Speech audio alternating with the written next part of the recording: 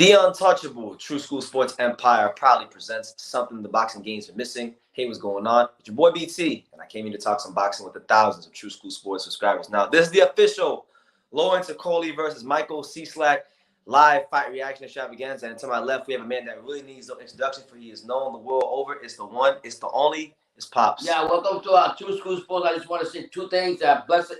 A lot of prayers to Ukraine. And number two, UK, you guys got the real undisputed champion, Jack Catterall. Jack Catterall. Hey, shout out to the UK's very own undisputed champion, the one and only El Gato, Jack Catterall, the guy that beat Josh Taylor yesterday. We will not recognize Josh Taylor as the undisputed champion any longer. Jack Catterall is the real undisputed champion. You know what I'm saying? But listen, it's been a long week for us. This is the fourth card we're covering this week. We were in Plant City on Friday for the Pro Box Promotion Show. We went live twice yesterday. I didn't even want to get up today for this one. Yeah, when you want the channel to do well, you do what it takes for it to do well. So, yes, we're here, and we're excited to be here. So if you got any comments, smash that like button, subscribe if you're new to the channel, and definitely just if you got anything about boxing as far as a sport, leave it down below. We'll definitely get you guys in a timely fashion and manner. Right now, just to get you guys up to speed with what's happened on this card. We've already missed a couple fights because I was asleep and whatnot. But we had John Hedges who fought on this card earlier. He picked up a victory. He moves to 5-0 with the stoppage victory. You had Campbell Hatton, who we got to see a little bit of. He looked a little bit better than we've seen in the past. He actually wound up getting a stoppage victory over a guy named Joe Ducker, who was 9 wins, 8 losses, and 2 draws. So good for Campbell Hatton to get to winning ways and show what he can do. Dempsey McKean scored a victory as well to move to 21-0. He's the guy that southpaw from Australia that ducked Philip Hergovic. He beat Ariel Esteban Bracamante. Okay, 11-6. And then in the last fight, Fabio Warley beat Daniel Martz by second round stoppage. So right now we only have about 3 fights left on the undercard. We have one of the Yafai brothers, Galal Yafai, fresh off his gold medal, making his pro debut, and they're fast tracking him. He's fighting for the WBC international title in his pro debut. Wow. Yeah, regional title right off the bat in his pro debut. So we'll see how Galal looks. You're gonna have Anthony Fowler making his middleweight debut against Lucas something, who's like 27-3, and then you got Jordan Gill versus Karim Gurufri for the European title at featherweight. So, and then the main event, which is Lawrence Okolie with Michael Cieslak. So not the most, on paper at least, not the most appetizing card, but it's boxing nonetheless, and we're here to cover all of it here on True School Sports. But shout out to everyone here, all two of y'all. It's all good. Let me see. I really have zero expectations for this live, so let me see. Let me just make sure I have. Oh, is this on public? Let me see. Edit. Yeah, it's on public. Okay, yeah, it's on public. Just nobody cared about this fight. So nobody here. Yeah. Nobody here, but we care about this fight because we care about the sport of boxing. But Pops. Yeah. Now that you've had some time to process what happened yesterday with Josh Taylor and Catterall and Chris Colbert and Hector Garcia, just while we're sitting here waiting for the next fight, just give me your thoughts on that now that you've had a chance to reflect. The bottom line, and I was looking at a lot of channels and stuff about last night to see the comments about Taylor, and the majority is saying that Taylor robbed Jack Catterall of being undisputed. He should not go in there with the disillusional and expect to say that he won when he really didn't. Jack did everything possible, had a nice game plan. He used his jab. He did everything right to win the fight, and actually exposed Taylor to no end. So that was a big surprise. I'm not surprised that he didn't get the end. He didn't get the end result that we see always in boxing. With the Garcia fight and Garcia and Cos. Yeah.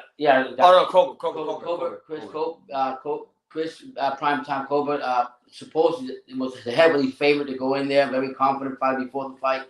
Always showboating and doing his thing. And he should have beat this guy Garcia, who was 2.5 weeks. No training at all.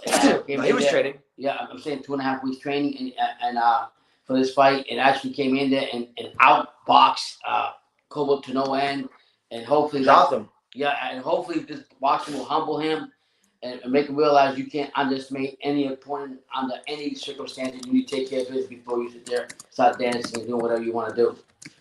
In that fight, and the other fight was what's his Colbert. You said in Kaz. Yeah. Oh no, yeah, in Kaz.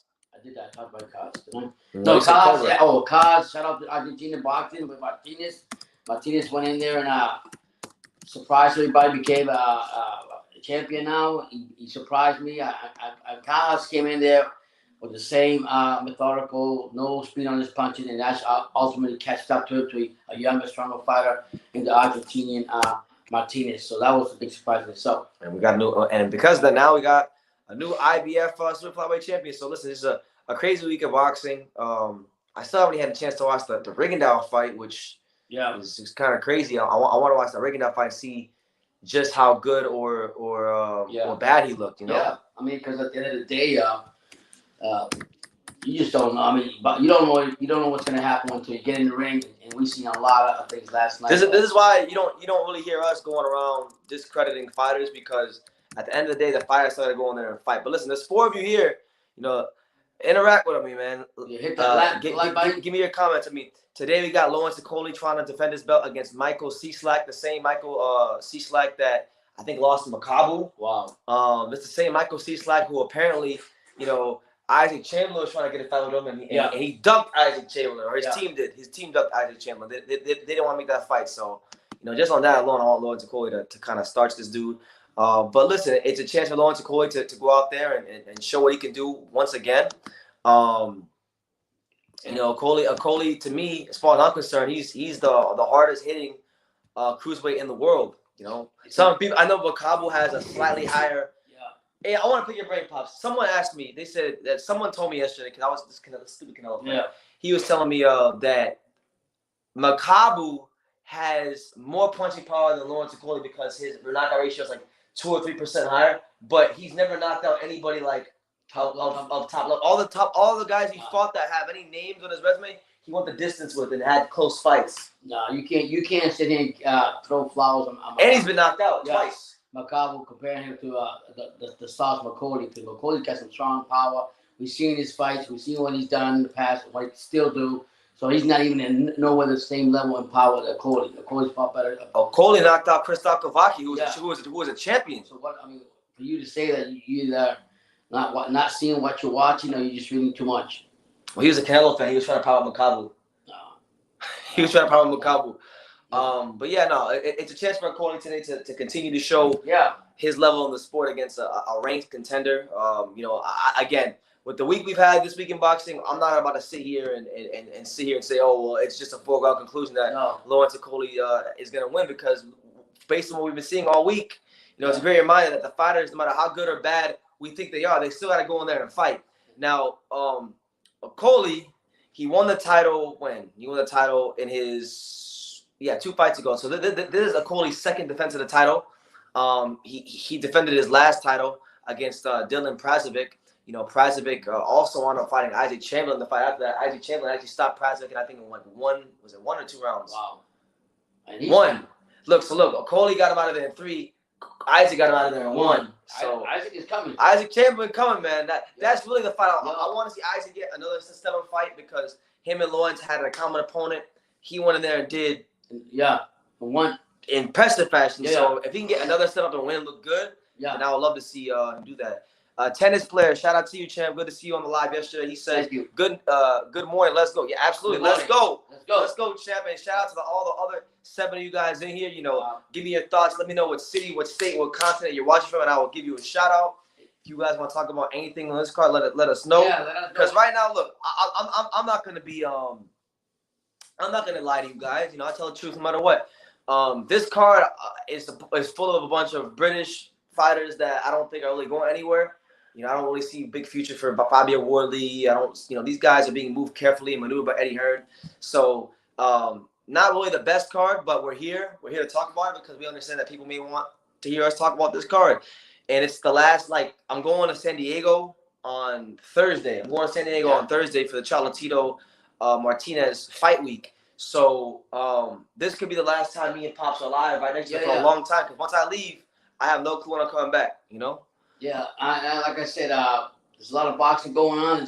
We went in a 24-hour, last couple 48 hours, just not about straight boxing. And told you guys input on what y'all thought about Catterall. What do y'all thought about the Catterall Taylor fight? What do y'all thought about primetime primetime Chris. I'm calling him Chris. Yeah. We ain't calling him primetime. Chris. Over against Garcia. No disrespect to Garcia who filled in. Really gave Chris Cole was a heavily favorite. A hard fight. Tell us about a hard fight. He beat the shit out of him. Yeah. He beat him. Beat him up. Yeah, beat him down to a pole. Tell us about the what happened when the Philippines that I really liked. I had the most title defenses until yesterday and got beat by an Argentinian Martinez. Eddie Hearn has been talking for a while. I want to see what Eddie Hearn is talking about. So I'll put the sound on. If you guys got any comments, we'll answer them. But I want to hear Eddie Hearn real quickly. You should be made to explain your decision. Yeah. Also, there is no repercussions. You know, and we're not. When there is a bad scorecard, there might be a conversation. But you know, where are? They're talking about Catterall versus Taylor. Yeah. And Eddie Hearn is acting like he cares. Yeah. The sport of boxing. But we need to make a change rather than just talk about it. Rado K says, let's pray the boxing god give us good decisions and good fights today. Absolutely, man. I mean, we had plenty of good fights yesterday. The fights weren't the issue. It was the decisions, the judging, that was the issue. The fights was never an issue yesterday. There was plenty of good fights going on yesterday. And even on Friday. I'm still surprised that when I went to the fight on Friday here in Tampa, Mark Reyes, the hometown kid, I'm surprised they didn't give him the fight against Argentina. They actually gave the right decision. Right. They made it close in the cards, but they actually gave the right decision to the right person. That's good.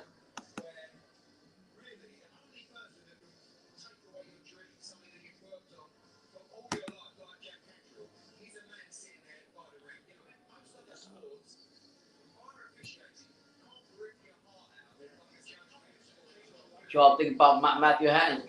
He looked pretty good today. Campbell. Oh, yeah, Campbell. Yeah, Campbell Hatton. What y'all think about him? He looked pretty good today to me. A lot better than $5 million on his next fight. If we're lucky to get a few 100,000 to challenge for the world title next time round, you know. So, but it's the system. What happens? You know what? Here's a crazy idea, right? I want to expound upon something Eddie Hearn just said. He said that Jack Catterall got cheated on making $1 million paydays because he didn't win that fight. You know, now he'll be lucky to challenge for 100,000 in the next fight. So here, since you feel so passionate about Eddie, since there's such a universal outcry for it, when he fights, should the fight go to person? Why don't you give him what you think he's worth? Yeah. These promoters just talking, chatting shit. Yeah, bullshit. Eddie don't care. I wish Eddie had this kind of energy when John Ryder fought Cameron Smith. Yeah. I really do. Because, you know, when he had a fight that was just like this, right. He said Cameron Smith won. You know, fuck out of here. And now he's telling I'm not gonna sit here and think that Eddie Hearn wants these fights to cares about these fights. That couldn't get the perfect for Andre. The same guy that doesn't want Demetrius Andrade to fight his precious little butt buddy Canelo. Yeah. Now he cares about corruption in boxing. I don't want to hear that. Then he sat in the room and kicked out Andre when he had Canelo next to him. Come on. The same promoter both fighters. Come on. You know, so butt kissing over there.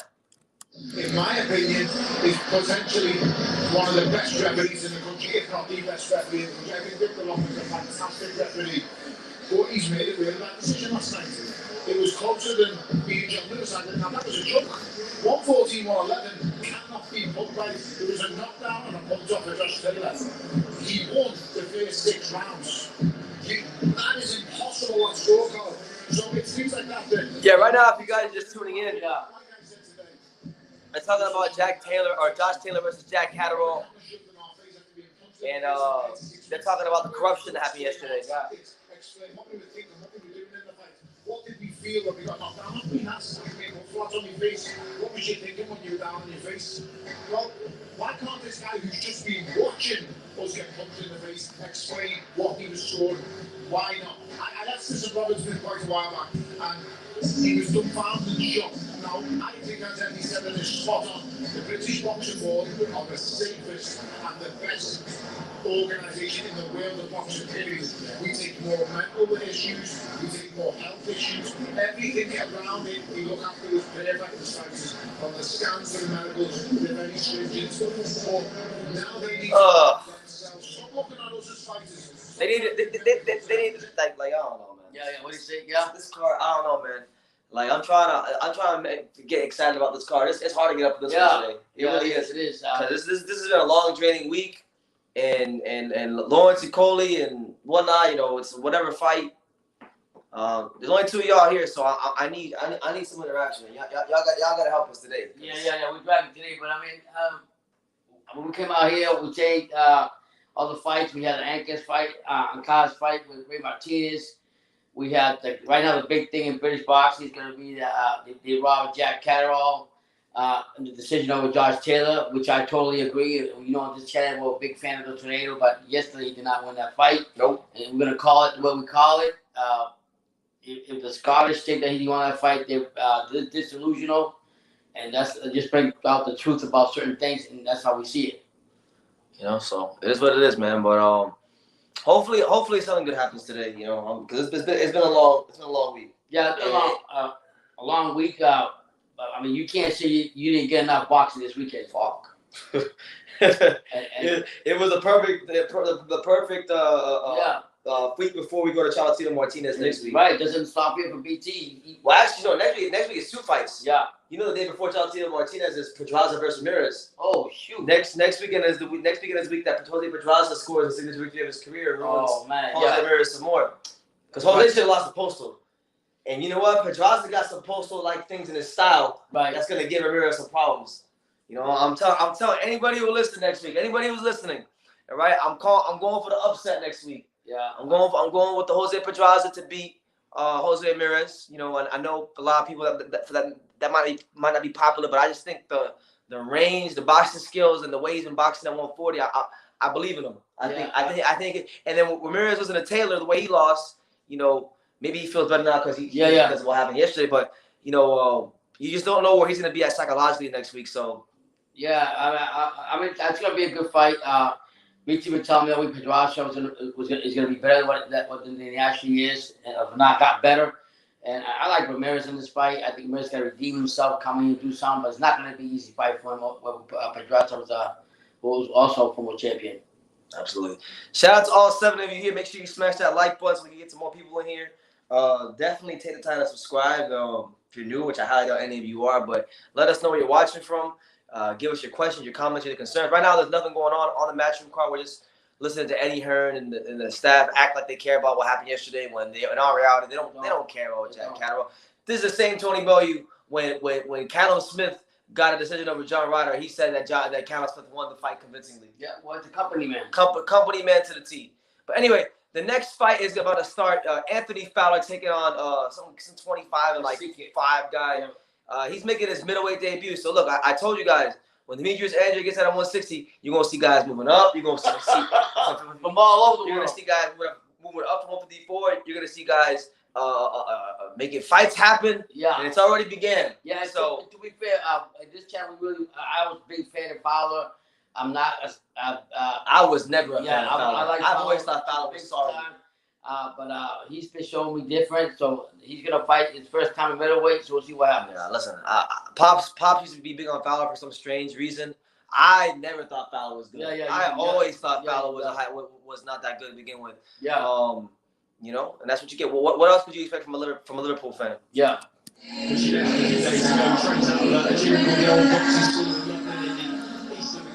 Anthony Fowler getting ready for his middleweight debut. Yeah.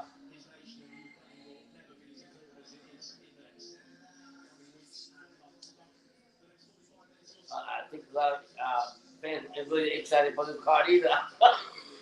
Oh man, we're trying to bring it. I'm giving it like a fight or 2 more.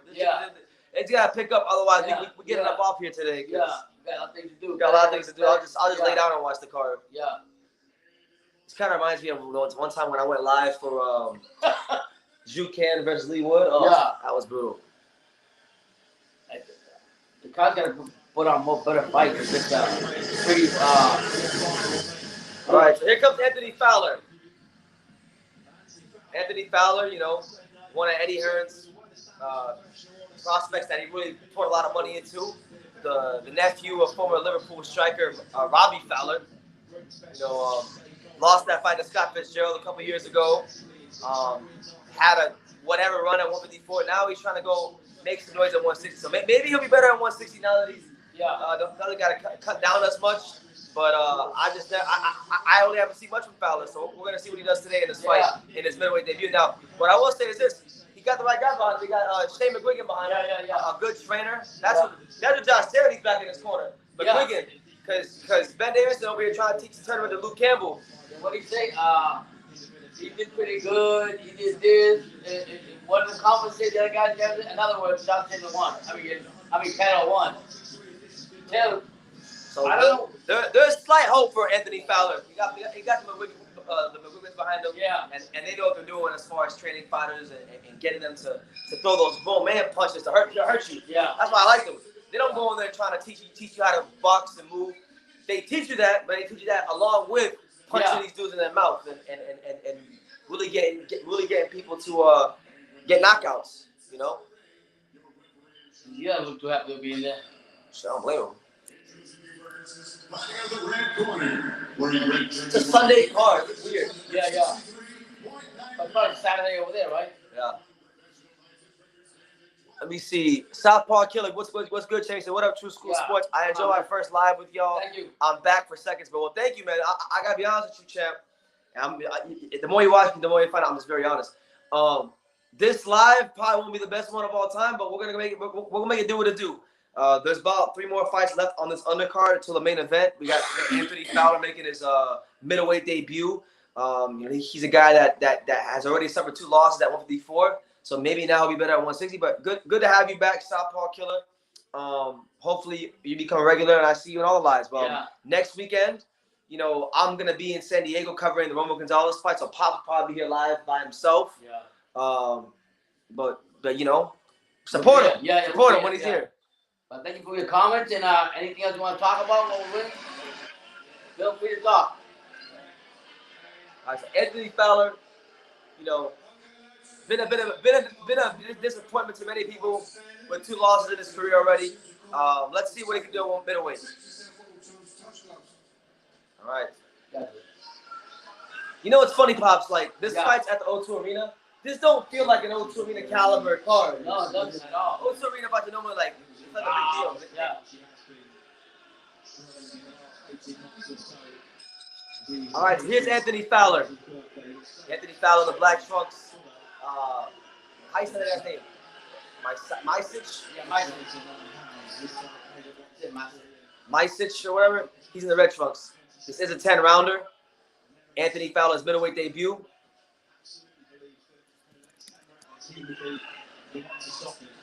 Good body shots by Mysic. The Polish fighter. Poland. Yeah. Mysic. There you go. Good left hook by Anthony Fowler that lands on the neck. There you go. Anthony Fowler doing a good job so far of landing some nice shots in the pocket.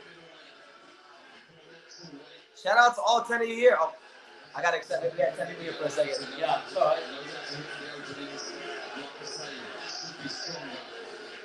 There you go. Another jab by Fowler. There you go. Good uppercut from Fowler. Yeah, just off the rip, you can kind of tell, like, Anthony Fowler has the sharper, straighter punches. Mysic is kind of just looping them. Yeah. He's looping them. He's bending down. He's crouching. He's not really like. So what I mean. He's not really turning them over. But he's landing them though. He's landing some of these. Good uppercut from Anthony Fowler. Make sure you guys haven't done so already. Smash that like button so that other people can see that I'm live and this gets out to more people. Hey, a good right hand again from Mysic. Mysic crowding Fowler. Fowler serving from the outside.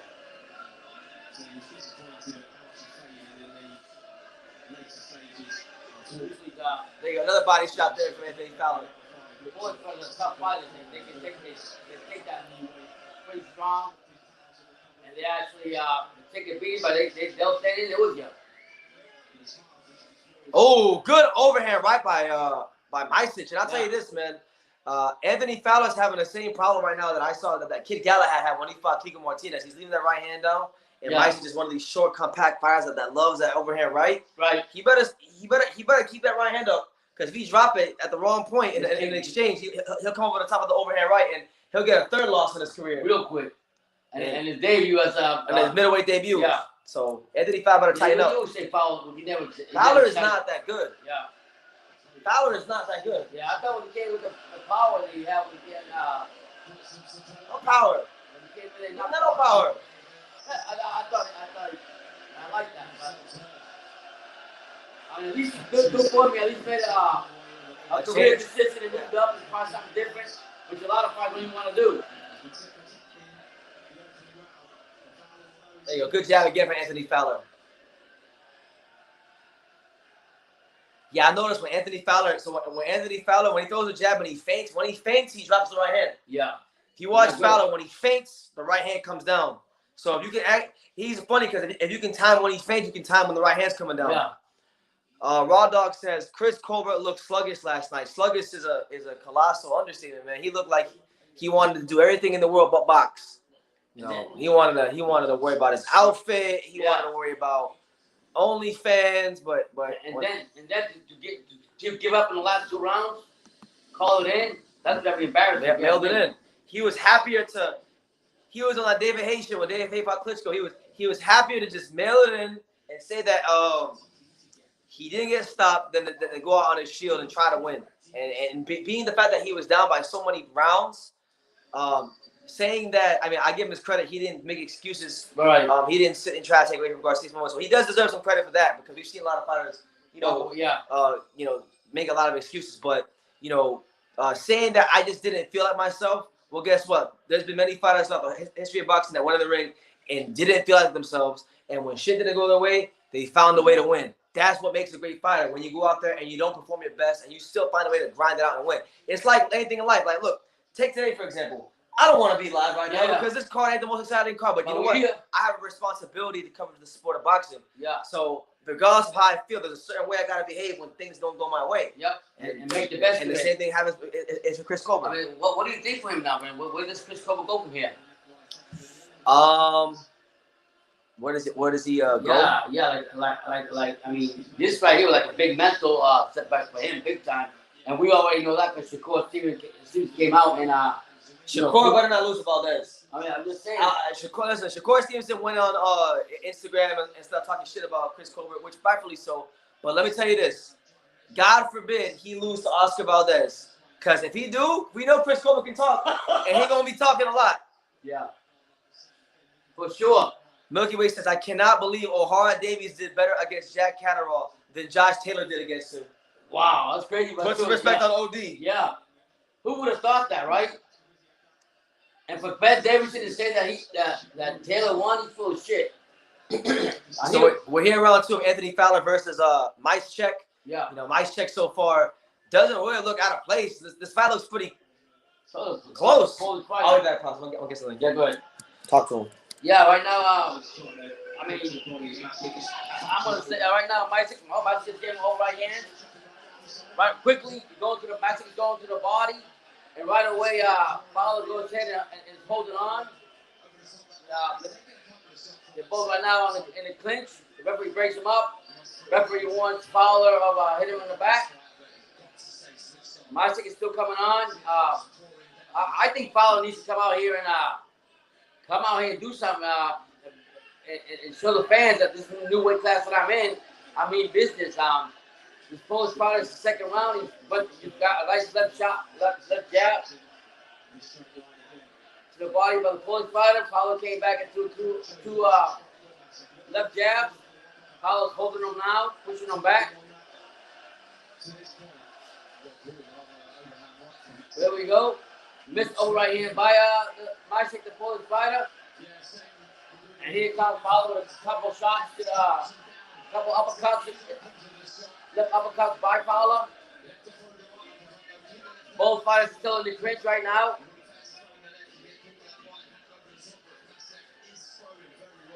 Left jab by Fowler. And it's not affecting the Polish fighter at all. The Polish fighter's there. So, yeah.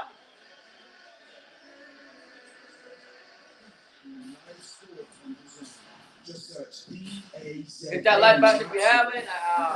Program reminder, next week, Brandon's going to be covering the Chocolatito fight in San Diego. I might, most likely going live. Comment on whatever you want to talk about. Right now, the biggest news is Catterall, Jack Catterall getting robbed on Josh Taylor. And you guys know we follow Josh Taylor all the time, but this time right here, Josh Taylor said he won the fight. Bottom line. So we got Anthony Fowler against Maciej from Poland. This is Fowler's debut. How do you guys see the fight? Let's talk about the other fights that happened. Here we go to the third round. Morsek in the red trunks. Fowler comes out automatically throwing three right jab, left jab. Another jab by Fowler.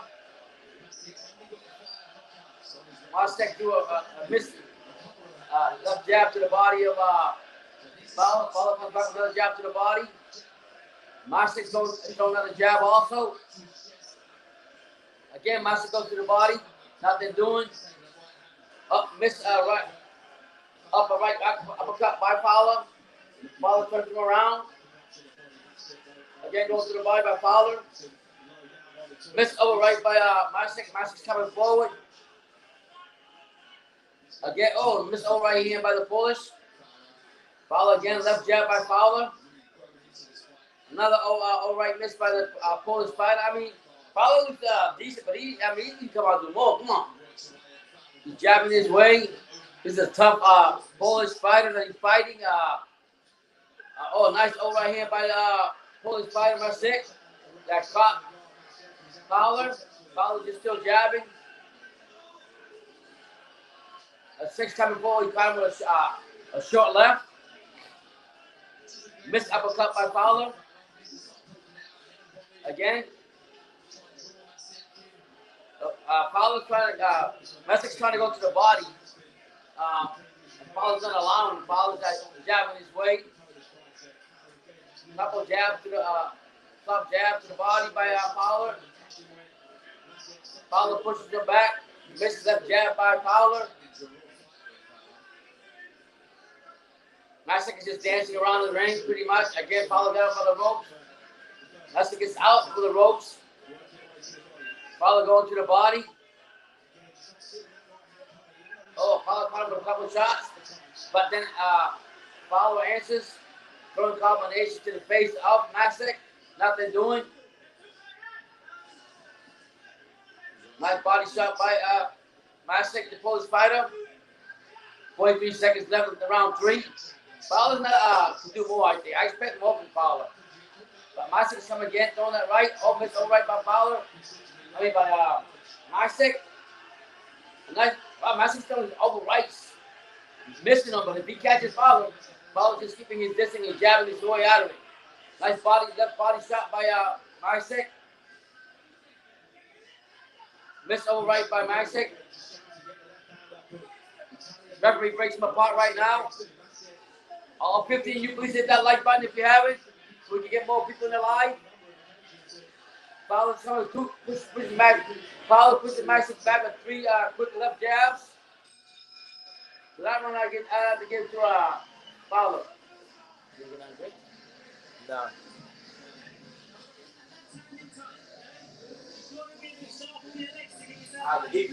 Yeah. Hit that like button if you haven't.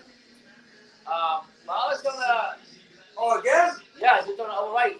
He's gonna overwrite constantly. What is it with some of these British fighters not know how to defend an overhand right? Again, look at that twice. 2 overrights. That's what he's been doing. Why is he doing that? Again, another one.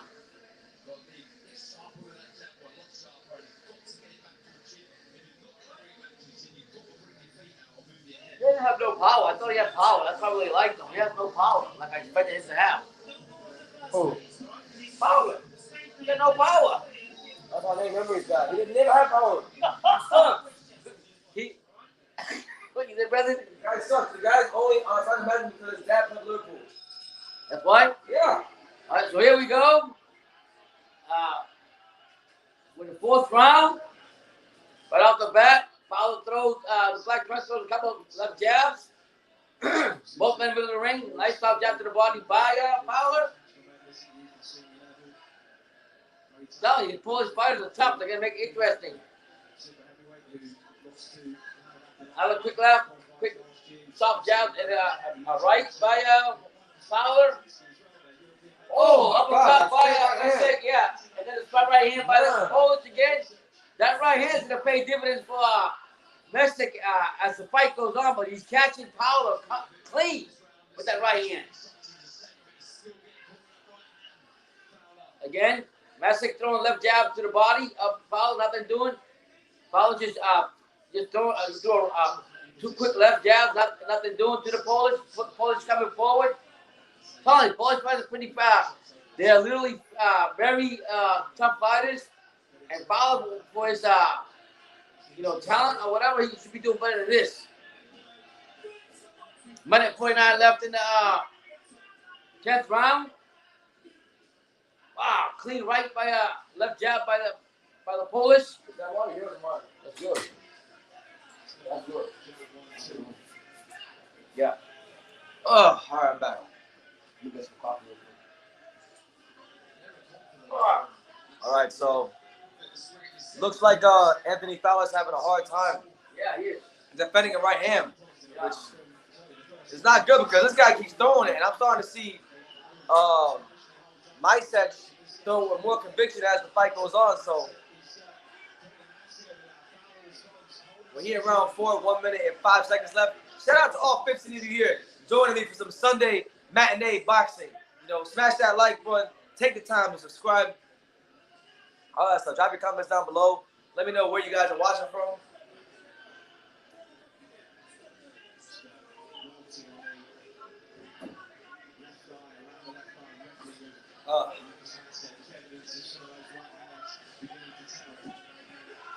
Hey BT, I'm feeling really bad lately, man. When you got time later, give me a call.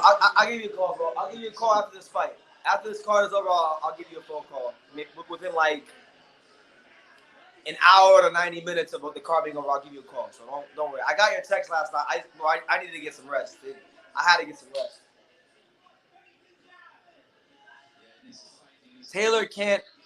Taylor surely can't take that as a win in his heart of hearts to his true self. I mean, I would hope not.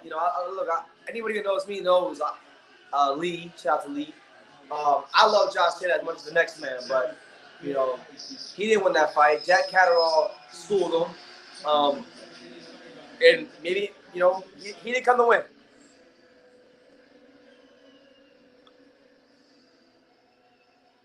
All right.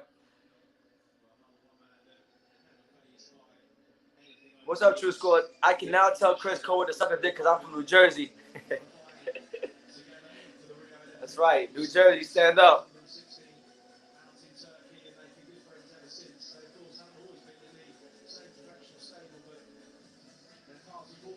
Yeah, it's your boy BT, the untouchable True School Sports Empire. Lawrence Okolie, there he is, the sauce. Lawrence Okolie, the WBO Cruiserweight champion of the world, looking to make his second title defense tonight later on against former world title challenger Michal Cieslak. So we'll see how it goes.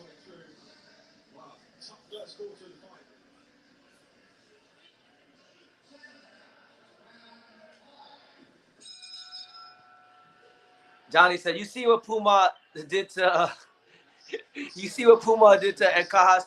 Imagine if he fought Agustin Galto. Oh my God. Yeah, I was gonna ask you about Martinez last night, but yeah, Agustin Galto would have caught a murder case. He would have caught a murder charge fighting freaking him, bro." So we're here round 5. Anthony Fowler's middleweight debut against Cieslak from Poland, and Cieslak right now, he's been finding a nice home for that right hand. I'm gonna tell you this: if he land that right hand on the button right, if he time it right in the exchange, this could be a repeat of Kid Galahad versus Kiko Martinez. Straight up, I'm gonna be honest, because it's the same problem. One guy, I don't know if Cieslak punches hard enough, but that overhand right, the way he's throwing it, it's landing. There you go. Anthony Fowler doing a lot of. He's sparring with the jab instead of stepping into it. He's just sparring with it. He needs to step into his jab. both tried to catch him with Johnny told me that the Argentinian guy that beat Cajas last night. Yeah. He said 2 fights ago he had a split decision with the guy who was 7-3-1. Now he's the IBF flyweight champion. That's why Stacey McKinley always tells me today's nobodies. No. How does it go? Today's nobodies or tomorrow somebody, something like that. You know, what it is. What's up, Johnny?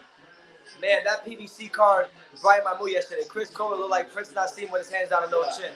Nah, Prince Nassim was world champion and defended his shit like 5 or 6 times. You can't compare Chris Colbert to those Prince Nassim, man. Yeah, nah. And Prince Nassim out there, he was quit like that. Brendan said it too. Brendan said he looked like a clock. When you told me that shit after he gave it up, he punched it in. My biggest thing is the Jack Catterall thing. Jack Catterall got robbed of history. We're big out here on Drop Taylor. Don't get twisted, but he lost yesterday. So yeah, round 5 of Anthony Fowler versus Michal. Michal having a whole lot of success with the right hand, but Anthony Fowler doing a good job to slow the pace. And how Chris Cole say? Nathan says, it was nice knowing you guys. I will see you and Pops in heaven. Well, I mean, don't be talking like that, Nathan. What's going on, champ? Yeah, we're saying that, man. What's going on, champ? You just pressed something? What's going on? Don't be talking like that. Yeah, man, we got praise for you, man. What we talking about that, Nathan? Maybe he's getting off the channel or something. Huh? Maybe he's not subscribing no more. No. But yeah, so Chris Colbert fooled us all. I mean, shit, he really had me going, man. I like Chris, but he from Brooklyn. again, He's from Brooklyn. What do you say about that, brother? that really don't mean shit. Hey, I'm not gonna say all. Not all. But most fighters from New York are fucking overrated. Go through the history of boxing. Yeah. Hey, man. Nah, he could have. I like Chris Colbert, but I'm saying like, yeah. all that talk about, oh, I got the dog, I got this, you know, when I interviewed him, I'm gonna quote him. So these aren't my words, these are him. He said, Deion Sanders told me, a lot of niggas want to be that nigga till it's time to be that nigga. Yeah. And when it came time to be that, he wasn't that nigga. He didn't perform. He wasn't for the rough. He didn't do his supposed to do. Yeah. There's the gold medalist, the Galaya fight. Galaya fight, no possible. Top fight? Huh? Top fight? That was Galal. The guy across was Cal. Oh, no, Cal. The other is about that leg. Are you guys father and son? Yes. Yeah. We are father and son. We got fun. Enjoy ourselves. Thank you for being here. Hit that like button. There was a lot of great fights yesterday, and that's why you got to make the fights happen. What do you think of Fowler, brother? Fuck you. Anthony Fowler sucks. Always has. I think maybe because I seen the first couple fights and he knocked out a guy. He fought nobody. He fought guys that were way below his level. Do you see the improvement in his weight class so far? His skills? No. I mean, he's going to the body a little bit more. That's about it. But he's still fine with the jab. Yeah. Not stepping in with it. Yeah.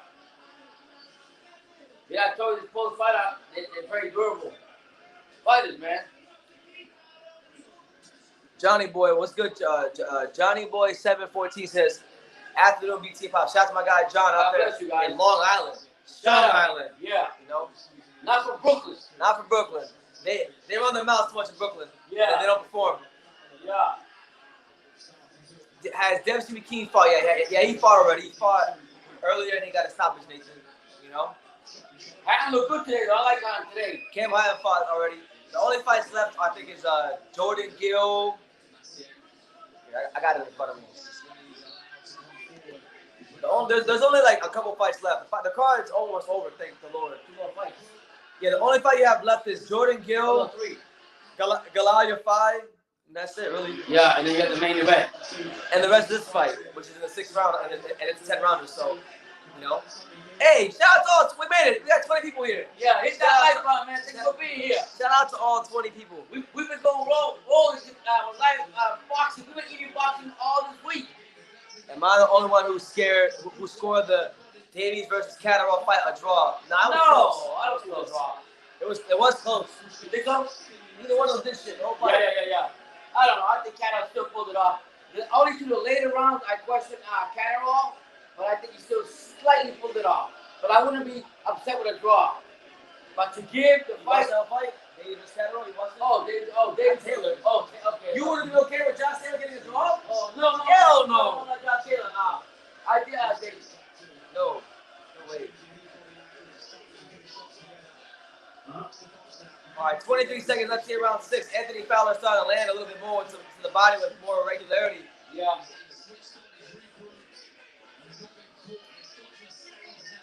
Now he's got the Polish guy on the back foot. But then Micek catches him with the left hook and makes Fowler out the back up. Go back, yeah. Yeah, shout out to you, man. Shout out to all the Australians out there. We get a lot of love from the Australians, so we love the Australians. Everybody, thank you. There he is, the sauce. Lawrence Okolie in the locker room. Yeah.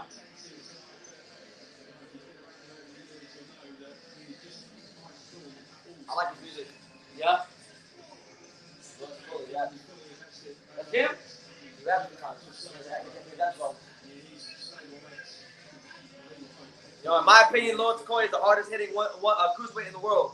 Yeah. And, you know, even though he's not fighting a great opponent, you know, it's always good to see a guy like Okolie stay active and stay match fit.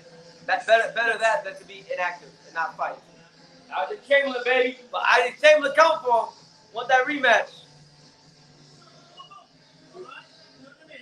And you can always set them on the jab, All right, so we head to round 7. Anthony Fowler versus Micek, the Polish guy. Hit that like button 25 of you, please. Yeah, I see we got 25 people here, 24 people here. And we only got 15 likes, so Hit that like button. Smash the like button. It helps us out a lot. Super chat, whatever you want. We'll give you watching. There you go. Thank you for everything. I'm talking to this guy with a Polish fighter, or it's just that Mike. Fowler will have not the phone. He ain't got a whole lot with him, Fowler. Could have sworn he had power. If he fights Phyllis Cash, He's done. Phyllis Cash will destroy him. Yeah. Oh, I think he hurt him. Fowler buzzed the Polish guy. The Polish guy got hurt. Yeah. It was not Josh Taylor's day, though he got lucky to get the decision. Yeah, it was horrible, man. One of the worst robberies ever. But I would say every fighter gets that one freebie. Nah, but not every fighter gets a robbery and gets still called an undisputed champion. Not every fighter who gets robbed out of being undisputed. That's like worth double. Yeah. You know, Right. No, triple, because he loses his own, he loses the champion and undisputed champion. So it's really triple. Jack Catterall got to feel triple what robbery was. Yeah. And that actually exposed triple really, if you think about it. He was mandatory challenge for over a year and a half. Stepped aside, waited patiently, boxed the fight of his life. Hit that like button, guys. Didn't get rewarded for it. Please hit that like button. It's gonna help the channel out.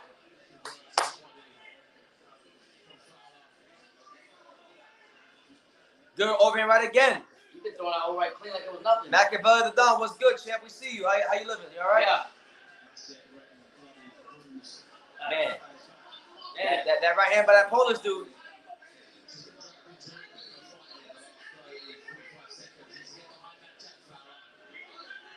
You see, Paul got all this shine because his family was a soccer player.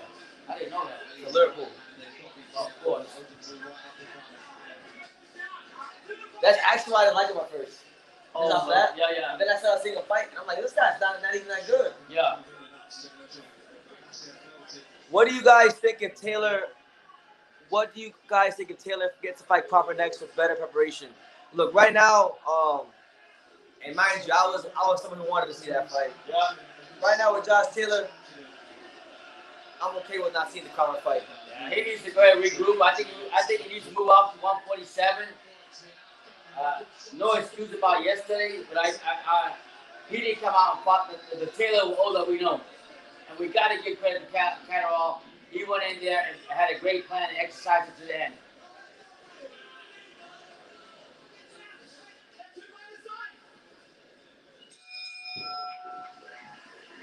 Let me tell you this in advance. If Jose Andrade outboxes Ramirez and it's close, they give it to Ramirez. You will? Hell yeah. Punch Smoller says, BT, I'm sick of the injustice. I mean, shit, you too. I'm sick of it as well. Why do you think I nearly left the sport last year? Yeah. It wasn't a coincidence. You know, I know a lot of things about the inside of boxing that if you knew it, Yeah. you would question why I'm still here.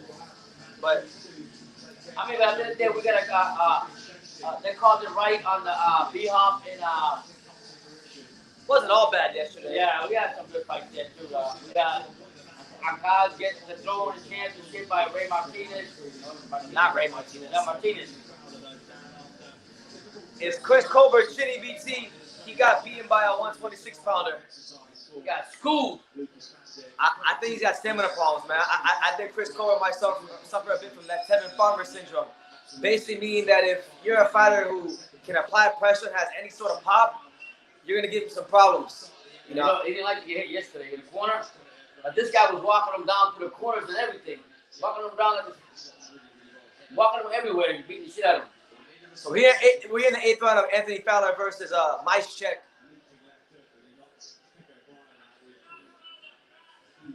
Let me see. Johnny says, so Hector likes to box, but he didn't take too kindly to Bial's trash talk. He told Bobby, I don't want to box him. I want to fight him. You did say that? Oh. Bobby's our friend who's Bob Santos' son. Oh, and what happened? Bial was talking a lot of shit to him? That's all he does. You know, Bial running the fuck around. I'm going to beat him like a Mack truck. I'm going to run him like a Mack truck. And what happened? Who was the Mack truck yesterday? It was the Garcia Mack truck, baby. Yeah. Shout out to Argentina. Johnny said, Chris don't want to see Angelo Leo. Man, Angelo Leo would catch my God. Angelo Leo would catch a fucking murder case against a lot of these hype job fighters. Yeah. Loma is on the front lines, bro. Is he? So he's not God bless him. He's not ducking the war no more like he's ducked Pacquiao? God bless you. Prayers to all of Ukraine. Prayers to all the professional boxers out there supporting their country. Shout out to them. By the way, I wanted to tell you, Pops, Angelo Leo posted a thing on his Instagram saying that he's got some fight news soon. So I seen him coming. I'm looking forward to the official announcement so I can make some Angelo Leo content. What do you think he would have done to Chris Colbert last night? Huh? He would be. Chris Cole would have permanent brain damage. If Leo would have walked him like Garcia did, Garcia would have been attacking his ass. That's right. Andre says, fight day Super Angelo. Absolutely. I mean, I don't know exactly who his opponent could be. You don't know until they officially announce it, but we'll see. Yeah. Loma came back to go to war. Yes, war Loma. Okay. Yeah, Loma. Look at Victor Posto, man. He fought his best yesterday, and he was ready to go. My prayers go to Ukraine. Man, Angelo Leo would end that Cobra guy. His work rate along with combinations, it never stops coming. I mean, do you think it would have been like the Tremaine Williams fight on steroids. Don't you always say sometimes boxing get out to level fighters in fighting? So did you feel that Cobra was not on the level or was hyped up to fight this guy to his level because of where he's coming from? Yeah. Johnny keeps saying we seen Angelo spar Hector a lot. Johnny, I don't remember seeing Angelo spar Hector at all. You got a good memory. I don't remember. Maybe I saw it. I just didn't know who he was and didn't pay attention. But man, hey, shout out to Garcia and Salas' trainer and Coach. What was it? Coach Eddie. Yeah. Shout out to my man, Coach Eddie. Salas trainer too. Rigondeaux got upset last night too, man. The other day, my boy the Jackal got upset. And Kanat Islam and Mark Reyes got upset too. Damn. That's true. Hey Johnny, I know you guys are feeling good. The two Argentinians got upset this weekend. Oh yeah, both of you got one of y'all. All right, so through 8 rounds, I think Anthony Fowler might just be slightly ahead of him, Cieslak. Yeah. But not exactly lighting the world on fire.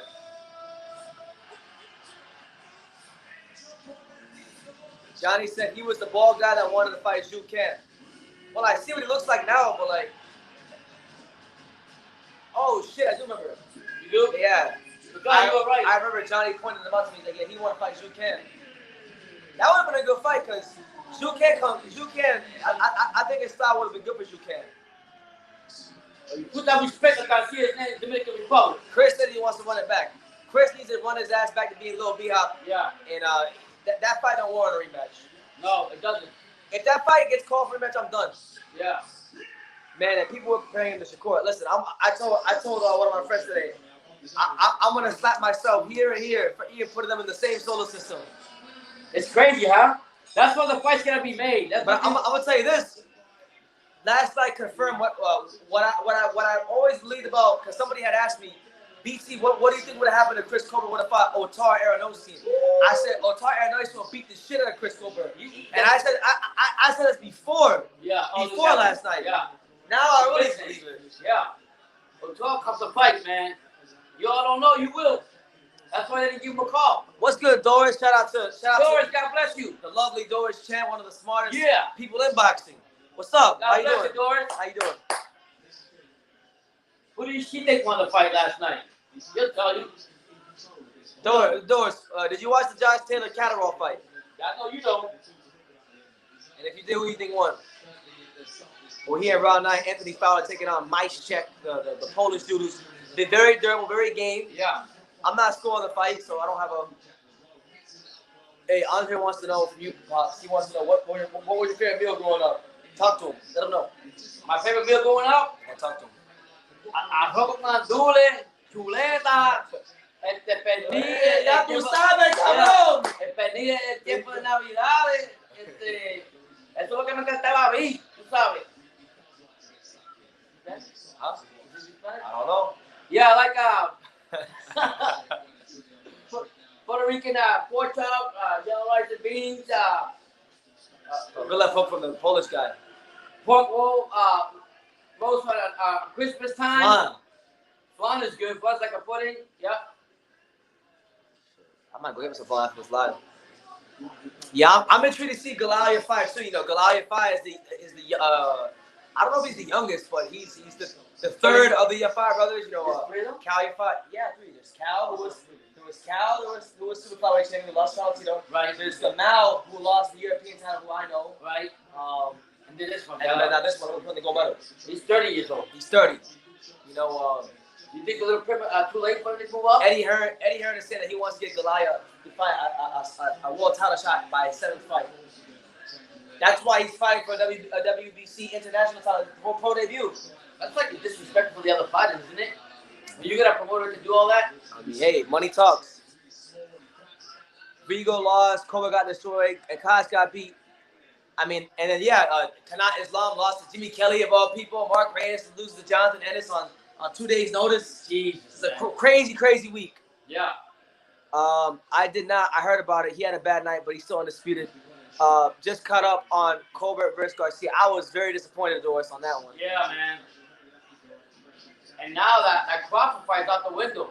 No, somebody asked me that does T.O. beat Taylor? At this point, I don't even know. I have no clue. I have no clue. But we all gotta give credit to Catterall. I don't have to give a lot of love to Catterall. What up, guy? What up, True? Just got here. What is your assessment of Taylor? Do you think he's a hypocrite for saying that T.O. was delusional after saying he dominated Jack? Well, yeah, you're right. Josh Taylor is being a hypocrite. And Taylor had any sort of honor involved. Yeah, integrity. He would say, look, I didn't do my best tonight, and unfortunately I didn't get a decision.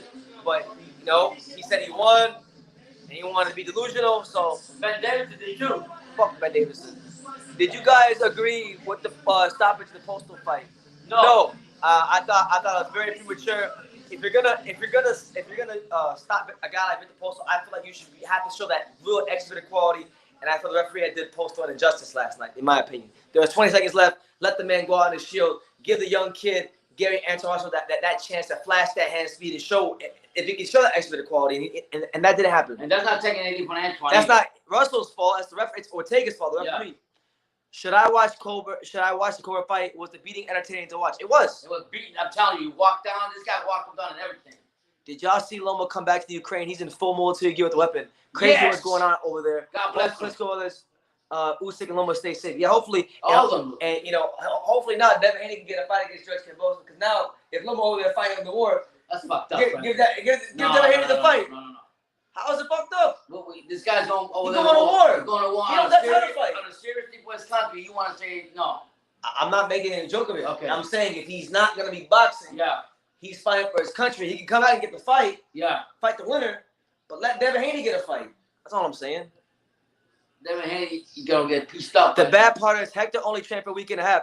Bobby said when you're down that Hector Garcia wants to interview with you. Well, listen, anybody that goes in there on that short of a notice and fights like that, yeah, you know, they're more than happy to give them the interview. I'll translate Spanish if I'm here or whoever. No, everybody speaks Spanish. Yeah. We'll get somebody at Salah's gym. So if Hector's there and I'm there in Vegas, I'll be in Vegas on March 7th. So March 7th I get to Vegas. You know, we'll hook it up. Shout out to Cuba Training Salas, man. He came out and did his thing. Deserved it. He was another fighter, but that night belonged to the Dominican Republic and Garcia. Punch Smollett says, BT, I think everything is a hoax. Listen, man, nothing in life in boxing is ever how it seems. So everything's an illusion. You know, I would say that. What do you mean by that? Why do you say that? 1 week till Martinez gets a beat. I can't wait. I'm gonna be there. We're gonna be there live in the flesh to see Julio Cesar Martinez. And the best part is my baby gonna be there. Hit that like buzz. Super chat. I'm not gonna say her name, but if you watch the shit, you know who True School's baby is. You know who she is. You know who it is. You know what it is. You already know what it is. You know what it is. We're here in the last minute of the 10th round. I think Anthony Fowler has done enough to win this fight. Oh, Punch is saying the war. He thinks the war is a hoax. No. You can't say that. No, I mean, people is getting smashed up by man, cars. I was in a war, and actually, I mean, I don't even want to talk about it. There's no damn hoax about that shit. Listen, Pops' memory is all fucked up with the war. Yeah, but so I mean, I wouldn't call it a hoax or anything. I mean, I just in my praise too. They got we can watch boxing and have bombs flying around. Then we'll see what the hoax is. Did Fowler impress you? Got a little bit better. I'm not gonna say he wowed me, but he looked a little bit better this fight. A little bit more polished. Yeah. Man, Johnny, I hope Hector pushes for the Roger fight on the zone. Well, Hector got that interim chance now. God bless him. He got the interim. He won the interim, whatever it's called. He got that thing ready. He's ready to come out. God bless him. We got an opportunity. That's all he always asked for. That's all we ever ask for. When there's an opportunity, you take advantage of it. That's why I always say fighters, when you get your opportunity in there to beat a fighter like in another level than yours, and people think you are, you got to prove them wrong. And Garcia did it last night. My man Slide Tennessee says, I felt T.O. didn't win against Cambosa, but he did take a lot of rounds and scored a knockdown in the 10th. And then he told Punch, you can't fake bullets whistling by your head. That's true. What do you guys think about the Usyk-AJ rematch? Well, it probably won't happen right now because of what's going on in Ukraine, so we don't. Yeah. If it happens, I got. If AJ don't let his punches go, he losing that fight. I got Usyk winning again. BT, you know Hello Fighters, have they told you how much a bad weight cut affects their performance? Yes, in great detail. I mean, I've actually, I know a lot of fighters. I've actually spent an entire training camp around my boy Marcos Paz when he was getting ready for his pro debut. And so I got to see I actually got to physically see from beginning of camp to the end of camp of what a weight cut is. It's the most strenuous, most arduous thing a fighter can go through. And if the weight cut is not done properly, it will have an immense effect on your performance. And I'll tell you straight up, the McGill fucked up in that way, and he won the fight, but he looked all weight training shit. He better move out to 168. I don't care what he told me. He said Usyk is a soldier now. God bless him. He's a soldier in the ring. He's a Christian. Wish him nothing but the best. May God protect everybody involved, everyone on both sides. Honestly, man, it was disrespectful that Chris Colby was A side and Roger was a B side, and the fight was on Showtime. Victor Postal should have been the main event. Chris can't sell for crap. Oh, I don't know what's gonna happen with him now. I mean, that was an embarrassing way, and then to go out like that. But yeah, to me, like if you go back and you watch the live, we didn't even talk about Chris Colby versus Hector Garcia until Chris Colby versus Hector Garcia came on. Yeah. To us, the real main event was the co-main event, which was Gary Russell versus Victor Postal. That was the true main event. If you want to keep it above. And it was funny about the fight with Colbert is that the announcer was saying, "Oh, Colbert just let him hit him." We should let him. Who does that? So just so you guys know, the Anthony Fowler fight has gone the full distance for waiting the decision. I think Fowler He got the beauty. He won the fight. I'm not gonna say. I don't think it was. He looked a lot worse than he did today. Yeah, he did. I think McGuigan actually got improved him a little bit, just a little bit. Do you feel that That was a tough guy. That wasn't no bad I told opponent. you- I told you that. Overhand right, he was Yeah. terrible. Credit to the Polish Yeah, guy. I told you. I can see this fight being a draw. Maybe Yeah. Fowler just nicked it by 2 rounds, Yeah. but it was a good competitive Yeah. scrap. We'll see what the scorecards say. You think got a chance to go back to McGuigan? Yes. Because Ben Davis didn't do shit for him. If the longer you see the Ben Davidson, he gonna get turned to Luke Campbell. You said that. You've been saying that. Fuck Ben Davidson, man. No, I'm serious. The fact that he beat Ramirez with Ben Davidson in his corner is a miracle. Yeah. It's a miracle of miracles. Yeah.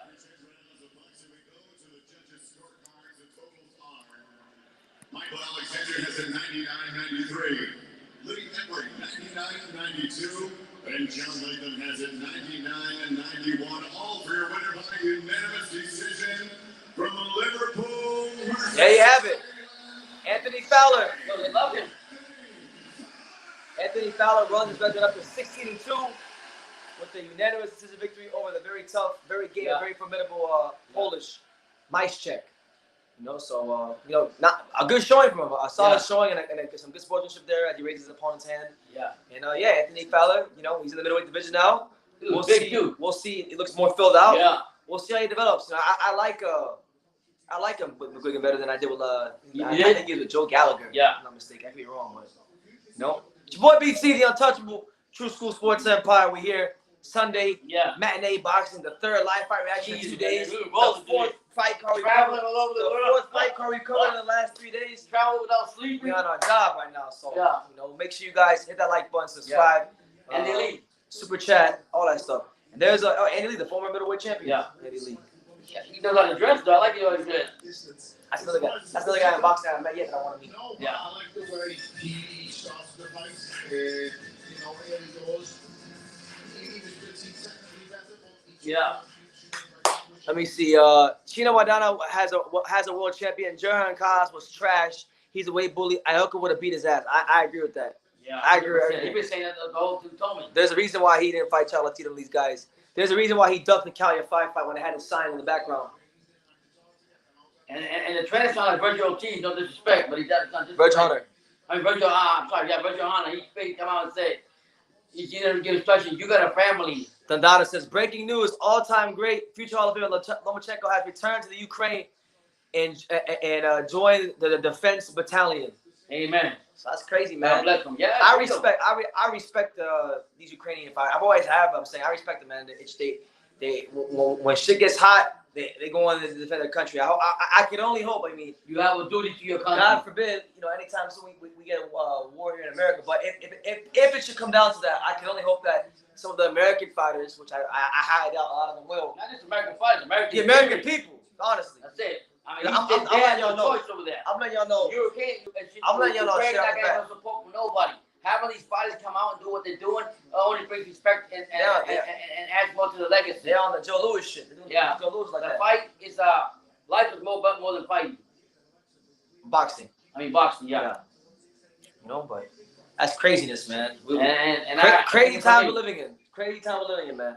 I'm part of my red, white, and blue. If they call me right now, I'm gone. Shout out to all 27 of y'all here. Make sure y'all smash that like button. Take the time to subscribe. Definitely take the time to super chat. We're closing what's been a very, very busy month here on True School Sports. Leading into an even busier month in the month of March. So Yeah. So hit that like button and help us out with that. Super chat if you want. We're here. we still got Goliath 5. We still got Jordan Gill. What do you think about him? How do you think he's gonna do? I never seen him fight. I don't have an opinion.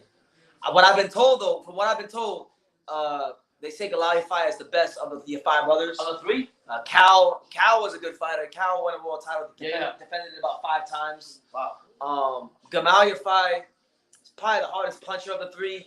He doesn't really have much boxing skills, but Gamal won a European title, lost recently, but he was European champion at 122. We'll see. He's definitely the most accomplished, Yeah, arguably. that's your boy right there, brother. Why are they showing Johnny Fisher? The Romford Bull.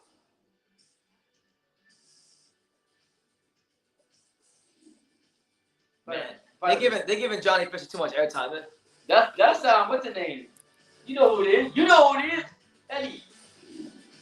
Probably like totally have over there. A lot of show. Talk show.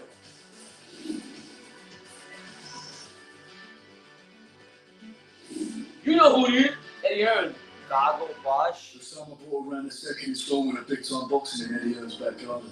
The Fisher family travels. I tell you, Eddie Hearn. Did I say that? They got a whole documentary about the Romford Bull. This is fucking ridiculous. Eddie Hearn is doing more for the Romford Bull than he is Demetrius Andrade. That's crazy. Did I tell you that? Who'd you say you want to see Romford Bull fight? He needs to stop ducking. He needs to stop ducking Christopher Lovejoy. Hey, Johnny Fisher, stop being a punk and fight Christopher Lovejoy. only Eddie Hearn will do shit like this. I mean, no disrespect. I mean, listen, I like Johnny Fisher. He comes across as a nice guy. I don't have a problem with him personally. He's just holds his high ground. I guess he just throw the same old, very predictable. And then you come out, I see Barry Earl, I was meeting Dillian White, and then you come out and you see the ring and then bang, it hits you. As we're walking through the Matchroom HQ, you go through the house. Yeah, it's like going through a house, isn't it? I was looking at his house. Is Eddie Hearn serious? Eddie Hearn has lost his fucking mind. But you know why he's doing it? We said the fans love him. Money goes to see him. It's strange walking through that, is it, rather than in a arena? Because I'll be honest with you, we were pumped up for that. I was pumped up because I'm like, I kept hearing about him. Yeah. I kept hearing about him. Okay, let's see what this guy can do. Must be strange that all this. Not gonna be the first BT? He's the British Christopher Lovejoy. That's what he is. So you want to see Lovejoy and him going in? All he is the British Christopher Lovejoy who sells more tickets. Look at that. People love him. Sam Jones. Oh my God. Big ass like that, you think, oh, people must be spoiled, but they're not like that. Barry Earl, What say they do? So right now, if you guys don't know what's going on, they got Unreal. Johnny Fisher, the Romford Bull, the heavyweight prospect, who fought on the John Ryder Jacobs undercard recently. They got a whole documentary going on right now. It's literally his whole family sitting on a couch in Eddie Hearn's headquarters. Didn't I tell you? Talking about how great it is to box in Matchroom. And they got like little behind-the-scenes footage of his fights in the garden, and Eddie Hearn's garden. You can't put no limelight to Andre, but you should. You can't put, I mean, not just Andre. John Ryder. What about John Ryder? Yeah, John Ryder, yeah. Anybody else but the Brady Bull. This guy's gonna come against his star, brother, just because of this. And he's hasn't done nothing. No disrespect. He got in the ring, but he really hasn't done nothing. You do realize the only reason why he's getting this right is not down to him being a good fighter. It's not down to his great personality. I mean, he's got decent personality, but I'm saying it's literally all down to the fact that he sells fuck tons of tickets. Yeah, that's all Eddie Hearn cares about.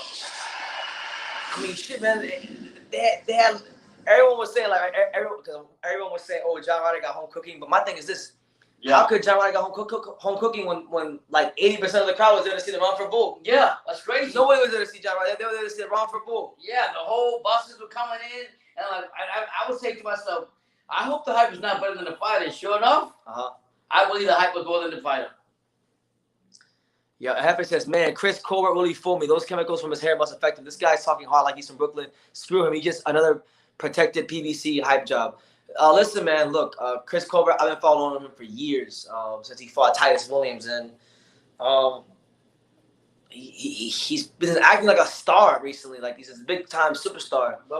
And listen, you could have all the star qualities, you could be a good fighter, but you gotta love the sport more than you love the fame. And I think he's got to the point where he's like the fame more than being a fighter. And it really caught up to him last night. And one thing BG said, a lot of New York fighters are doing the same thing. And I continue to tell Pops. Excuse me. Yeah. These fighters from the Northeast, like New York, Malanga, some fighters from Philly, but mainly New York. Mainly New York. Some guys from Philly, but mainly New York. Yeah. They're all into their hair, the truth, their outfit, all this shit. And I tell Pops, I tell Pops, these fighters from the Northeast are fucking pansies. I mean, fighters from South Florida are better. Even Atlanta, better than these guys because fighters from even parts of Florida, Atlanta, they go in there and they fight. I just think these guys from New York, you know what? They talk a big game. Not all of New York fighters because Pistol Pete Dobson. Yeah. Shout out to Pistol Pete Dobson. He came and did his thing, but and he coming. A lot of them, they flap their gums, they run their mouth, and when they meet someone who punches them in their fucking mouth, they don't know what to do. The thing is, you could be. That's what I would say about Floyd. Floyd did whatever and everything else, and even Canelo, but they put their work in the fucking gym. They did their hard work in the gym. They did that. You cannot cheat yourself. You cannot sit there and make an illusion of yourself being a fighter when you don't dedicate yourself 101% to the sport. And some of these fighters are so far apart. All those diamonds, all that shit don't happen if you don't become disciplined. But when you become complacent and you think you can beat every opponent without questioning them, then we have a problem. BT, remember when he had the interim belt? He was acting like a champion, carrying that belt around. I'm glad PBC don't have a piece of the 130 division. That way, Shakur can be undisputed. Absolutely, and Shakur can get the recognition he deserves just so long as he can go in there and do his job against Oscar Valdez, because we can't overlook Oscar Valdez. But yeah, you know, and it's crazy because I remember when Chris, like the guy I saw last night was way different than the guy I saw against Jaime Arboleda in 2020. It's crazy, right? Go watch the fight against Jaime Arboleda in 2020. Go look at the way he fought in that fight. Yeah. Way different. You know, he really had that fight really started to make me believe that he was developing into a complete fighter. Right. You know, it just goes to show you consistency is everything in life and in boxing. You can't just cut corners and expect. Dada says, there's type of dudes that say, I'm from New York when they want to have a street fight. Whenever somebody says, I'm from, honestly, like, I went to school with a lot of New Yorkers because a lot of New Yorkers moved to South Florida because New York is so great. But, like, I went to school with a lot of New Yorkers, and I used to get into fights all the time when I was in school. And there was a couple kids that were from New York that I actually want to get into fights with. And when they would say, I'm from New York, I said, great, I know I'm going to win. Even the basketball court, the New Yorkers come up and try to punk him. Brother ran over them. Brother said, you haven't missed like a Florida. I always joke around. I used to have to joke with the New Yorkers. I say, man, you guys talk about how hard New York is. Y'all got 24/7 transportation. Y'all, them motherfuckers spoiled. Yeah. In South Florida, you can't. We don't have 24. If you don't get shit done by a certain time, you can't do nothing. Oh, we got here the bus line. Get the busway. The busway. We got one of the worst transportation systems in the whole country. Yeah. I mean, I always tell New Yorkers, man, you guys got 24/7. I'll never forget this. The first time I went to New York, I felt like a man with power. I went crazy. You're gonna get me, little old BT, who don't got a whole ton of money from South Florida. 24/7. I mean, I was getting so much shit done. You were gassed up. I was getting so much stuff done. I'm like, this. They say if you can make it in New York, you can make it anywhere. That's bullshit. If you can make it in South Florida with no car being broke, you can make it anywhere. I went to bumfuck Egypt. To my language. Anyway, so Jordan Gill's fight next for the EBU title. So Kareem Murphy versus Jordan Gill for the EBU featherweight title, European featherweight title. That's the next fight. Galalia Fire, the gold medalist, is the co-main event as he boxes for the WBC International flyweight title, and then the main event is next. So we got 2 more fights left. Oh shit, brother, make me laugh. He said, you haven't probably about to come from Florida. Be broke as fuck to live in South Florida. Yeah. That's harder than being in New York. Yeah. Honestly. You come out here and say you all this, you don't do it. What he say? It's good to have to be the nigga to be the nigga. What he say? He got exposed. Oh god, yeah. I'm just having fun with it.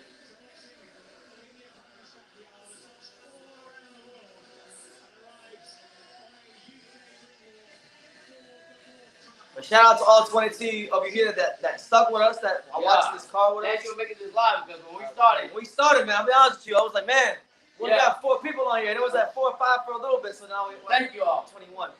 You know, smash that like button. That guy Martinez is the truth, man. Eddie Hearn needs to unify all the belts of one team because Eddie has the money to unify all the belts like he does with women's boxing. Hopefully he does that, man. Hopefully he does.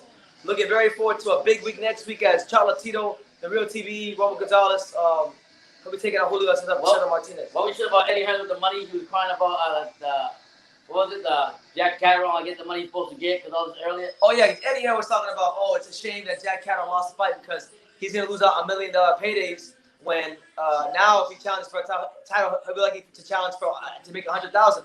I said, well, shit, Eddie, if you feel so passionately about that, if one of his fights ever go to purse, but I better see you putting $1 million or $2 million on the fight since you feel so passionate about it. Is it disrespectful for that?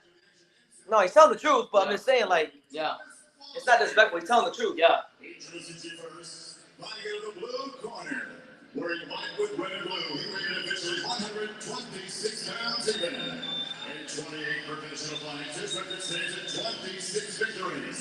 1 defeat, 1 Jordan Gill, trained by Dave Caldwell. Is that good? I like Dave Caldwell. Yeah, come on. Yeah, I'm going to say, come. You should have heard of the British people at the fight in Tampa. Oh my God, I can see it. Because Jimmy Kelly from Ireland. Yeah. Going crazy. at the day, this girl, apparently she boxed, apparently she's trash. Yeah. But she was yelling the whole fight. And he got 30 wins. He's been fighting? Kareem Jeffrey from France.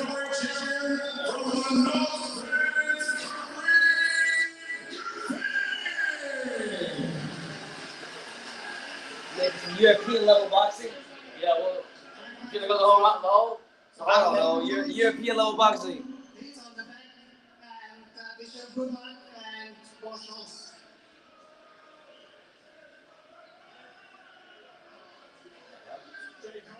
the corner with Jordan Gill saying that after waiting so long and with a number of frustrations along the way, he's got to be careful that he doesn't. All right, so Jordan Gill versus Kareem Jeffrey for the EBU featherweight title.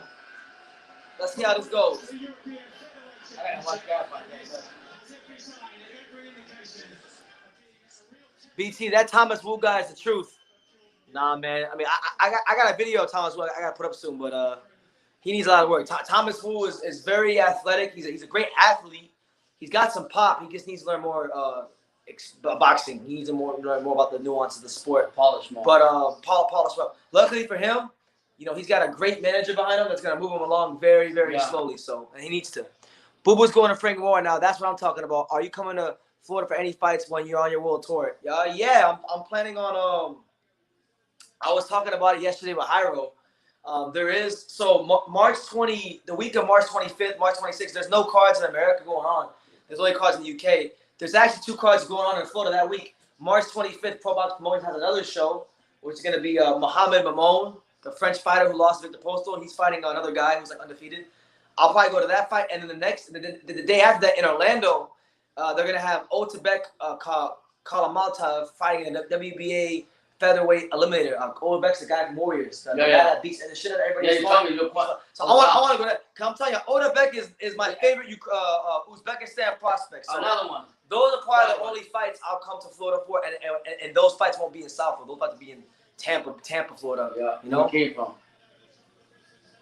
Speaking of Andrade, I heard Park versus Andrade is not eliminated, and Boo will have to fight another fight to become. Really? Oh my God! Is that true?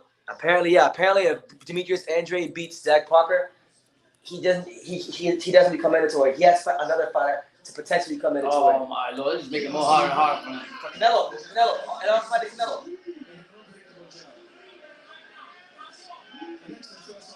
Round 1.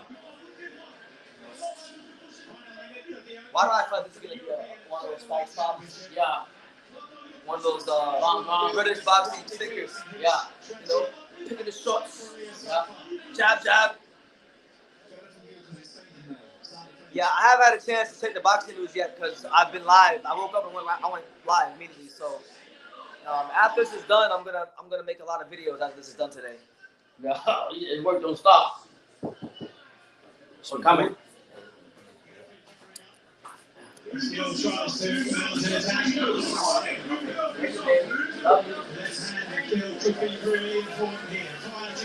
Those punch fights? Oh, hell yeah. Thank you. Yeah. Ain't that great? You want to coke? Yeah, I'll get it. I'm about to get fried. French fries, man. American way. Yeah, American way. Talk to me. Yeah, brother got the American way fries right now. This round right here, I didn't see what happened, so I'll let you know. Brother, right, back. That was American fries. Tell thank you, brother. American fries with soda as a snack. My wife made them that plan. Good job, wife. See? I really appreciate my wife.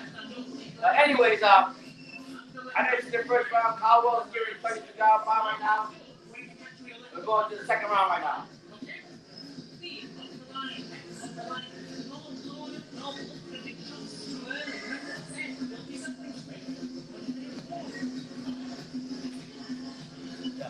Yeah. I don't know. We didn't watch the first round, so I don't know what happened. They didn't do it in the first round. They just do a lot of posturing. Yeah.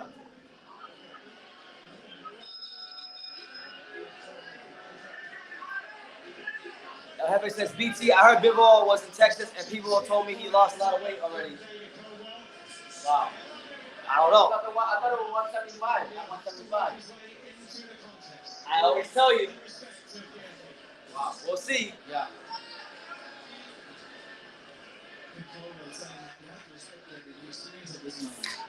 So round 2 of Jordan Gill versus Kareem Jeffrey for the EBU title. Not the most entertaining start so far. Both these guys seem to have the textbook European style, upright, you know, a lot of jabs, not many right hands, not a lot of body shots. Right. There you go.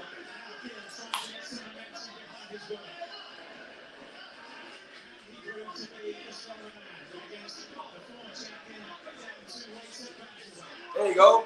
Good body shot there by Jordan Gill.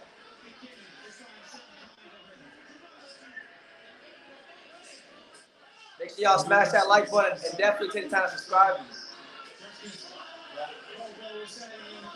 Super chat if you feel led to. Wow. Oh man, good body shot. But now we're talking. Jordan Gill dips down, throws the right hand to the body. Good body shot from Jeffrey. There you go. Finally. Oh, good counter right by Jeffrey. Yeah. Let's see beaucoup. Let's go France. Yeah. What a name. Jordan Gill, French. No, Jordan Gill's British. Is it? Jeffrey's French. Oh.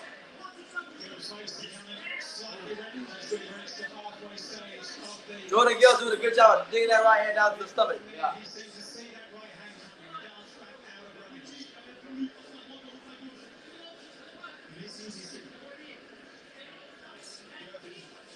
There you go. Nice uppercut by Jordan Gill. Jordan Gill developed a nice rhythm. Yeah. Picking his punches nicely, countering, Yeah. uppercut. That's about points he's getting. The Boo having to fight another eliminator is true. I heard Canelo and the sanctioning body are trying to start mandatory so he can be undisputed when he fights GGG. That's horrible. But I believe it though, because Canelo makes the most money, and he will be the guy that sanctioning body bend the rules for. But look, my New Year's resolution is to not talk bad about Canelo. When I hear stuff like this, it's making it very, very hard. I mean, but he's not going to call him that, so it's a section bond, right? He could easily just say, I want to fight New Year's End. Yeah. You think they care? If they're making millions dollars, you think they care when he fights? No.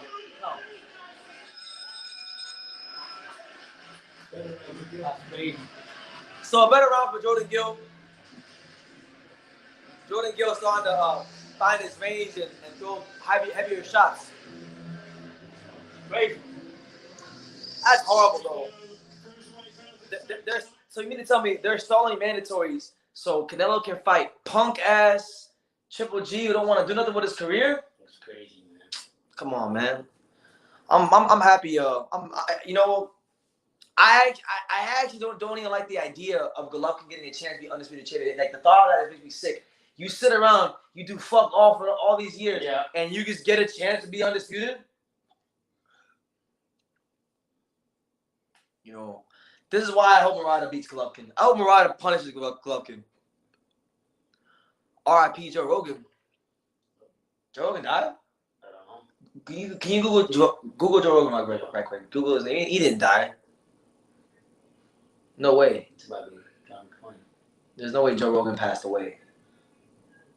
Look his name.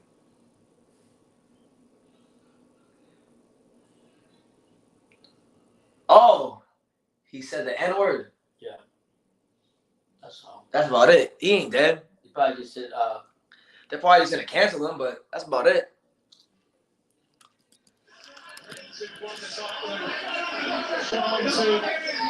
World title glory in recent years, Josh Warrington and Lee Selby back in the 80s. Barry was with There you go. Good right hand by Jordan Gill. We're in round 3 of a 12 rounder between Jordan Gill and Kareem Jeffrey. I like the way Jordan Gill's fancy. Now look, Balanga needs to watch Jordan Gill as well. Balanga needs to watch a whole lot of fighters. yeah. Yeah, he is not dead, but you said RIP. What that mean? Because of what, using the word? GG is attempting to unify. That's fair. Everyone says that, and they think they are funny. About GGG. GGG, look, man. I hope if Canelo fights him, I hope he gets fucking knocked out cold. Honestly, guys done nothing for years, but wait around for Canelo, and he gets to sit around and wait for undisputed title shot. Hell no, fuck him. I really hope Canelo pieces the hell out of him. I used to love Golovkin. I used to think Golovkin was great, but over the years, seeing how he's acted, He's a diva. Big diva. And we even found out this A bigger diva than Canelo, honestly. Somebody told this weekend, like, a good trainer over, what's his name? Gerardo. Yeah. So this weekend, that guy is worse and worse. I wish we would have been there when he was talking about that. Bro, Gerardo, I wish we would have been there when he was talking about it. I'm not believing it. Geraldo, I like Geraldo. He wanted to say things to say. No one can beat Canelo, that's for sure. That's not true. Any fighter can be beat. Did you guys watch the fights yesterday? He's already lost. He's already lost. What do you mean? He's lost and he's had 2 draws. He can lose. I mean, I don't like Golovkin, but Golovkin beat him the first fight. Yeah.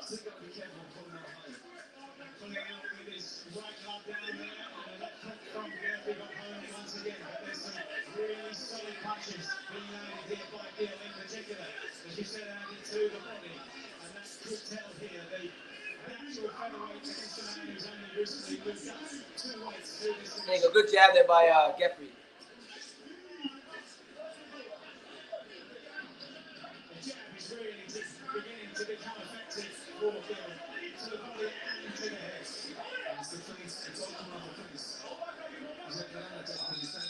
Honestly, look, for that fight, I'm praying that if it does happen, I hope GGG gets fucking knocked out cold, motionless. I didn't think it was like that. That's where I'm at with him. I'm so sick of him. I used to love him. I used to think he was a great fighter, but I'm done with him. He got down for 2.5 years. Then he's gonna get a big fight next. Who would win, Prime Tyson or Prime Riddick Bowe? Prime Riddick Bowe all day. Come on, champ. You asking questions that you know. Yeah.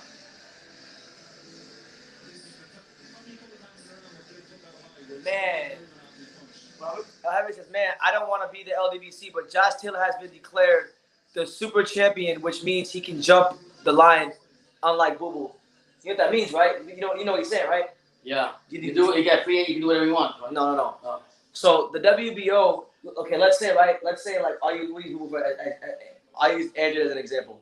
So if you win a world title with the WBO in a lower weight class, yeah, and you move up in weight, yeah, the WBO has it within their rules to designate you a super champion super champion. If they designate you a super champion when you move up, you can automatically go up to the weight class above you and get an automatic title shot. No interims, titles, right? Crazy. Right? When Crawford fought Jeff Horn, he was able to do it. Yeah.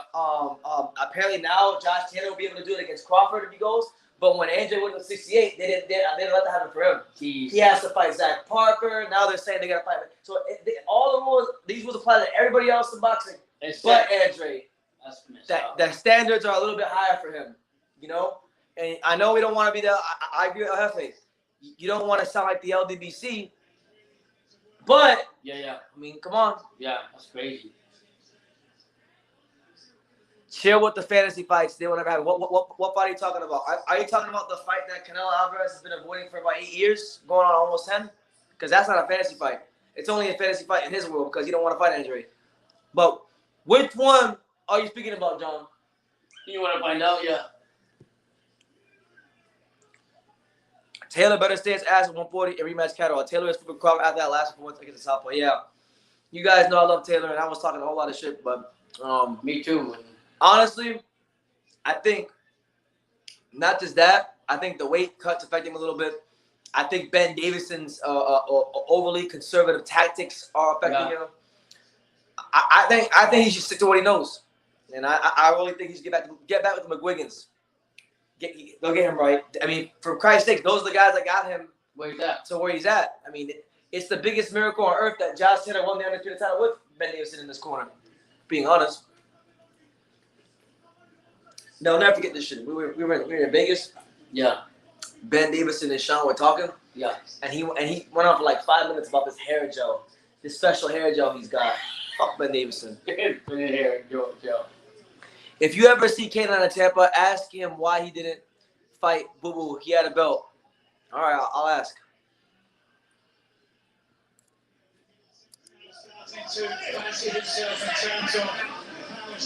Well, we're here in round 4 of this very, whatever EBU super featherweight title fight. You guys got questions? Ask them down below. We just chilling. Yep. It's Sunday. We're relaxing. We're not getting worked up.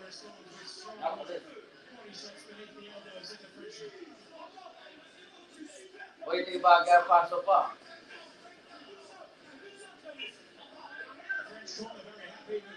Yes.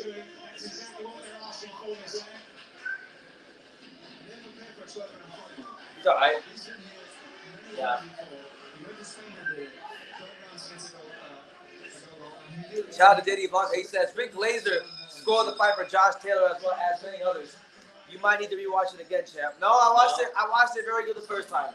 Some fights you do need to rewatch again, but that wasn't one of them. All right, and look, I love Rick Glazer, the utmost respect to him, but maybe his prescription don't work like it used to. They got to talk about acid, right?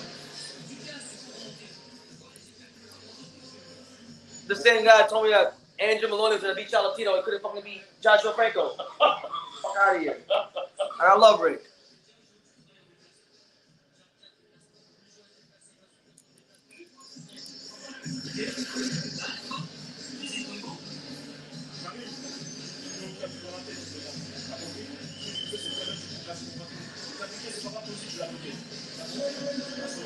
All right, but we're here going into round number 5.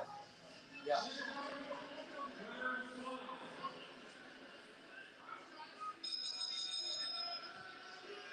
All right, round 5 versus Jordan Gill and Kareem Jeffrey.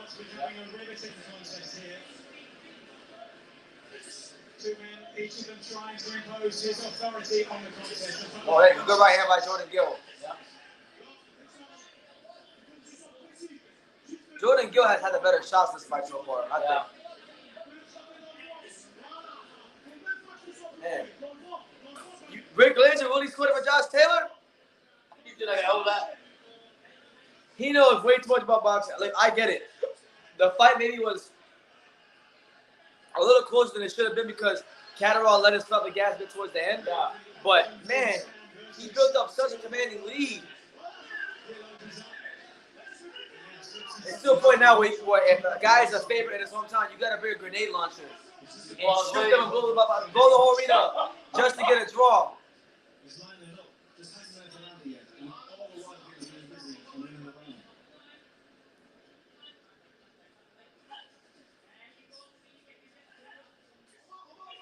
Good body shot there from Jeffrey.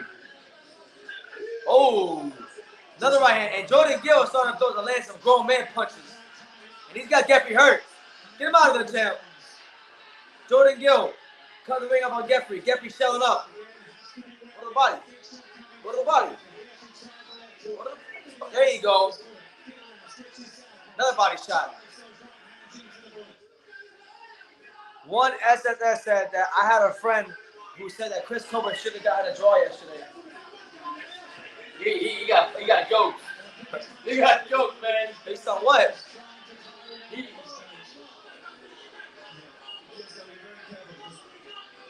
Chris Colbert is lucky to even get around. Yeah, he gave up on the fight. I think you get a draw, but you gave up on 2 rounds off.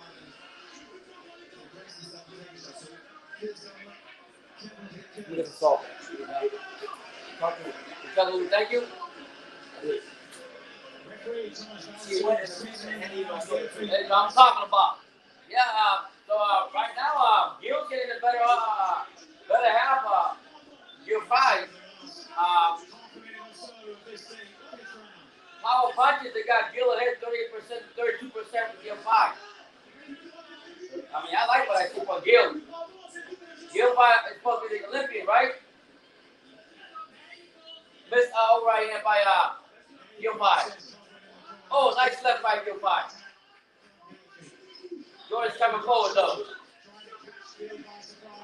Gil 5, nice foul jab. And again, Gil 5 running front of my ropes. Going to the body, going up. Another shot, up to the body. Oh, Gil's coming back. Gil 5 can't come back. Cannot be final in the middle ring. Oh, wow.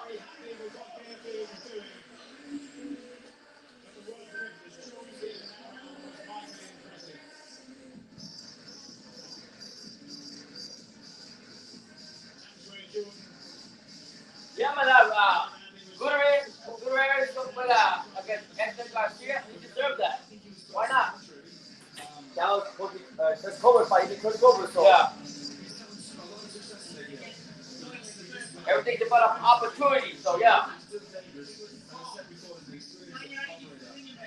And we'll be ready for deep waters in the later rounds.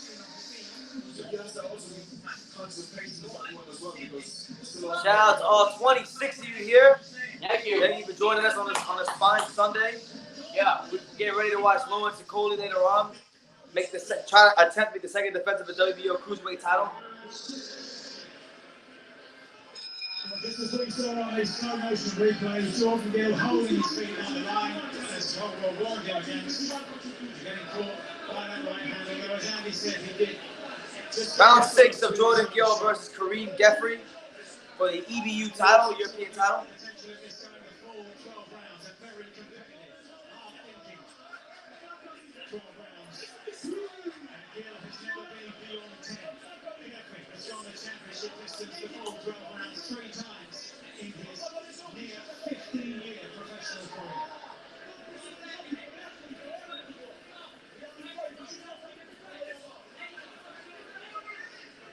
Gill's been getting better shots. Yeah, Jordan Gill's Yeah. been landing the better shots. But Yeah.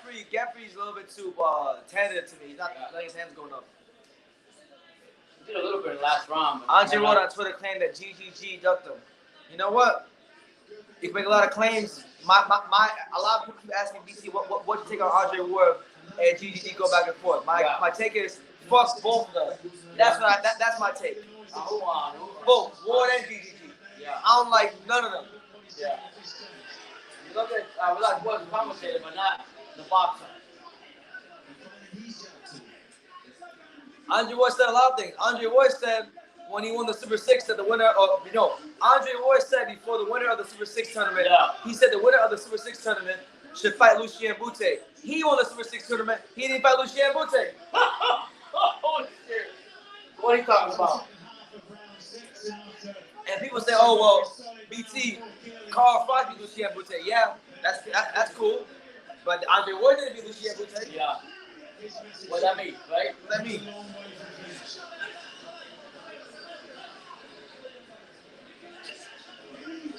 That's like now with these people that love Javante Davis. They act like Javante Davis beat T.O. They act like Javante Davis beat Josh Taylor. Yeah, and does nothing. He done shit. He almost lost to Isaac Cruz. That's why he didn't want the rematch either. That's why he said, real quick, he said, I don't want the rematch. GGG and Morgan wants to save Canelo, but not Ward. Ward is retired. Thankfully, from the sport. I hope he never comes back. Yeah. Stay right there commentating. One of the most overrated fighters of the modern era is Andre Ward. When he retired from boxing, it was one of the happiest days of my life. I don't care. And when DJ retires, it'll be the second happiest. Yeah. It'll be right there. We It'll be tied. never thought we were going to lose respect for GG and give him up for Canelo.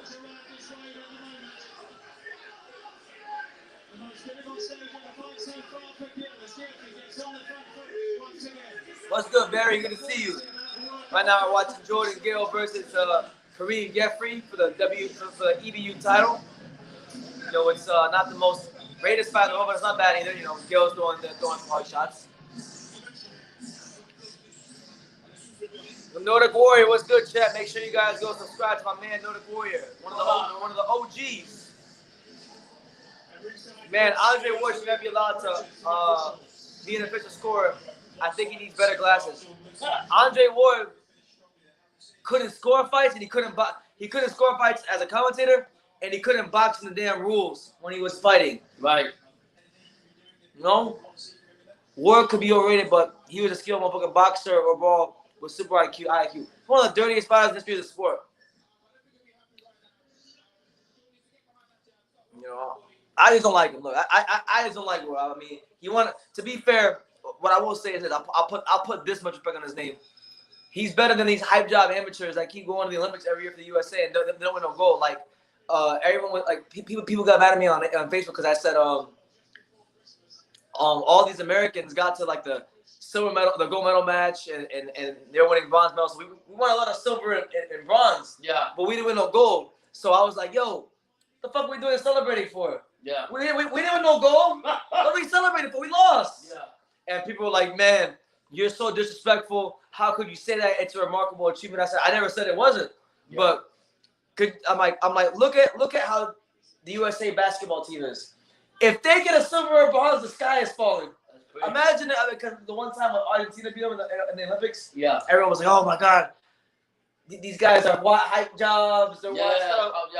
But when we do it in boxing, it's like, "Oh my God, we won a bronze!" Yeah. Yes, no, man. So just on that alone, that's where I gotta respect Andre Ward because he was the last one to get it done. That actually held his end of the bargain up and met the standard of what USA boxing is. So you're giving credit to him too. So I give him that much credit. I just think in the pros, he didn't like he got with a lot of dirty stuff. Eddie Morales, what's good, Chef? How you doing? What's going on? We just here watching this European title fight as we get ready for the co-main event, which is next, and the main event will be after. Watching Jordan Gill versus Kareem Jeffrey for the EBU featherweight title, I think. Yep.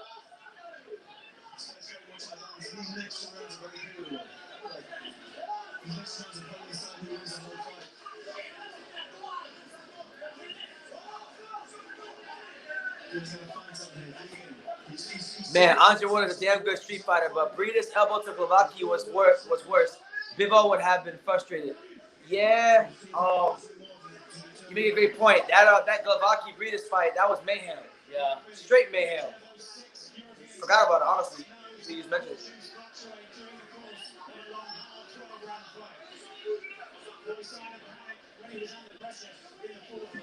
Oh shit! Dang. Kareem Jeffrey just dropped Jordan Gill. Jordan Gill's down. And Dave Powell is irate in the corner.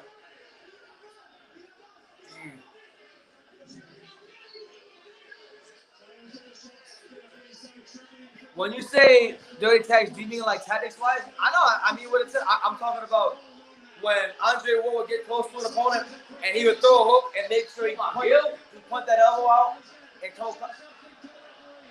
Andre Ward would throw a lot of hooks and he would come across with his elbow and elbow people like in the Kessler fight. I'm talking about the excessive low blows. I'm talking about those kind of things. I'm talking about Andre Ward in the, I think it was as well in the Kessler fight, leading with his head on purpose. Yeah. That's what I'm talking about. That's why I didn't like him. He ain't that fast.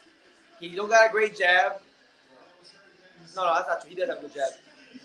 But just the dirty stuff actually overshadowed a lot of what he does great. Yeah. For me, I'm not saying for everybody else, but for me, when I watch a fight, that's why I don't like it. Yeah. And the thing is, the thing that pissed me off about it is when I bring up the tactics, people are like, well, I don't know what you're talking about.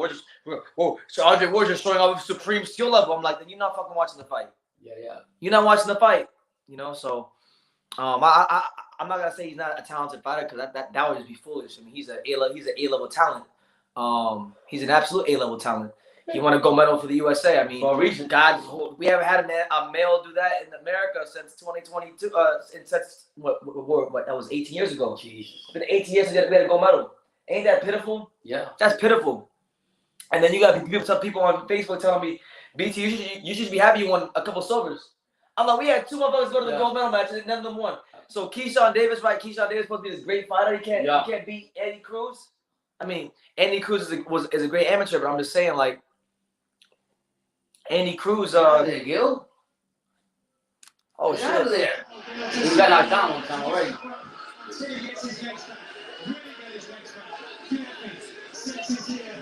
Get out of the damn corner. Get out of the corner. Yeah, Kareem Jeffries cut the ring off on Jordan Gill. And Gill's on the back foot. Get out of there.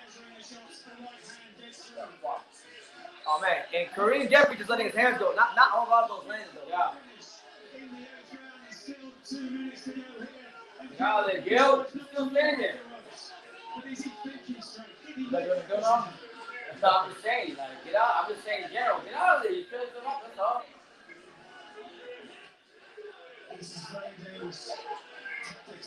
What the hell, man? It's the Adron and Jordan Gill looks absolutely spent. Same way, Oh! Big right hand for Jordan Gill. You spoke too soon. yeah. You spoke too soon. Jordan Gill with a big steak knife, straight right hand. Yeah. He ain't in that corner no more. No, you're not. That's what he was doing, I guess. Yeah, the thing is, Jeffrey's letting his hands go, but not allowing you to land it. Yeah.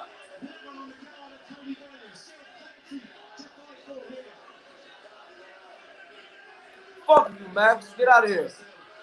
What you say? Fuck that guy. Get out of here. Get him out there? Nope. I'm sick of some of you pussies coming up in here and think you can win your mouth any your way. Fuck you. House, when BT comes back from his tour, is this room going to come back with cobwebs and dust? Probably. Who's it? One SSS. Probably. Who knows?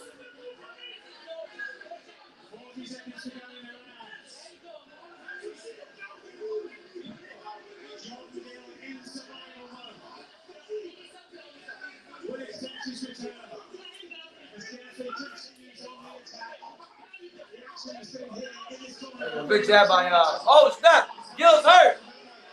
Gill is hurt.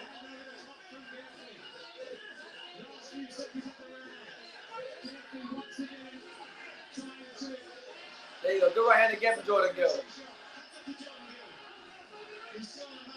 Jordan Gill's back in the corner again.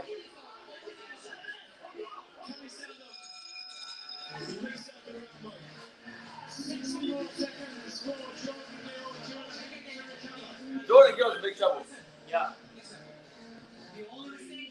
Shout out to all 24 of you here. Wow. Make sure you smash that like button. Thank you for joining us. Right now, Jordan Gill's in big trouble against Jeffrey. Dan Cowell's going off. And as he should. As he should, because this dude. Jeez. Gill is doing his best Chris Colbert impression by staying on the Yeah, ropes. that's what I'm saying. I said that, yeah. All you gotta do is smile and get some blue hair. Yeah.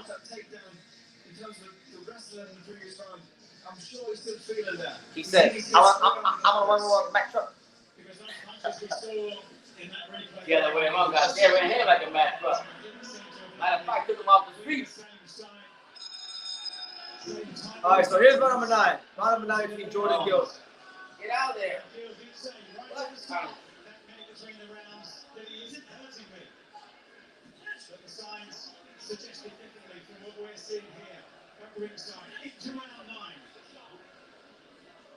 Harold says, BT, when we gonna watch Jay Rich and Die Trying? I said, oh man, I got the movie in 4K. We can watch it tonight if you want. Let me get some of these videos done after the live, and then I'll hit you up. Look at this shit, man. Come on. Who stands in there like that? Literally. You know what somebody told me one time? The reason he's staying in that corner is because when his father's over, he wants to go back to the stool. He wants to sort of walk to the stool. That's bullshit. I'm serious. Fighters do that. I've had fighters tell me that. Some fighters will literally stay on one side of the ring till the round is over. They have a shorter walk to the stool. Yo, he can get going to fight. Like he's not gonna leave that quadrant of the ring. I bet you money. Just watch.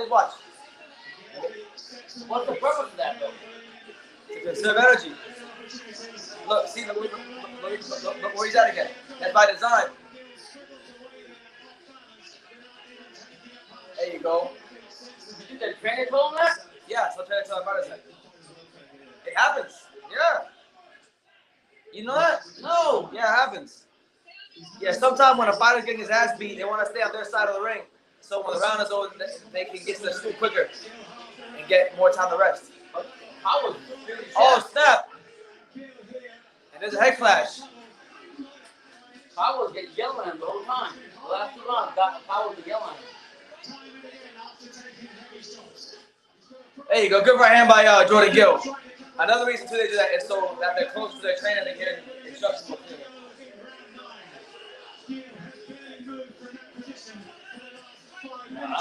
I'm sorry, I don't like that. It happens. I know, I'm just It's a saying. thing.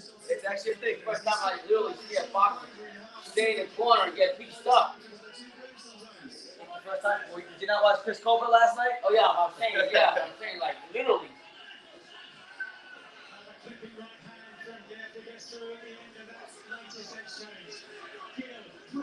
Now Hefe says, "Yo man, I got a problem. I keep tending to keep squeezing the lemon. I feel bad, man." Talking about masturbation? That's what it sounds like. Well, hey man, gotta get it released somehow, right? Pray for you. That's it. We'll pray for you. Yeah, let's go. Come on, let's Best go. thing I tell you to do to deal with that is work out like a madman. I mean, I'm talking about like you gotta do 2 or 3 days. If you don't, you're gonna get that temptation, that urge.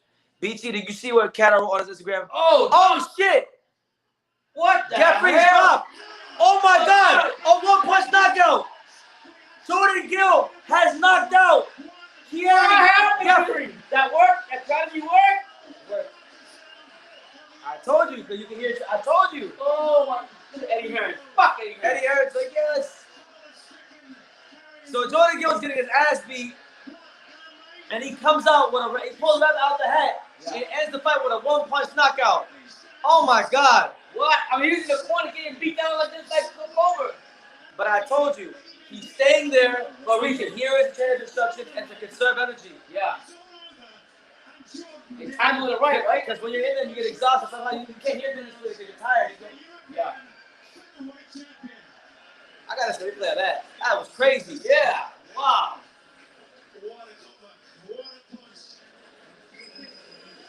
That's Eddie Hearn's fighter?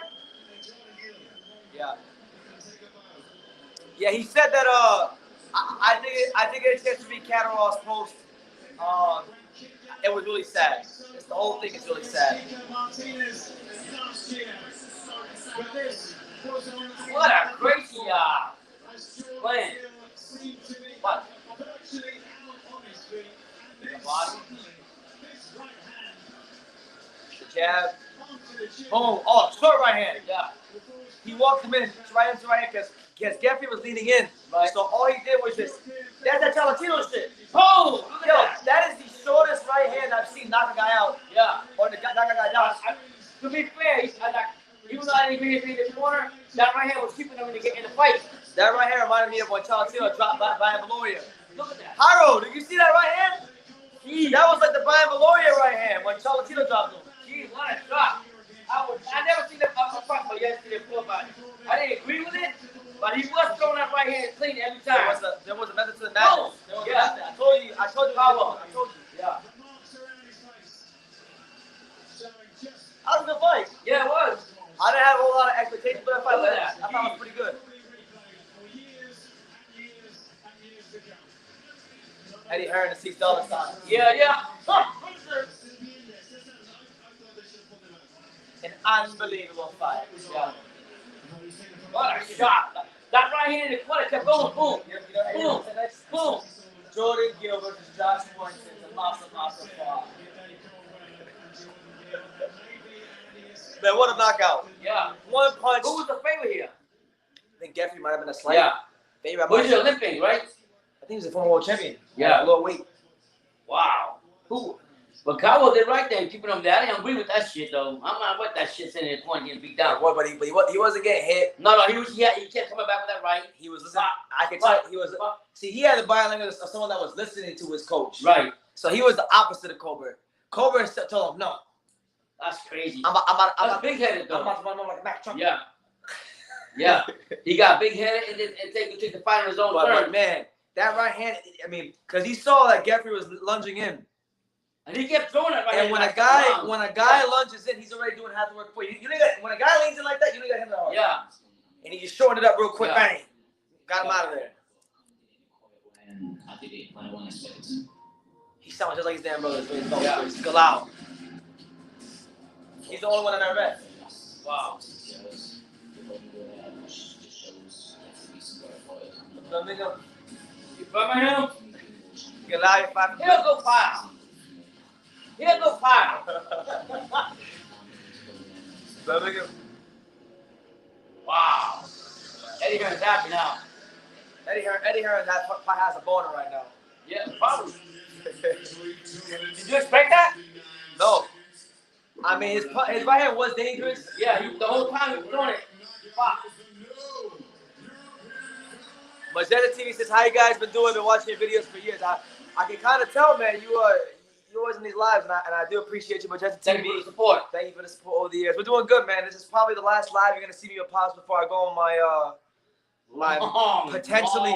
It could be a year. It could be the whole year.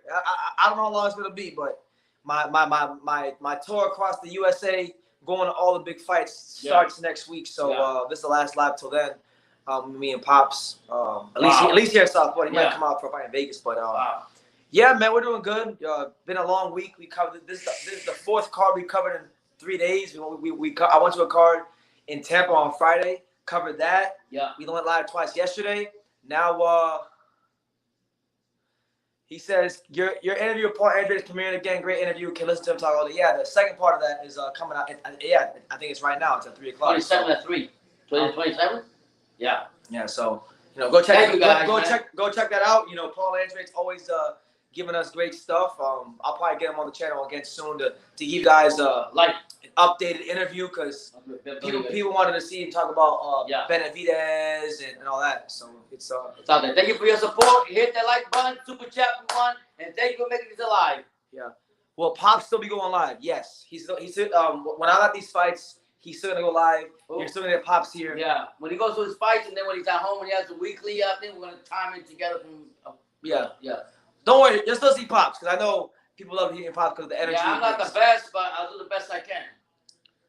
Hey. Yeah. The juggernaut known as True School Sports stops for no man. Yeah. So we're gonna make it do what it do here on True School Sports. But shout out to all 2020. Does Paul Andre know how to use StreamYard? No, not really. He's not the most tech savvy guy. He's kind of like old school. Like me. So it's just better that I just call him. Yeah, it's like me. It's better that I just call him. But lucky we get a conversation with this new technology. You know what I'm saying? Shout out to everybody here. Yeah. I'll probably call Paul again because he called me. He texted me the day before Munguia fought. Yeah. So last Friday, not this Friday, but last Friday, he had called me. Texted me. So I had to get back to him anyway. But yeah, shout out to everyone here. We enjoying the fights. Wait, this fight turned out pretty good though. I'll be honest with you. I ain't gonna lie. Honestly, just based on that fight, this card's already exceeded my expectations. I had 0 expectations for this card. We started late. We started late. I'll be right back. I gotta go catch part 2. Absolutely. Thank you. Hit that like button if you guys haven't. What's your last live stream before you go on your business trip? Well, we're gonna continue going live during the week. So you guys are gonna get the normal 8 p.m. Lives where we talk about what's going on in boxing. So I would say the last live is gonna be I leave the 3rd. So I'm thinking the 2nd, on March 2nd. So Wednesday night will be the last live of me and Pops next to each other until I can get Pops to come to a fight with me. We're trying to get Pops to come to the Shakur Stevenson Valdez fight. So this might be the last one until probably like late April. Make up my taxes and get one of these. Yeah, I'll go live weekly while you're gone. Yeah. I cannot believe this. I've never seen this, Brendan. All my time in boxing, I can never think when a guy's standing in front like that. You have? Besides last night. You know who told me that tactic? Abraham Martinez. Man, you learn everything in boxing, man. Abraham Martinez, we were at Salah's gym one day. So yeah, I'm telling my dad. So for those of you who don't know what we're talking about, we saw a very fun fight between Jordan Gill and Kieran Guffrey or whatever his name is for the European title. I've never seen Gill got dropped, and I told my dad that Gill was just showing up in the corner. But I was telling my dad he's not gonna hit, and it's all by design. And I told my dad about a tactic that happens a lot in boxing. And Abraham Martinez, you had Salah's gym one day, and Abraham Martinez was showing me some stuff. And he was telling me, he's like, Salas tells us, if we're tired, we're gonna get on gas. stay on this side of the ring. Wow. Stay on this side of the ring because it'll help you conserve energy. You can hear your coach clear, Right. And it just better. And then when the round ends, you won't have to walk as far back. Wow. So, and it actually happened. It happened. And I learned something today because I've never seen this shit like that. I'm old school. I can't see somebody sit there. But he wasn't taking no shots. No, and to be fair, a lot of the shots hitting the gloves. And to be fair, he was answering with that right the whole time, so he knew what he was doing. Yeah. Him and Cowell knew the plan they were doing, and so I'm happy for that. Yeah. I learned every day. Shout out my guy Freddie out there. You know, my guy Freddie says Salas is a genius trainer. He absolutely is a genius trainer. Salas is one of the best trainers in the sport. Top 10 pound for pound trainer. You know, we should do a top 10 trainer pound for pound list. We need to do that. That's what we need to do. Yeah. We need to do the top 10 pound for pound trainer list. Yep. By the way, just so you guys know, programming reminder, next week is going to be you're getting 2 live fight reactions next week. March 4th is going to be Jose Pedraza versus Jose Ramirez. I'll be live for that. I'll probably have Pops on the call with me as well as I'm in Vegas. Or no, in San Diego, I should say. The day after is the fight I'm going to, all right? Yeah. Which is Charlatita versus Martinez. I'll be getting content, interviews, things like that. Pops be here for the live, so it should be a lot of stuff going on. A lot of stuff. Next time you see Abraham Martinez, tell him not to spar who's Mario Barry. He's so stupid. You know the Harry was. Hector Garcia won yesterday. That solidified that even more. Yeah, no. Yeah, man, I respect him, man. Hector Garcia did the Salas. Because think about it, right? Salas wasn't even in the corner. They had Bob Santos and Coach Eddie doing the corner work yesterday.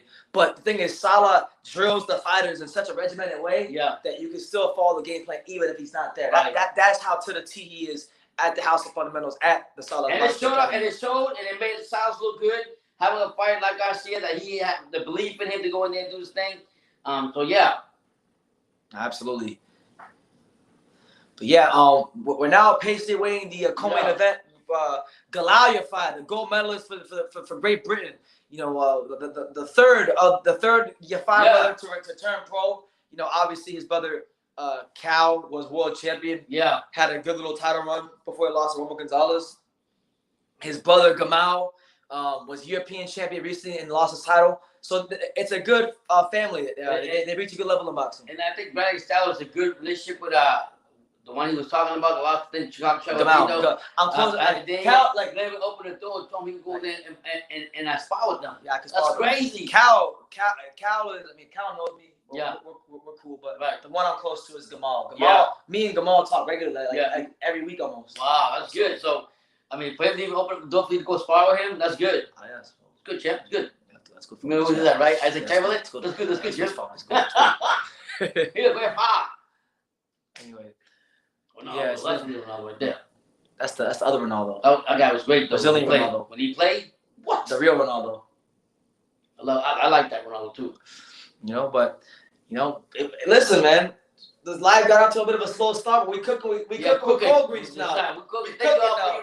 Jordan Gill, shout out to him. He's lit the place on fire with that straight right here. Man, I could not believe that, man. I never seen that. Look, guess what? I learn something new every day. You learn all kinds of shit, man. You know everything from the good side, the dark side, everything. It's my job. That's right. That's true. I was supposed to. It's for the better of the people. You know? It's about the great fans of this sport and serving them. And I can't serve them if I'm not putting my best foot forward, you know? In this corner, shout out to him. He says, who do you got between Okolie and Cieslak? Now, I've only seen Cieslak fight once. I was against Makawu. I didn't really see a whole lot, but listen, man, with the way this week is gone, it doesn't matter what I saw in a previous fight. Every fight is different. I'm not writing nobody off. With the way the week is gone, Okolie can get knocked out, so I'm not writing off like nobody. But conventional wisdom tells me that Lawrence Okolie should go in there and do the business. That's it. Is there any truth to the rumor that the bombing started because Russia is still upset about Usyk beating Gassiev in the World Box Super Series? No. It's not time to joke, bro. God bless them. I mean, we can say what you want, but that's some serious shit. I'm very adamant on that because I've been to a war, and I get angry with becoming clowning about shit like that. I'm kind of ignorant, Pop, because I've never been to war. There's nothing to play with. These guys might not come back. These fuckers gonna get blown up. When you go to war, Pops, like could you try to describe that feeling like when you're on a plane and you know You don't know if you're you're about coming to back. That's all you need to know. Okay, that's You don't know if you're coming back. You see bombs, you see all kinds of shit. Right now, people dying. Yeah, that's some serious shit. This ain't about joking about boxing about that shit, man. Yeah. I don't like that. I'm sorry, I just don't. Somebody else is more open-minded, but He's been in the war. He's been in the trenches. I don't like that. I have to give respect to whatever, but don't joke about the war. One day, if it ever happens here, thank God, not with powerful country, when you get bombed around, what's you gonna be laughing then? Your fucking leg is gone, or your mom's fucking blown up, and shit like that. You don't fucking know. Joking about a fight. Yeah, yeah. I don't like that. I'm sorry. I'll try to be. I just can't. And my condition, PTSD. right now my blood pressure, right now that PTSD can't blow me up like a motherfucker right now. It's not funny. Like war's not funny, guys.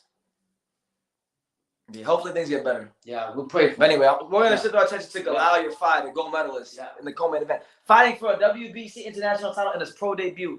They're trying to fast track. I don't like that. That's another thing I don't like. I know the comical fan, whatever. But I don't like the fact that how you open a door like that from like that? He's a gold medalist. Okay, you do always. He's 30. Yeah, that's old. Isn't that old period. Yeah. Before they did 30 years old. Why do you wait so long? Because he was in the amateurs, in the Olympics. Against world champions. So yeah, I'm ready. I just got to show it now today. Yeah, Goliath fight sparred with obviously his brothers Cal and Gamal, Raza Hamza. Yeah.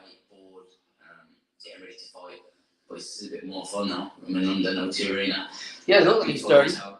He is. And I just can't wait to get on that ring walk and get in a ring and fight. The main event is after this fight, so what time is it up, Eddie? 3:14. So I'm gonna say like 4 o'clock, 4:15ish. If you're at Eastern time. We'll talk about Galal fight, but we have to talk about what we just saw there. Jordan Gill, it looked like he's on his feet. Let's see what Eddie has to say about Jordan Gill. Yeah. And all of a sudden he brings out a right hand. Right, You've got things done, that's it, European champion. That was one of the most stunning things I've ever seen. I mean, and I tend to say this a lot these days, but you know, I was sitting there with Gary Barker. I felt like the fight probably should have been stopped. He couldn't stand up. Yeah. Eardrum perforated, balance completely shot. He should have been stopped, really. I mean, There's only boxing conditions, on he's moving, slipping. yeah, but he's also getting beat up, you know. And look, but looking back now, obviously, no, it shouldn't have been stopped. But you know, I'm sure there are many refs, probably some cornermen as well, that might have. But I've never seen us have. He was happy. Well, that's his dad, you know. I felt bad because Tony Bellew said to me before the fight, you know, you shouldn't really say at press conferences the loser's career is done. Well, yeah. This is where I jumped in the ring here because Gill's gone over as well. Gill's gone over. He couldn't stand up to his knee. That's his knee weight. At this point, I went over to the paramedics and I said, look, Murphy looks like he's getting up. Jordan Gill needs some attention over here, you know. And it was like something out of a Rocky movie where both of them are almost going over at the same time. That was, you know, when you talk about, you know, we reflect on the conversation about Jack Catchell. This is why fighters need utmost respect and protecting themselves, protecting themselves as well at the same time from us and officials. Because at the end of the day, you know, these, I mean, you can't. It's not human what Jordan Gill did there. He couldn't stand up. His eardrum was perforated. He never. That was crazy. Yeah, it was. I mean, my friend called it. He said that's the reason why he's in the corner. I didn't believe it, but yeah. No, he said to me, I've got a great chin, but my eardrum went and my balance, and normally I'd be better. I was like, mate, just relax, you know, get to hospital. If any fighter can sway you to say that's why fighters deserve a fair crack at the whip, then that's it. A perforated eardrum, down twice, out on his feet. That's why fighters should get paid. You know, for fights like that. Yeah. Imagine if a referee there or a Thank God. Yeah. That's why Victor Poulsen should have got 20 more seconds yesterday. They were hanging up Victor Poulsen. Yeah. We'll just wait for the next fight coming on, guys. Yeah. He couldn't move out the corner. So if you're seeing it, you can't even back him up. It's your only chance is one shot. The one chance that Jordan Gill had. And he That right. Yeah. that's all she wants. Yeah. But he was tapping. Jordan Gill was tapping that the whole time. I was right in the corner. Next on this young man that we're going to see. I say young, he's 29. But exceptional talent. That was a fight. Exceptional talent is the right word. You just said it yourself there, Tony. He takes on a tough ask, I think, in what you're doing in terms of Carlos Bautista. WBC International Flyweight title. No 6 rounder, no 8 rounder. Go on. It's a 10 rounder. It seemed like a good idea at the time. I didn't know that. I'm talking about Galfire coming up with us, fighting now, the Olympic one. No one knows how to develop fighters like we do. And I looked at Gennady fight and I said, mate, you don't need 6 or 7 6-round fights. You're also in the flyweight division. Sometimes you've got to make some noise. You have the ability, I believe, to be a world champion within 12 months. So let's go straight out the gate. Wow, Eddie has really got a lot of blame in y'all fight. I'm not taking nothing away from him, but I mean, The problem here is, if he doesn't get Bautista out there after 6, 7 rounds, Yeah. it's 8, 9, 10. y'all fighting Batista next. It's the debut of the Olympic from y'all fight of the Big Brothers. It's a step too soon, but I like this fact because it's not a title fight, it's not a 12-round title fight straight away, it's a 10. He navigates his way through. He's been on that podium spot for so long. He's trained like a professional. His mindset is like a trained, fully bred professional.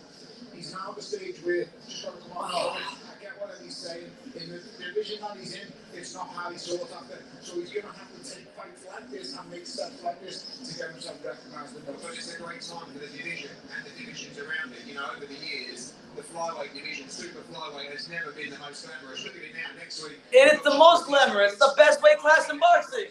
They're probably talking about him. We've got Jesse Rodriguez. There's so many mega fights out there for Gennady fight, but step by step. But I love the way Sola Scriptura says, great respect to any veteran. Your anger is understandable. Thank you so much. I said, why Eddie? He said Eddie's late. The super flies and fly sexy. Yeah, we're just waiting for the co-main event. Goliath 5, the gold medalist debut, fighting for the WBC regional title in his debut. Very rare. Yeah, you did say that he's doing. They said 12 months, we're looking for title fight for him. Yeah, he heard this for time. Not that shy. He's good, but I don't think he's going to beat a lot of top 115. The final 15 as well. 112. Are you a boxer, bro? Sometimes. Yeah, I train a little bit, but I'm not no like professional. But I know a little bit. I've been around the gym. Watch a lot of it too. Watch way too much of it. But go. You've been on to Las Vegas, don't be the same way. When I go to Vegas, I'll be training here with Angelo and Marcos, my friends that are pros. You see all kind of fights out there. Flyweight championship. First to make his way to the ring, hailing from Mexico, Carlos Bautista. He lost. You think so? He's coming out to the most fucking annoying song. If you don't come out to Talino Sanchez, would my dad let me box professional if I wanted to? Yeah, he would. We've had those conversations in the past. I'll be honest with you guys. The only reason I didn't pursue boxing is because I know how bad the business is. Like 3 years ago, I was training a Riddick Bowe at the Heavyweight Factory. I had those thoughts about pursuing a career in boxing, and I told myself, nah, I'm good. Not because of the what's in the ring or anything like that. I have no problem fighting. It's just I know how bad the business is. And back then, I didn't even know how bad the business was compared to now. Yeah. Now, I feel very happy with my decision, and I feel like I'm right where I'm supposed to be. You know, covering the sport. You know, but you know, I still train. Yeah. But here's Goliath 5, the gold medalist, the 2020 gold medalist. Starts a new phase in his boxing career. 6 cups on from the golden triumph at the Olympic Games in Tokyo. Have you ever watched an Olympic show? No. I don't know anything about it. I don't know. Wow. Yeah. This is my first. Your first question. This is mine. Yeah. I'm just saying, like maybe you've seen a fight of him or his style. I've only seen the video where Cali is fighting because I'm at the airport celebrating. Yeah. Who's that? McGregor? At least you knew how to put your hand up, unlike Chris Colbert. Yeah. Nah. Trust me, there was a time where I wanted to be a fighter. And, you know, once you start to really understand everything that comes with it. Oh, Max your second. Once you start to understand everything that comes with being a fighter, you just, you know, unless you got to, you just don't need to. Yeah, I'm better off here.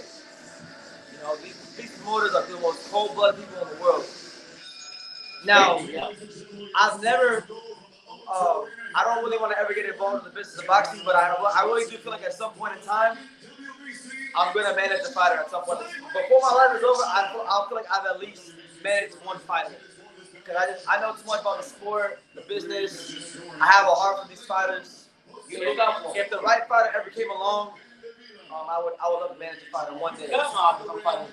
But you know, you need money, so maybe if it has to be the perfect situation. Like, I need to know somebody who has money that I trust, that can put the capital up for the fighter, and it has to be a fighter that I really care about. Yeah. Super chat. That would help with I've never ruled out being a co-manager of a fighter.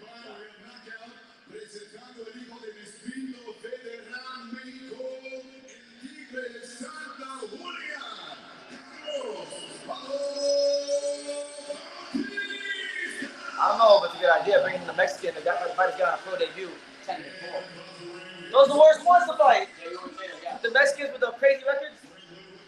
Yeah. The Lion fight got a cool roll. Yeah, I like that.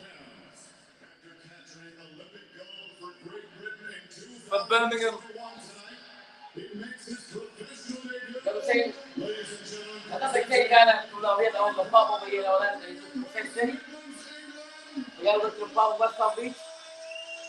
Close. Not Westbound. Oh, it's not. Oh, Westbound and Birmingham are yeah, close. yeah. Westbound and Birmingham are close, but they're not the same. It's like Hollywood and Florida. Okay. It's close. It's not the same. A wonderful ovation for one of Britain's returning Olympic heroes, Galal Yafai, about to embark on his professional career. 6 months after winning. So the Galal Yafai, it's been a lot of hype for him in his boxing career so far. We're gonna find out. We're gonna find out what he can do. Blue trunk, the gold. Okay, boys, I spoke to you, go from the dressing room, you know what I expect. Stay professional, obey my commands, and most of all, protect yourselves at all times. Go to you both. Wow, we're gonna find out. So is Galal Yafai gonna be the next Champion. world champion from the UK? We'll see. We're gonna see. That's like bad. Alright, so Galal Yafai, the southpaw in the blue trunks against Bautista in the white trunks. Big ass gloves too. He's the only one in this family with a southpaw. How's that? Cal and Galal are both drops. Oh wow, that's weird. Usually the southpaw, I'm not saying that, but my family's we're all southpaw. Hyro says, when we start at True School Promotions, I got the venue. It's going to be at El Ranch in Dayton Beach. There you go. Oh, you found boy? Oh, it's like Galal Yafai coming already with the overhand left. Yeah. There you go. Good straight left by Galal Yafai. Oh, good body shot. Right up to the body from Galal Yafai. And I'll tell you this, he definitely he goes to the body a lot better than Cal. Yeah. And his fluidity is a lot better than Gamal. Yeah. There you go. Good right hook by Galal. Oh! Good overhand left. Oh, he ain't playing. By Galal. Shout out to my boy Galal Yafai. Yeah, oh, he ain't playing. Right hook from Galal. Oh my God. What do you think? You watched it too far or What? the way he counts out and stuff? No. He got an aggressive opponent in front of him. You don't want to sit there and get this guy. Look at that straight left hand by Galal Yafai. Oh, overhand left from Galal Yafai again. Bautista letting his hands go, but not landing a whole lot. Good punch by Galal Yafai. You know, there was a bit of worry for me with him being an amateur for so long. Yeah, you Will said there be any amateur tendency? So far, he already looks like he has the pro style. Like a killer and stuff. I like that style. Yeah, you like anybody else at good time. All I gotta do is go for it, move the hands. Fuck it, they land. Oh, good straight left hand by Galal Yafai again. Man, Rolo Gonzalez sent all the Yafais to retirement. Yeah, he didn't send Gamal to retirement. Gamal didn't fight Rolo Gonzalez. Gamal lost to Jason Cunningham. Yeah.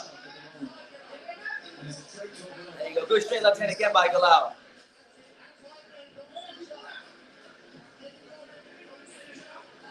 There you go. Good right hook and then a nice straight left hand.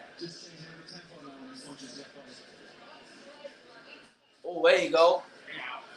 With the big points in the left hand to the head, but the right hook to the body underneath the left elbow. Bautista has also been impressive. Oh, yo, good body shot again from Galal.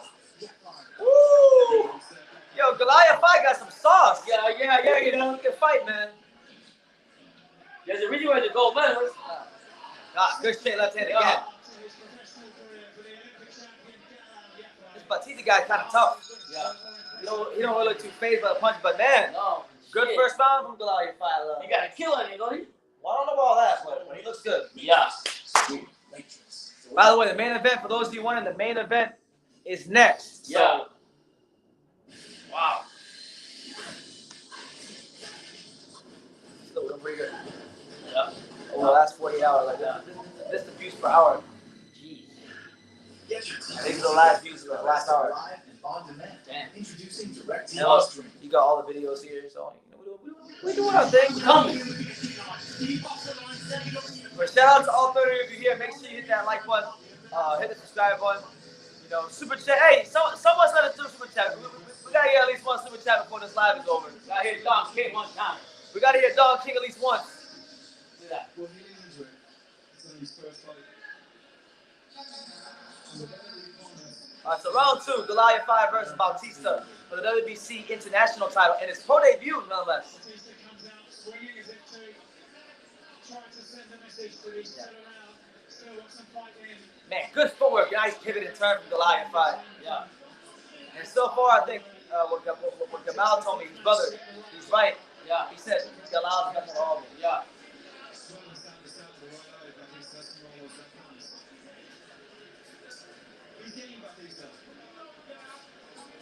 Oh, big right hand from Bautista.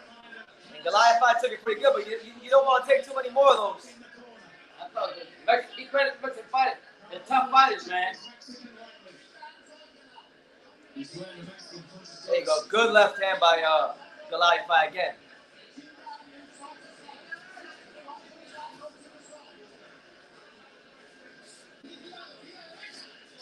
There you go. Good jab from Galal.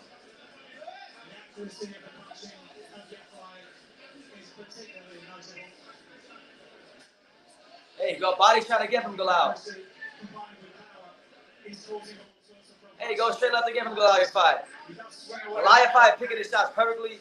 He knows how to use his lead hand to maneuver where he wants his next punch to go. Yeah. Smart fighter. But you got to be careful because this Messi's throwing a lot of overhands. And you got to be able to defend those. Yeah.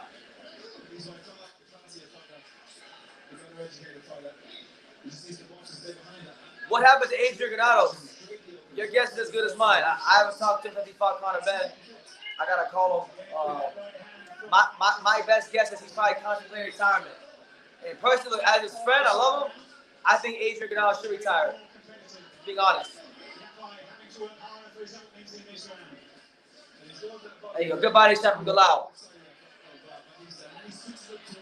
Bautista's game though. Bautista's still throwing. Galal's doing a good job of parrying the shot and catching it. Pops, what do you think about Goliath 5 so far? I like it. I like the style. Very patient. No way you want to put his shot there. I like what he's got. He's going to the body, going up. You can tell he's a seasoned fighter. That's that amateur experience and that sparring in the gym. Yeah. Look at that. Jeez. Oh man, big left hand from Goliath 5, but Bautista's not phased.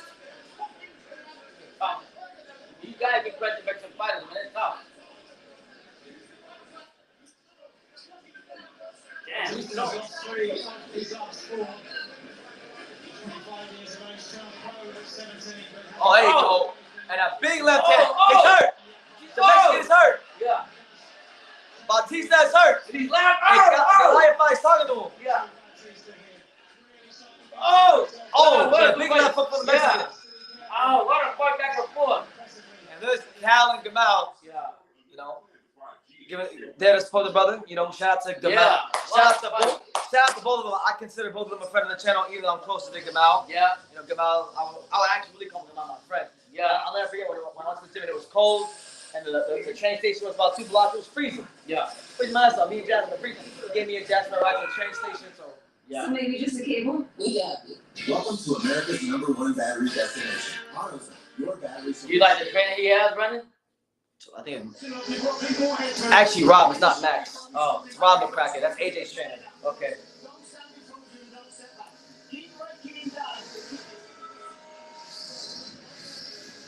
Yeah, I love the punch selection of Gamal. I think he needs to keep the right hand up a little bit because in the exchange he dropped it at once and he got caught with a hook. Yeah. But besides that, it's been damn near Yeah. a picture perfect performance from him so far. Yeah. Good body shot from Batista. He's just got to hope if he manages to carry F5 or catch F5 when he. There you go. Just like that. Just like that. There you go. And credit to Batista, he's still throwing that overhand right. He's throwing hard ones too, I ain't gonna lie. John LeJeune says, I didn't realize that sanctioning bodies give higher precedence for credible amateur careers. That is why Lomachenko got a title shot so early. It's actually in the rule book. Yeah, I know. It's in the rule book. That's why I know that. That's why I'm not like mad about Galalia 5 being able to fight for a WBC international title in his pro debut because he was a gold medalist, blue chip amateur, has all the experience in the world. Yeah. He's like damn near 30 years old. You know, But it's seasoned. When you do that, you're not trying to see what's coming back at you. Sitting in left hand there on the ropes. There you go. Good body shot again from Galalia 5. But Cleveland knows now he's going to have to walk through this. Take 2 or 3 shots and after that he's won.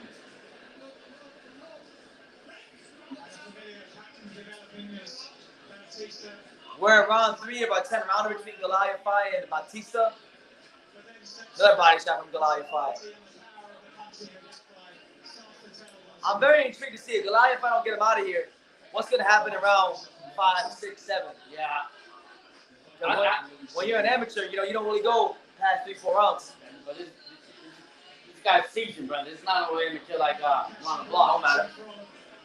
Still an adjustment.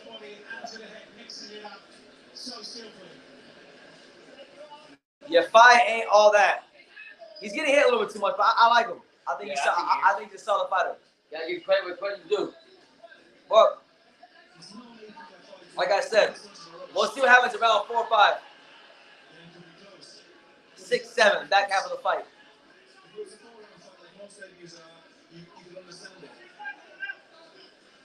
They are.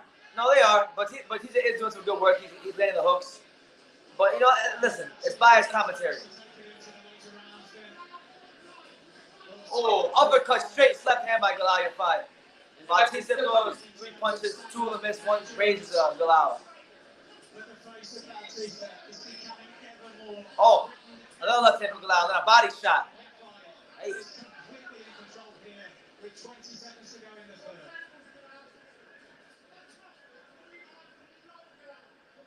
Galao's amateur record was 42-14 and 2 KOs. He only fought 42 times? Are you sure that's not a box rec amateur record or his real amateur record? Because, you know, box rec only has a certain amount of fights.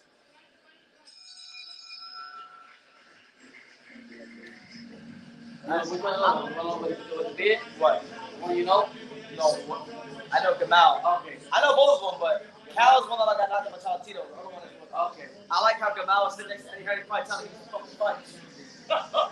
I'm serious. He ain't fought since he lost the title, the European title. I just think it's a lack of respect that F5 has for his opponent. No, but credit to Batista. Batista's very game. He's still in there throwing punches. Throwing hard punches. I don't think Galao. I think Galao's hit him with some good shots, but I don't know if anything's really like phased him yet. Yeah. He's gonna have to keep doing that for the whole fight and hope this guy breaks down at some point.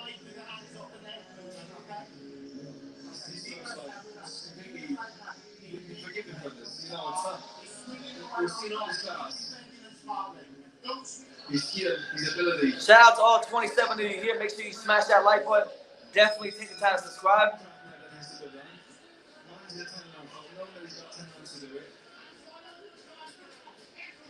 I think Galao's won. I think Galao's. I think he's won all the rounds so far. Galao's winning 3-0, but Batista's game and he's made like one of the rounds pretty close.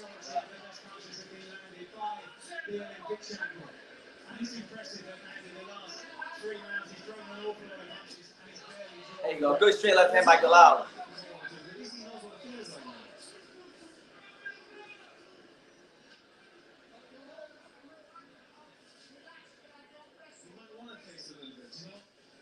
There you go. Good body shot again from Galal.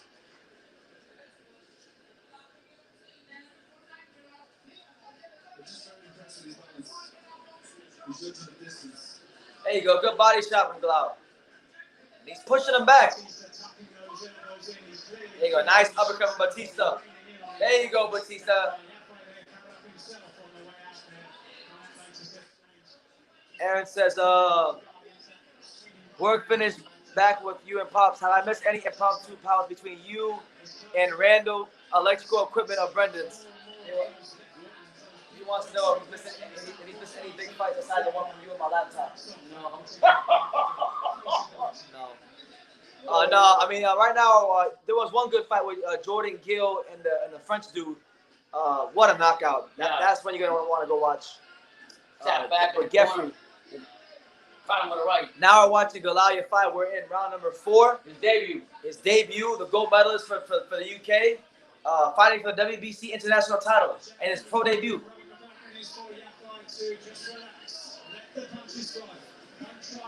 He has to win, or it's going to be 0-3 for your five family in title fights this year. Well, that's not true because Kalia fought in 2020. And Gamalia fight lost his title, I believe, in like late 2020 as well. So neither one of them fought in 2021, so you can't say that. Goliath fight won the gold medal this year. So really, if you win this fight, you're 5 family on a winning streak. Yeah. But I get where you're coming from. Respect Batista, man. He's taking some shots. Yeah, but he's getting his freaking ass kicked.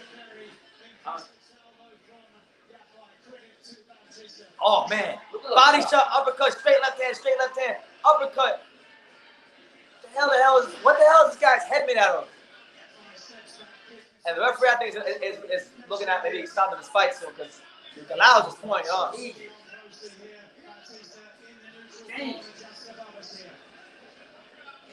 Oh, big straight left hand by Galal again. Good right hand by Batista.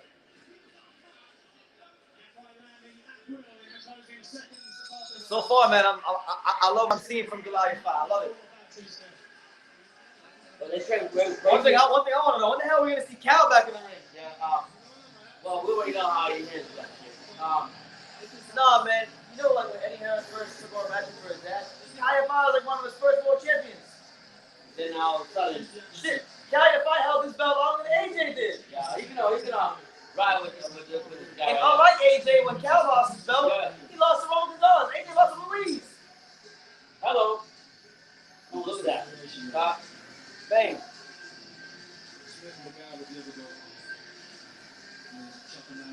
Yeah, I'm loving the precision punching of Goliath fight. Angles, precision, just his ability to think in there in this fight. My first impression of him, so Yeah, very impressive. I am.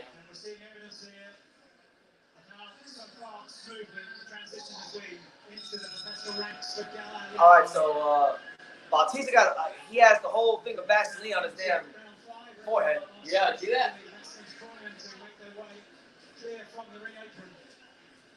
There you go. Good uppercut by Goliath fight. There you go. Good hook by Goliath fight. Left hand, and a right hand by Bautista. Yeah, but he's just throwing. Don't get him twisted. It's a pretty tough guy to be fighting for your debut. I know. That's how much confidence Eddie Hearn has on Goliath fight.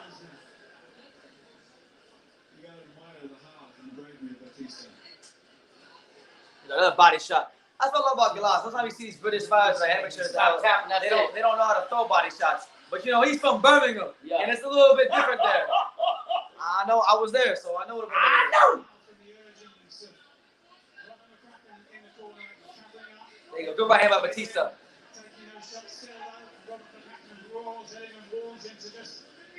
There you go. Body shot again by Galal. He's going to that body. What's up, Ty Willie? Shout out to you. What's up, guys? How do you think Okolie might do at heavyweight? I think he would do be a good addition to the division. I want to see Joe Joyce versus The sauce. PR. Who's PR? Who's PR? As far as them at heavyweight, I would like to see Okolie go to heavyweight. He's shooting for cruiserweight. The only way I want to see him at cruiserweight is if he gives that Isaac Chamberlain a rematch for the title. that'd be a great fight. I want Isaac Chamberlain to win a title himself, and they can fight in a rematch, unification. Because I think they both matured since the first fight, which is horrible. And I think the first fight will be better. I think the second fight will be better. And I think Isaac Chandler will have a chance to beat him. Oh. And there he is. Goliath fights Ross Batista with a straight left hand. He's So the first professional knockdown of the career of Goliath fight on Batista. Batista's on the ground. And he's up. Body shot. 1 minute left. Oh! Close it off. And the corner has thrown the towel. And welcome to the professional ranks, Goliath fight. Yeah. Goliath fight 1-on-1 knockout. Yeah. Flyweight division. Wow. Be on notice. Goliath fight is your new WBC international champion. His full debut. Yo, I love what I see for him, man. I love everything about him. Punch choice. Shout out my guy Gamal. Yeah. And I like when you heard somebody, he laughed. I like that. Yeah.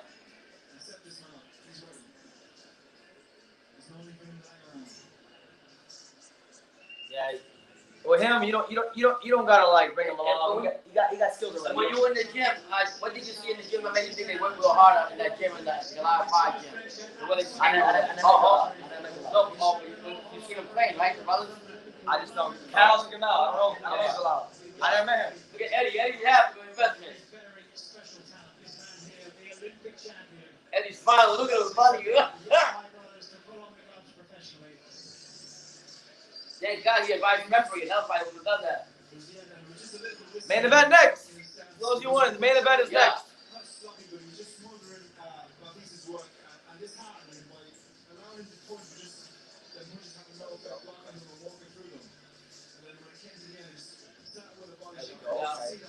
Go. This ain't gonna be too bad. No, it's not. You gotta be satisfied. This is how we started. Very satisfied. Yeah. Make sure y'all smash that like button. Subscribe. Super chat. We here, man. That body shot by Goliath. And what I like about it, he's not one of these regular British level fighters want to play tennis. He actually goes to To be fair, none of the brothers are like tennis players. No, I'm not saying his brother. I'm saying British fighters in general. I know what I'm saying. That whole family, they all go. Right. Yeah. The only guy you could probably say, Well, he's alive. the only guy you could probably say maybe doesn't have to go to the body or throw hard punches is ironically the guy who's cheating the most, Cal. Yeah.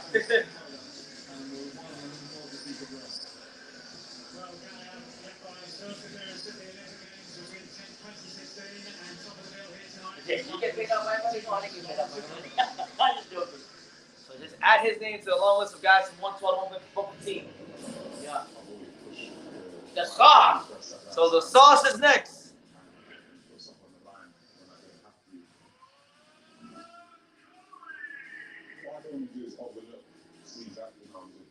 It is worth noting Michael Cieslak was offered a fight with Isaac Chamberlain and turned it down. He dunked Isaac Chamberlain. Yeah, he did? Yeah.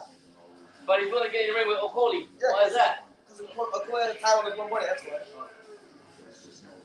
Man, wait, Isaac fighting right now? Howard says, when somebody super chats, play the real dog here. When somebody got a super chat. If you do, Harold, I'll do it. Thank you for supporting the channel. We appreciate it. I would like.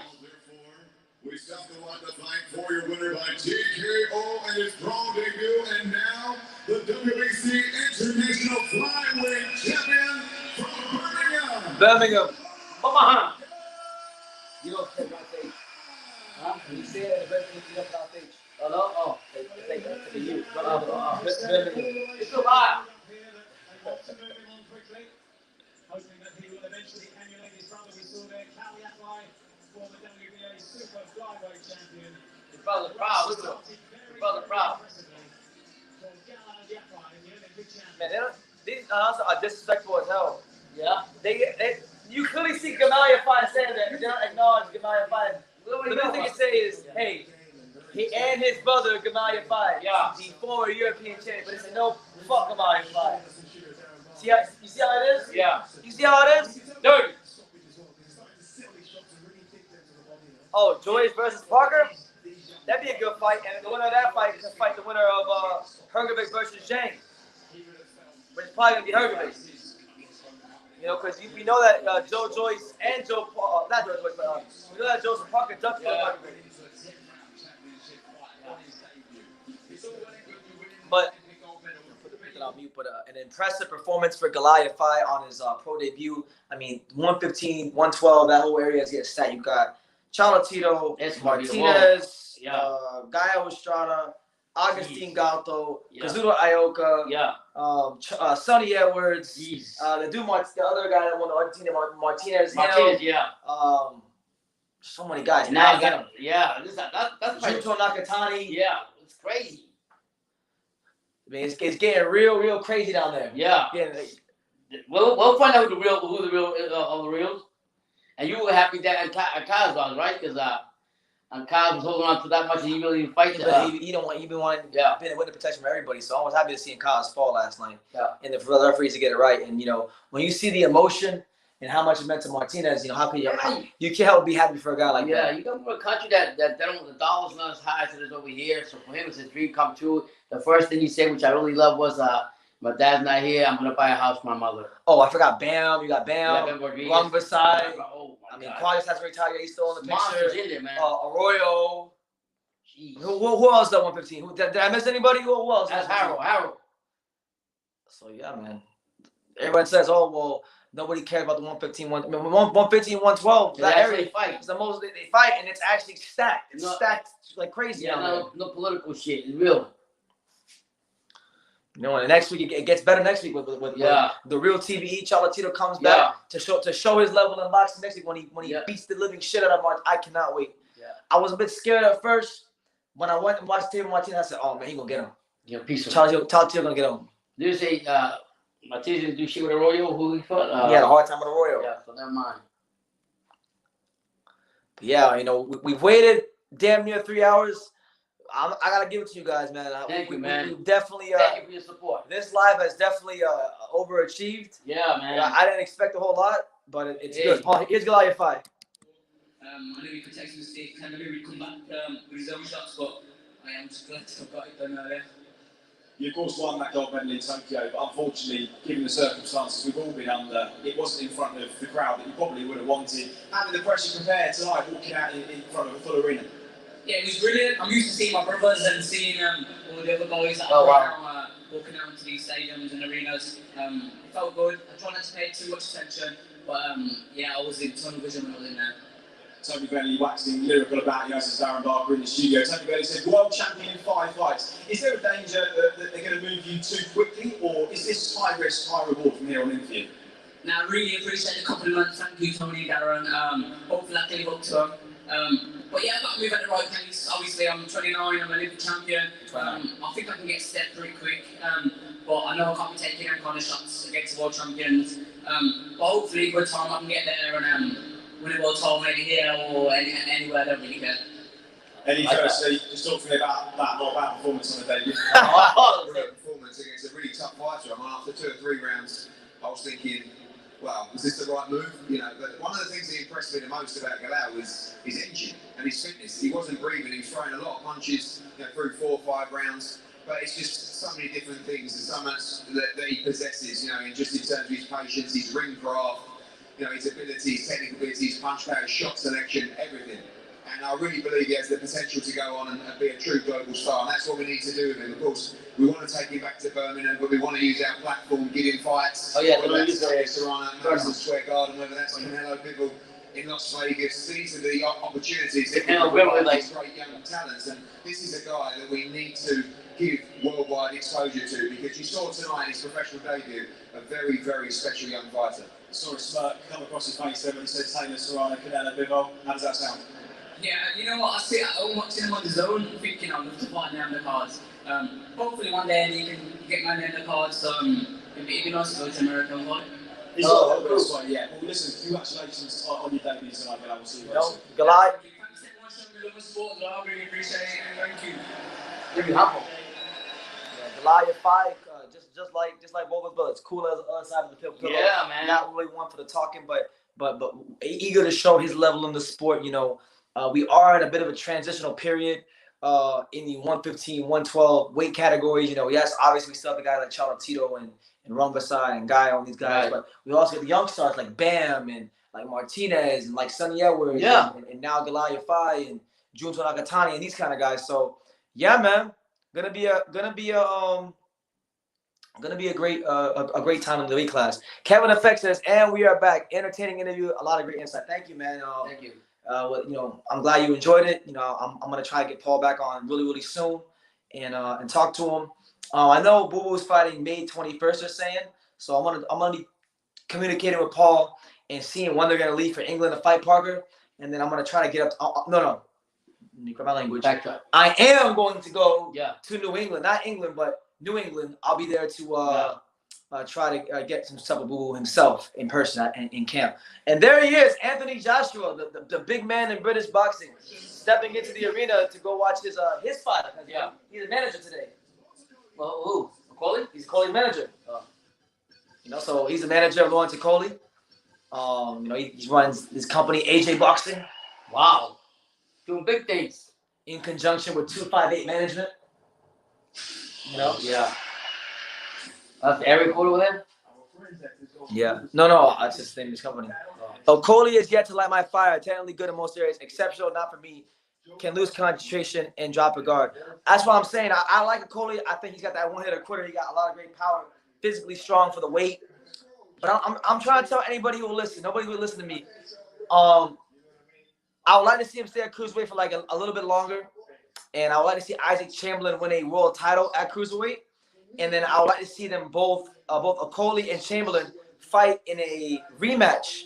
And hopefully under the circumstances of a unification. I think Isaac Chamberlain has matured physically a lot. I still think he has what it takes to beat Lawrence Okolie. I really don't think there's many guys at Cruiserweight that have a chance to beat Lawrence Okolie, but with Isaac's increased physical strength, his boxing acumen's increased, his agility, his speed, his power, everything. He's to me, there's no fighter in the UK that's more improved, top to bottom, than Isaac Chamberlain. You've been saying and he's got world champion written all over him. Yeah, you've been saying that for a minute. I mean, shit. The last guy that Okolie fought, Dylan Prazovic, Okolie went 3 rounds with him. Chamberlain fought Prazovic right after and got him the fuck up out of there in 1 round. So that's a lot.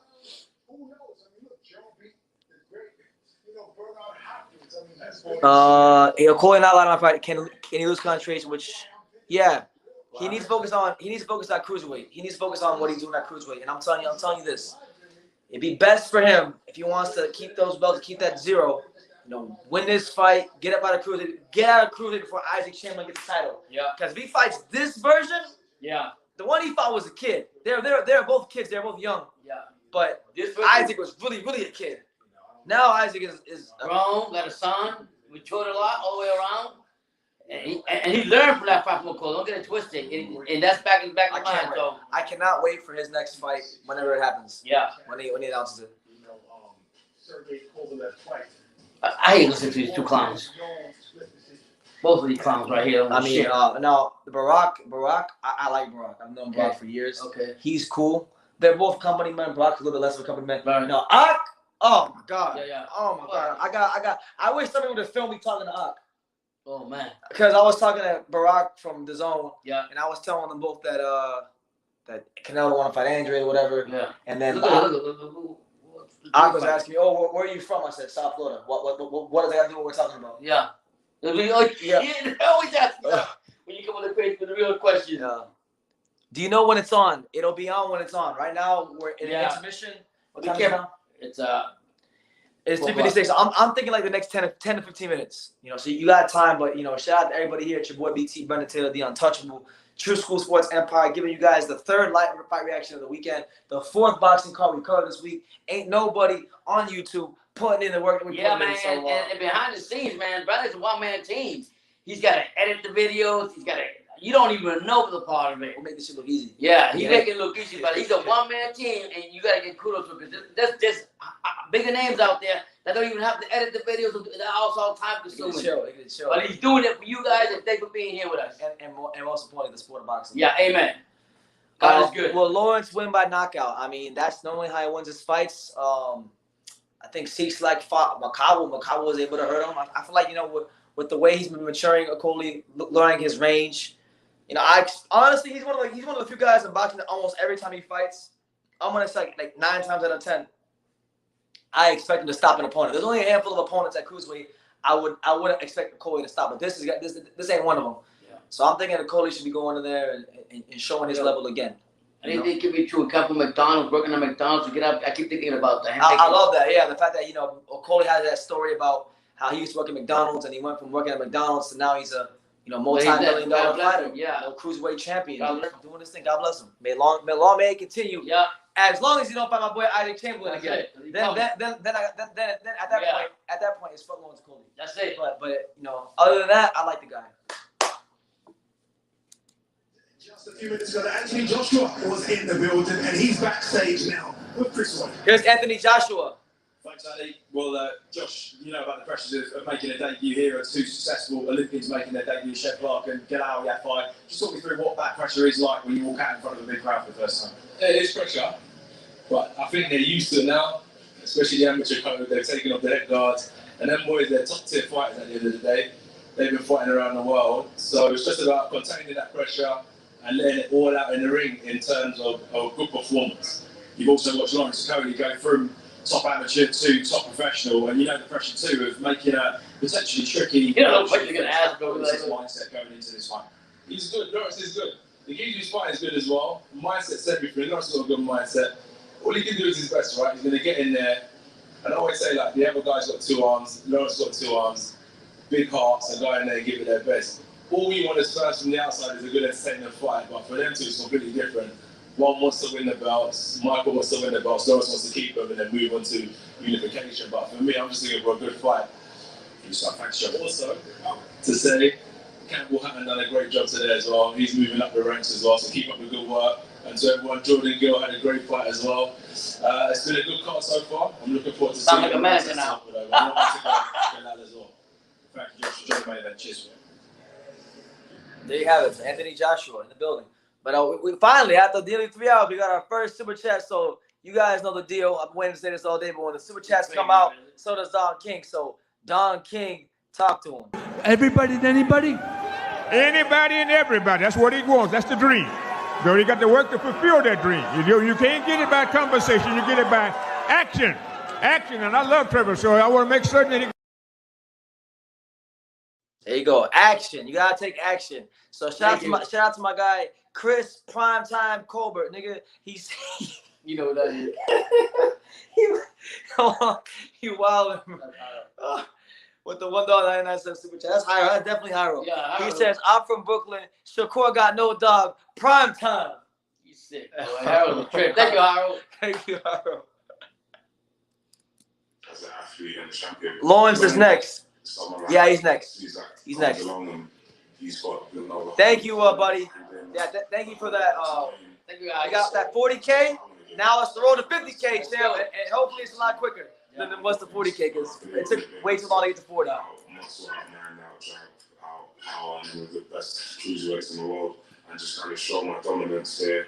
A lot of people get the wrong end of the stick because I've had 17 fights, haven't looked to lose many rounds, have barely been caught with good punches. It's just believe I'm going to get to him. And it literally just plays into my hands every single time.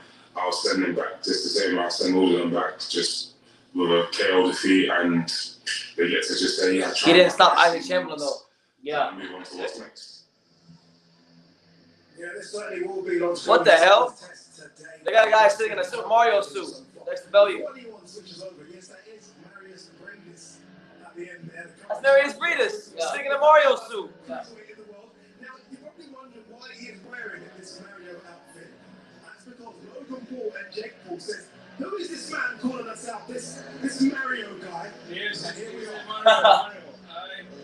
I'm Mario now. And next step, is the zone, is a great platform for Big Jake. Now I'm Mario. If you're afraid of real fighters, let's play our game. And why is Marius Breedis still calling out Jake Paul? He really wants that money. Yeah, he got that tattoo.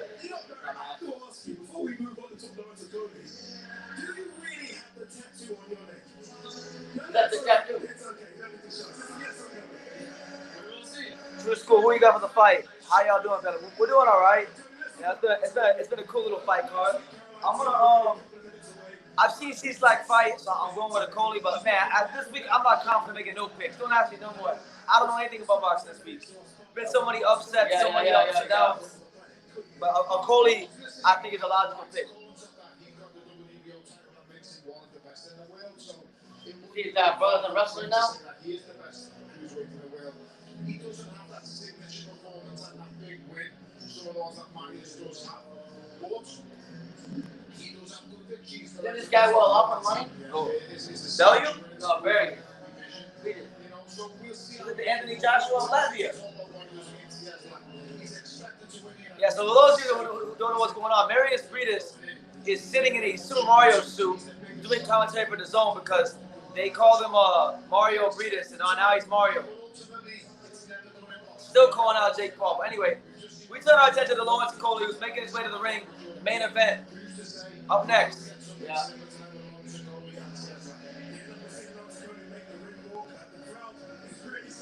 Joy Luna says, I hope Cieslak close the distance and fight on the inside. I hope so too. Personally, look, I like upsets. I've been enjoying boxing. I really haven't enjoyed boxing like this in a long time. Yeah. The whole week. It's been twists and turns. And it makes you realize, you know what? Maybe this shit ain't always fixed. No. You stay around the sports time and you think it's fixed and it's not. No. Not everything is fixed. Bring back reality at times.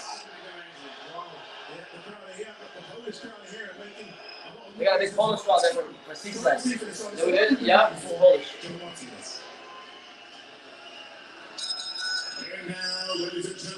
More popular, yeah, Polish heavyweight. They got his ass beat. Masamichi Ibuki, shout out to the former WBC, or the WBC champion Masamichi Ibuki. He says, you go on live for me, I had to bless Ken Shield with another opportunity.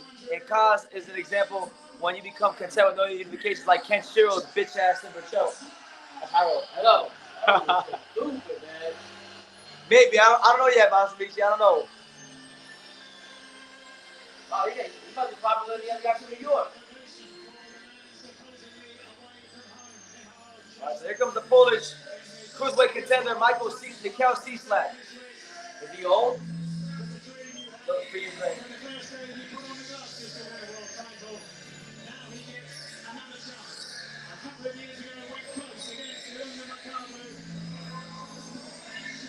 Macabo lost. I think Chandler would have did the so dirty in the block. I know Okolie's energy is going to be great. Yeah. Chris Colbert and energy is funny. Oh, he got a lot of Man, the posters turned out for this one. Yeah.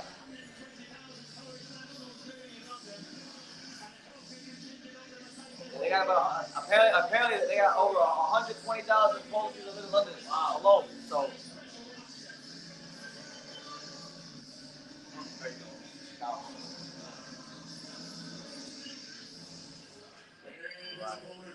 All right, so here comes Lawrence Okolie, the WBO champion. The star. From Hackney. Yeah.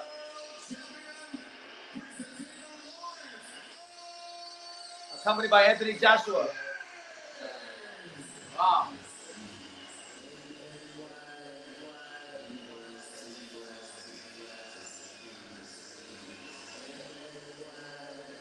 Not Gary.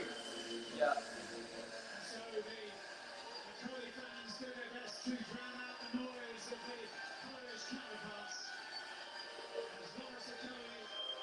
Look at Joshua holding the belt. That's the only belt he's holding right now. Yeah, the manager. Shout out to my guy Lyndon Jones with the super chat.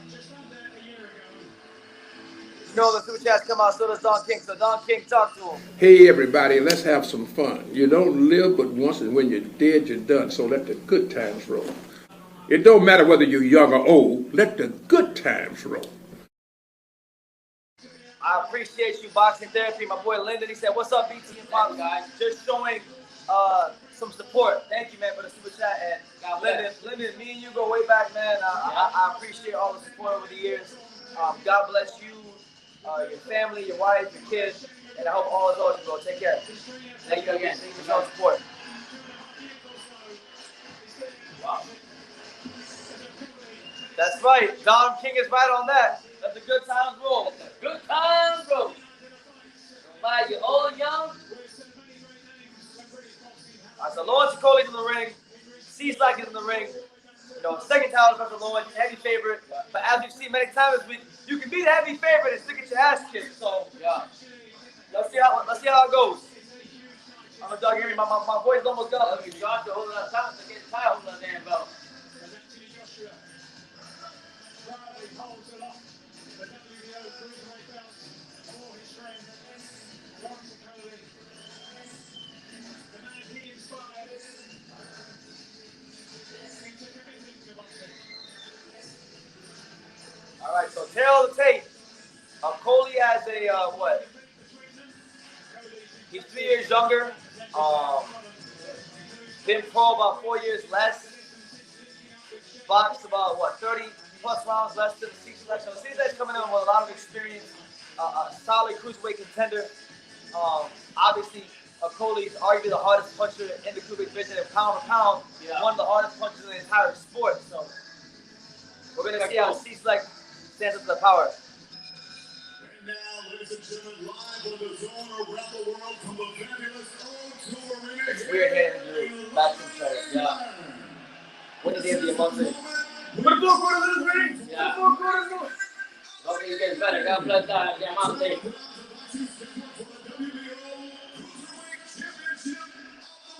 Right. Oh, that's what you mean. The UFC fighter. I think it's Adesanya. Oh. Sponsored by Big Friend, Wild Hydrate, and JB Sports. The WBO supervisor for this bout in attendance, John. So we're just moments away from the Lawrence Okolie attempting to make his second title defense of his career against Michael Cieslak from Poland. They got a lot of posters in the building at the O2. Wow, this guy is popular. Polish fighters always get support. No matter if it's America or yeah. They got some of the, you know what, you talk about good family, they don't get talked about them, the Polish. Yeah. Let the Polish fight, and the Polish ever get an A-level fighter, that's going to be the most popular fighter in the sport. Yeah. We had that guy from New York. We had that guy from New York. A-level. Oh, you play that. Wearing black and red, he weighed officially 199.6 pounds. In 22 professional fights, his record stands at 21 victories.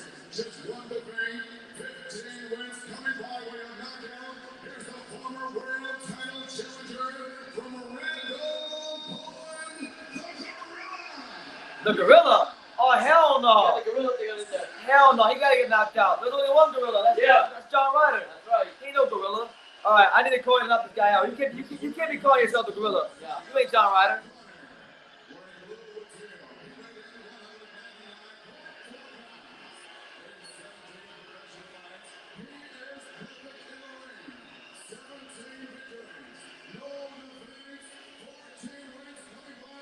Lawrence Okolie. That's soft.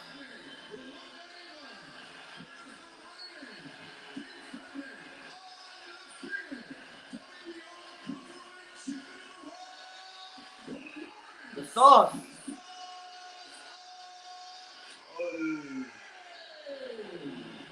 There you go. So Lawrence Okolie. No, Chisora.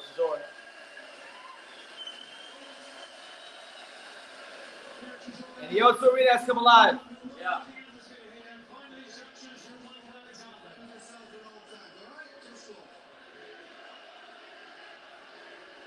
What if I just watched this? Who? What if I just can't watch it right now? Sorry, what's the sound?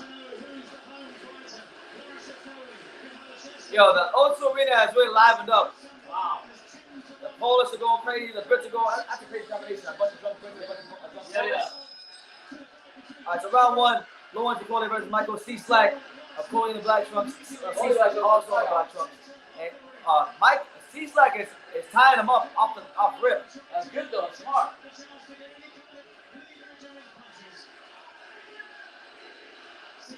Lawrence Okolie has the reach advantage, that long, rangy frame of his. There you go, good right hand by to the start there by Lawrence Okolie. There you go, another right hand by Okolie.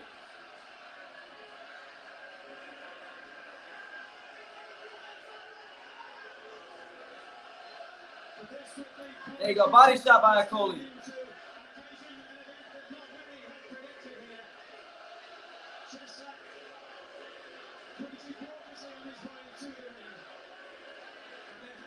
There you go, good feint from Lawrence Okolie again. Tall guys, I like that. Really not tight, but Cieslak in the southpaw stance, go back to orthodox. Yes, Josh Taylor was robbery, but that's yesterday. Oh man, Cieslak, this guy clipped with a right hand, and that should have been a knockdown, but he grabbed Lawrence Okolie and saved himself from getting knocked down. Oh man, big right hand again from Lawrence Okolie. Yeah.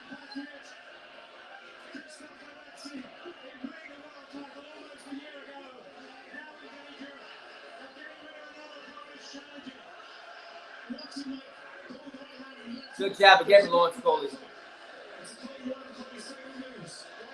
There you go, another jab from Lawrence. Right hand falls short. Ooh, good right hand to the start there from Lawrence Okolie. The sauce. Lawrence just overshoots the right hand, but that should have been a knockdown. You think so?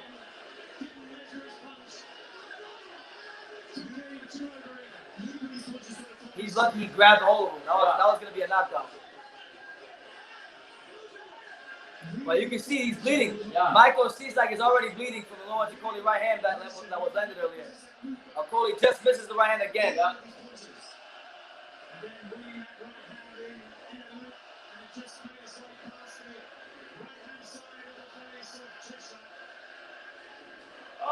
Oh, right hand again from Okolie. And Okolie starting to pose his body on Michal Cieslak.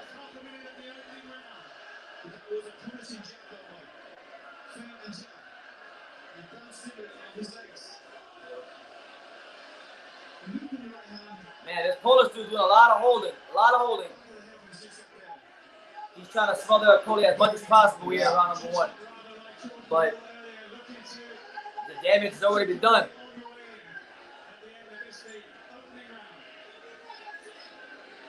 What the fuck is this ref doing? take the L up for you, dude. Good bullshit. Oh. He's about to fall again. So, a good start, a good positive start by Lawrence Okolie. There's Anthony Joshua with Eddie Hearn to his right and his manager, Freddie Cunningham, to his left. Yeah, man. Good first round for Okolie. You know, still overshooting the right hand a little bit, but he did land one, and the one that landed really got his attention. So, yeah. Sweet. Shout out to everyone here. Make sure you smash the like button. They're going to go. How far are you going to go? 5 rounds? The best of live and on demand. Introducing direct TV. Don't. I know I channel with this guy. So, yeah. Mom? 3 rounds the rest. And it looks like we're both for free. Yes. What do you guys think, though? What did you guys think of that first round? For those that are watching along, make sure you smash that like button. Definitely take time to subscribe if you're new. Yeah.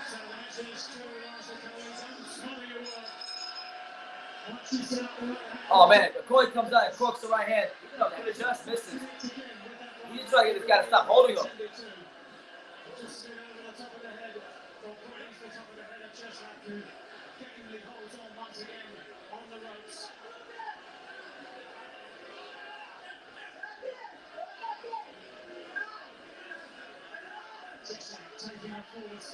Go, man. I think we piece the guy up, man. His performance against the Maccabi in his only defeat is only in the world title fight suggests there could be plenty to fear if Okolie doesn't manage to stay on the top. There you go, good right hand by Okolie. And the Polish are trying to spur them in on the victory. Yeah, wow, man.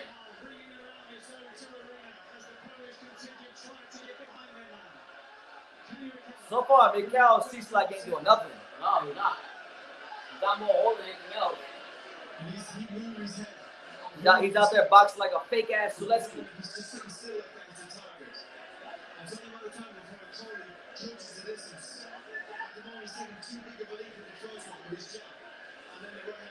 Okolie just misses the right hand again. But he's landing jabs. He's landing jabs and he's scoring. Just this Polish dude, Michal is tying him up over and over again.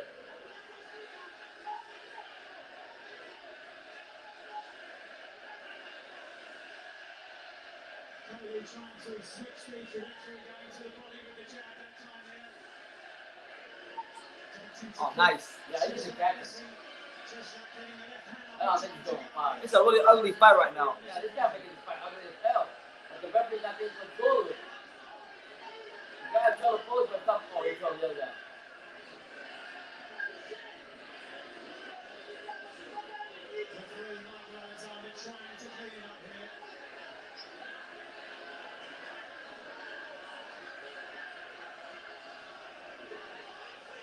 There you go. Good right hand to the body there from Okolie.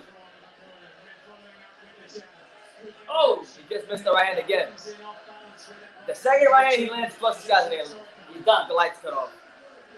Because Cieslak, his head's right there. It's just he's overshooting. He's not decoying the right hand good enough yet. Yeah.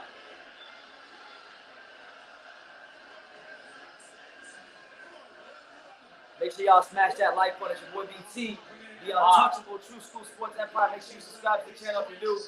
Lawrence Okolie right now trying to defend his WBO Cruiserweight title for the second time.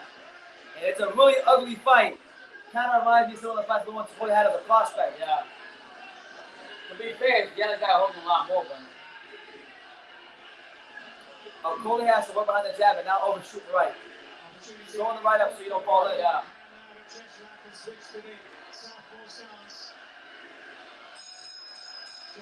He lands the right hand, or he knows the right hand that just misses again. But ugly fight. Yeah, that's very ugly.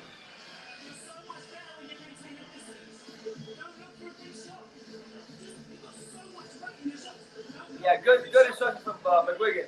He's got so much weight in his shots, he doesn't need to look for a big punch. Yeah. Just box and let it come.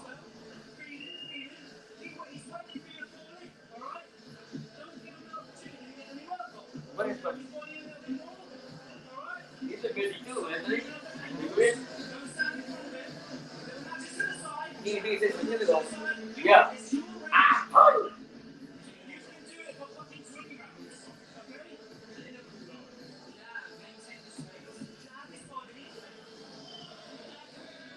All right, we head to round 3. Michal Cieslak, the Polish, the former world title challenger, challenging this for the second time for a world title. Not really off to the most encouraging start. Cieslak misses a left hook. Okolie pokes him with a jab to the stomach.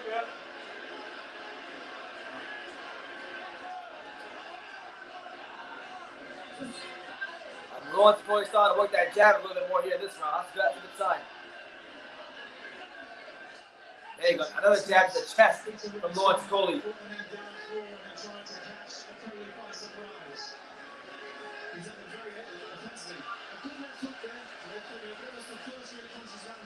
Tommy box numbers to 2 rounds. Okolie's landed 17 punches to Cieslak's 5 on 25%.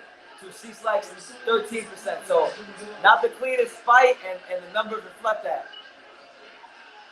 Oh, good right hand out the clinch there by the sauce. There you go. Right hand to the throat there from Lawrence Okolie. Cieslak throws a left hand out the southpaw stance and completely misses. Okolie ties him up.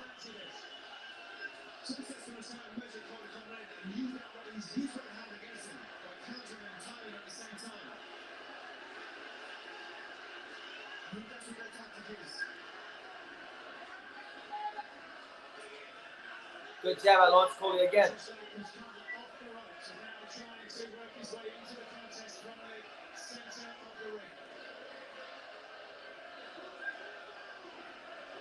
One minute and 20 seconds left here in round 3. Very ugly fight so far. Nobody's really let anything of significant sense. Okolie landed the right hand in the first round, but yeah, man, this Polish guy has done nothing. He's making the fight sloppy for Okolie, that's all.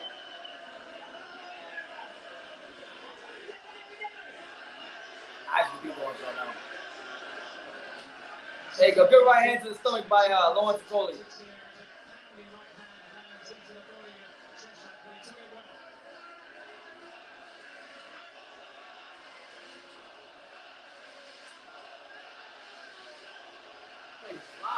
Good right hand by Okolie. That Polish are behind him, I ain't gonna lie. another jab by Okolie. There you go. He grazed him with right hand and ties him up. Both of these guys doing a lot of holding. This shit might be the Isaac Chamberlain fight. Yeah. God, man.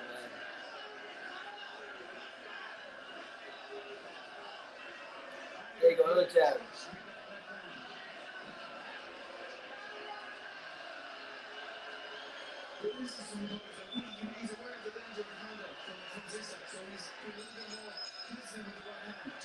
All right, so really boring fight right now. That fight, I mean, the profile they're fighting, the one's holding on. Remember, you take the control of it. What are you gonna do? I'm gonna enter a knockout. You get it done? But if McGregor was in Taylor's corner last night, he may have won. Nudged us. Maybe Okolie will use Ben Davison next. Yeah, maybe. Hopefully not for his sake. He used Ben Davison. That's a wrap. Ben Davison almost got Fury beat.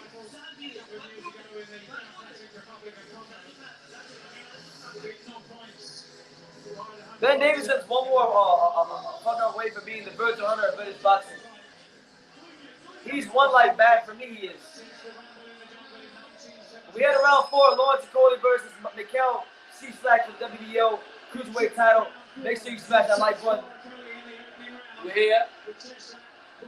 Barely, but we're here. Yeah. There you go. Good jab again from Okolie.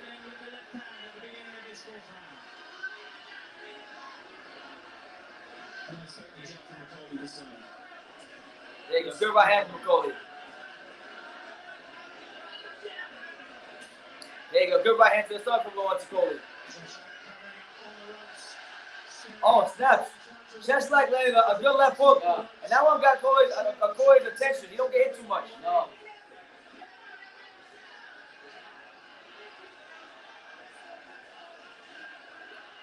How good was this guy? You say he's a former champion? No, he challenged the time. He lost to Cabo. Well, Cabo beat him. I think he stopped him.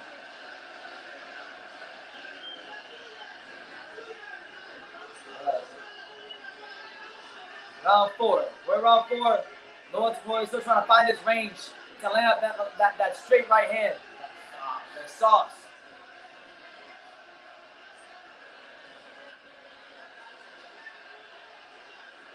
Good jab from Lawrence Okolie.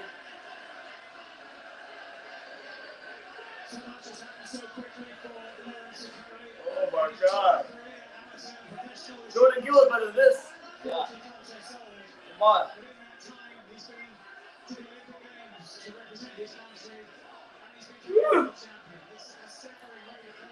He was a long minute. Come on. Hit him with that sauce.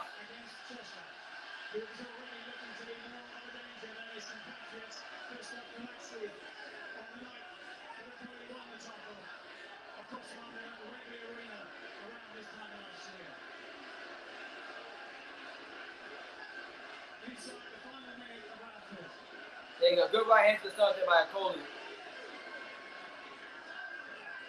The British Birds Honor. Maybe Ward can give up his punch, especially scoring disgraceful individual. Yeah, man. Andre Ward is, I don't know what he's on, but yeah, absolutely. Ben Davison is one like, if another fighter has a bad performance under him, like Fury did against Wilder in the first fight, or Taylor did last night. Shit, I mean, I think he might get beat with him in his corner. Your favorite fighter. Right, last 20 seconds here, round 4. God, man, this fight is so bad. Oh, Lawrence, do something. Cieslak, do something, man. Lawrence overshoots the right hand again.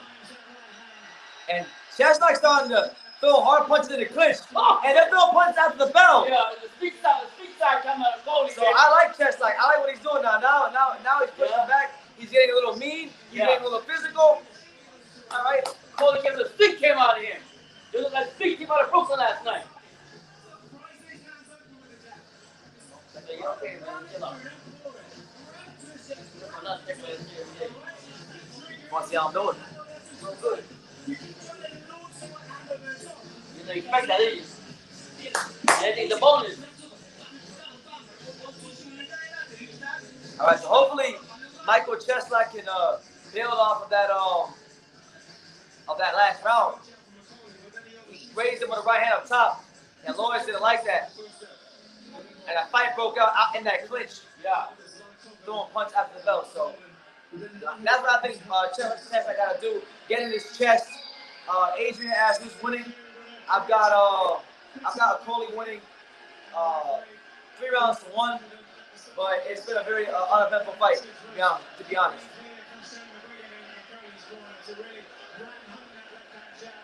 Okay.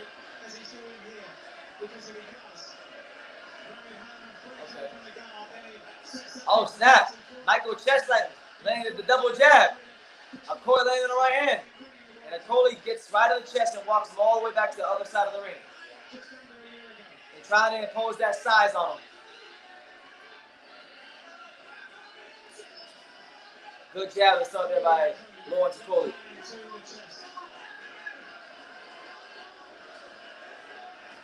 There you go, right hand to the body there for Lawrence Okolie. There you go, Cieslak with the southpaw and then throws the double straight left hand with nothing on it.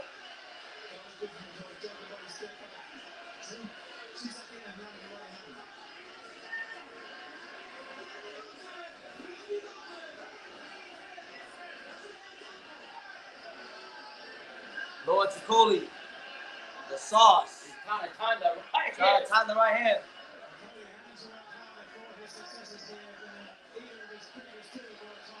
There you go. There goes Okolie with the holding again. In the beginning, it was sledging on Okolie.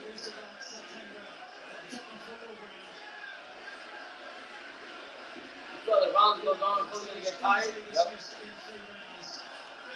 Oh!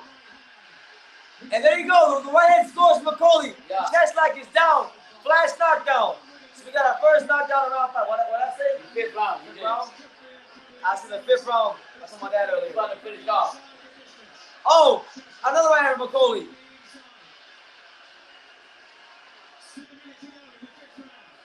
Cieslak holding up for dear life. Last minute. Okolie wings the right hand. That's partially blocked, and then Cieslak ties him up.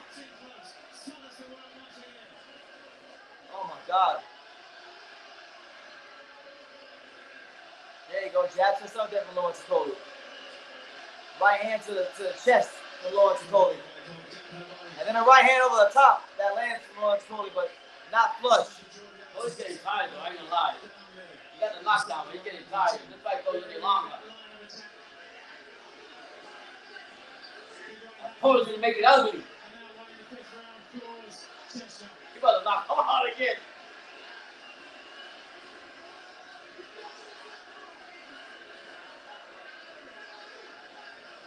Oh! Big right hand from Okolie. Cieslak's gonna survive this round, I think. You will?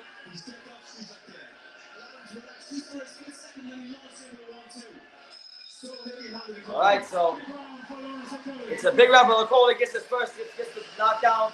I don't think he's lost the round yet, but the fight has not been like the best fight in the world. Yeah, Jackson got right up, though.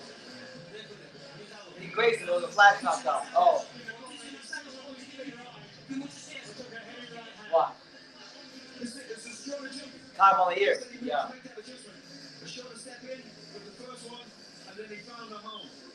Right on the ear. Yeah, they still here. Okolie is so awkward. Awkward's an understatement. Man. Awkward, tall, big, can punch. Hard gotta be at this weight. Yeah. No.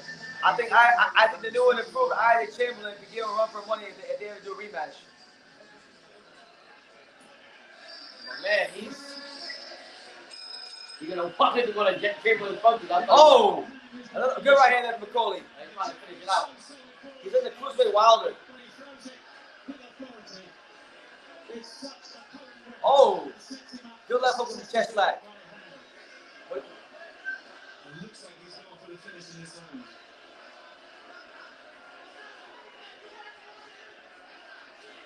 There you go.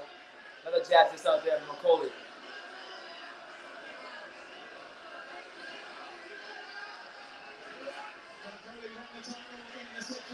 Everybody get out the way.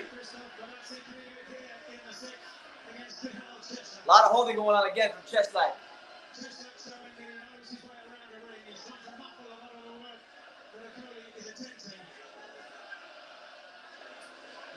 There you go. Good right hand from Okolie again.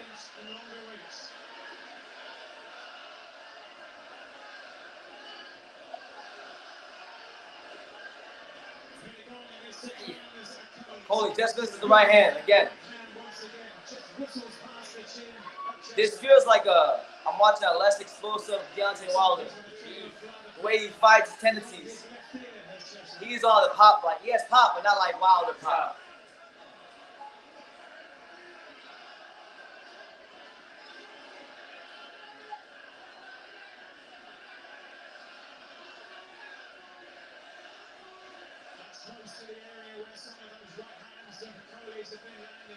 Lawrence Okolie throws a half hook that gets blocked. Michael Cieslak goes back to southpaw. Every time he's going to southpaw, Okolie's looking more and more for that right hand. Yeah.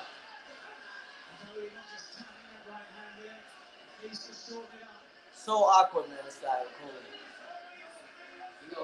This ain't the first time I've seen an ugly Lawrence Okolie. Yeah. There's about a good 3 or 4 others.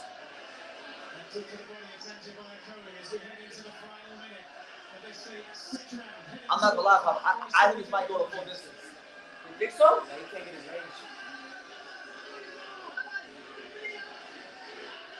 He's very slow to throw the right hand. He keeps sticking the right hand, framing, and then he's not throwing off the frame. You gotta do that and throw off of it. Don't sit there and just wait. Yeah. Give your opponent time to make the move. More holding going on. Unbelievable. Yeah. Inside the final 20 seconds of this sixth round. Cieslak's in love with recovery soon. He's got to find Untitled Chapter. Okolie throws a right hand that's blocked again. I think he's gonna jab more. Oh, he's got to jab more. What an ugly fight. Not usually. I can't believe that the undercard was good. Now the main event doesn't sleep, is it? Yeah. Shout out to us that I figured out. Hey, shout out to the Polish toughness, man. Oh my God, I'm on the bathroom. Yeah. And then taking a walk.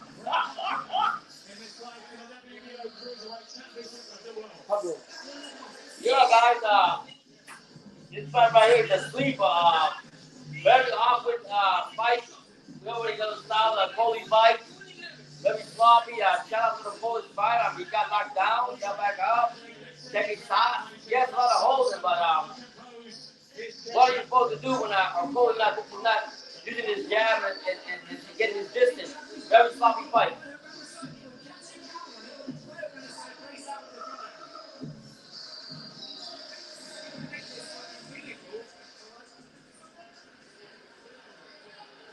Yeah, he's very awkward. You got that right. Awkward's not even a word. Back into the ring, holding against both of them. Okolie pushes up to the ropes. Referee breaks him back up again.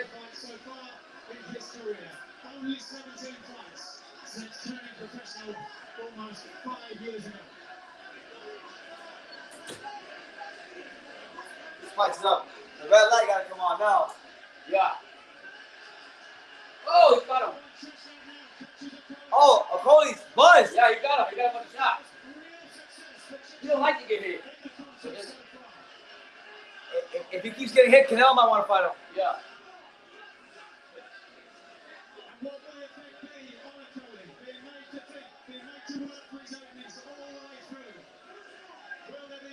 Touch-up fight? Huh? You supposed to do a touch-up fight? Yeah.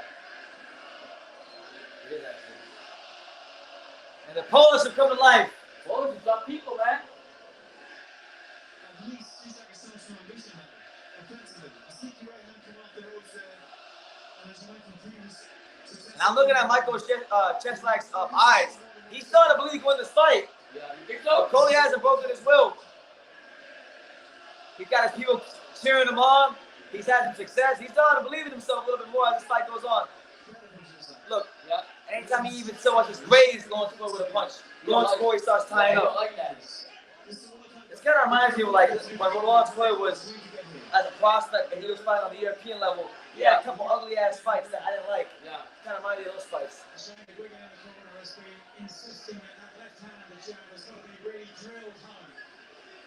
Yeah, good jab from Okolie.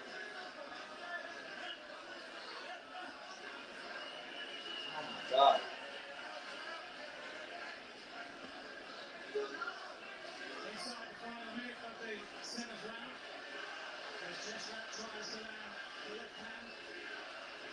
Sometimes you win ugly. And just look like it's one of them. Huh? Isaac Chandler will beat the shit out of Lawrence Okolie. If they fought right now, Isaac Chandler will fucking punk Lawrence Okolie. He sucks. I don't think you would walk in like that. I just try and kill him and knock the shit out of him. Oh, he's so ugly.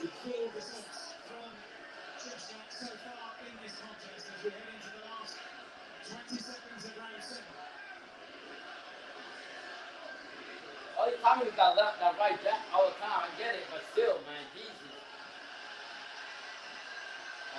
You gotta get something to before his fight, though. He's fine, man. You have to bet yet, even with the knockout. What a shit title fight. Eddie Hearn? This is why Americans don't care about cruiserweight. If you want to know why Americans don't care about the cruiserweight, this is it. Man, this is a horrible fight. BC in Vegas, Marcos in Vegas, at the same. Yeah, man, it should be good.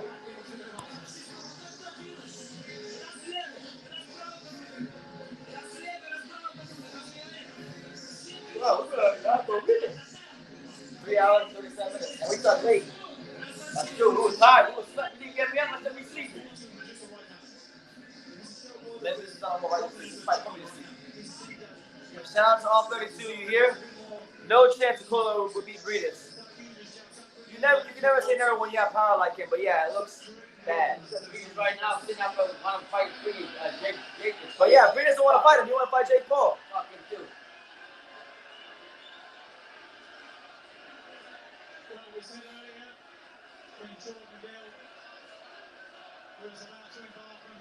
Right now, Okolie's winning. I'll stop scoring it because this fight's putting me to sleep. But Tony Bellion's got it 6 rounds to 1, and that sounds about fair. Because even though Okolie looked bad, he's landing more shots, and Cieslak hasn't done anything. So for once, I agree, Tony. That's not money. No, let's talk about sport football.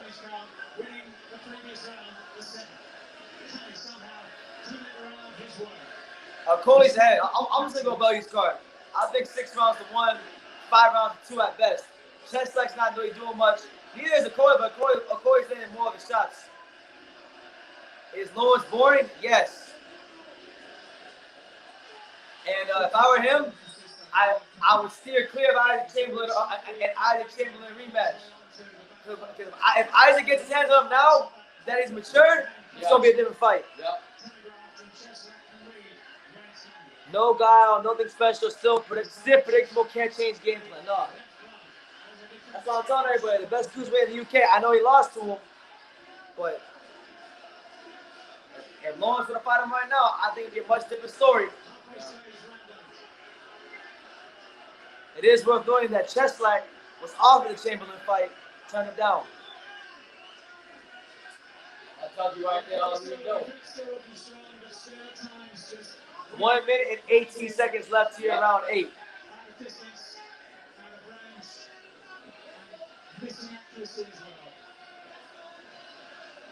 Can I tell you what you're going to say when the fight goes 12 rounds? You're going to say I need the rounds. When Lawrence Okolie goes 12 rounds, and this is a boring-ass decision victory, he's going to say he needed the rounds.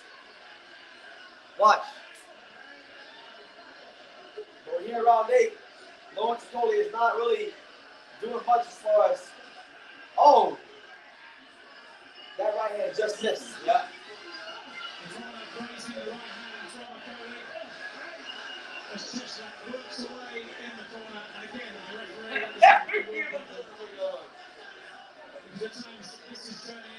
contest is next year's the British title contest between Okolie and Matchroom. Oh, Matty Askin. That was a bad one, too. Okolie versus Matty Askin is one of the worst fights I've ever watched in my life.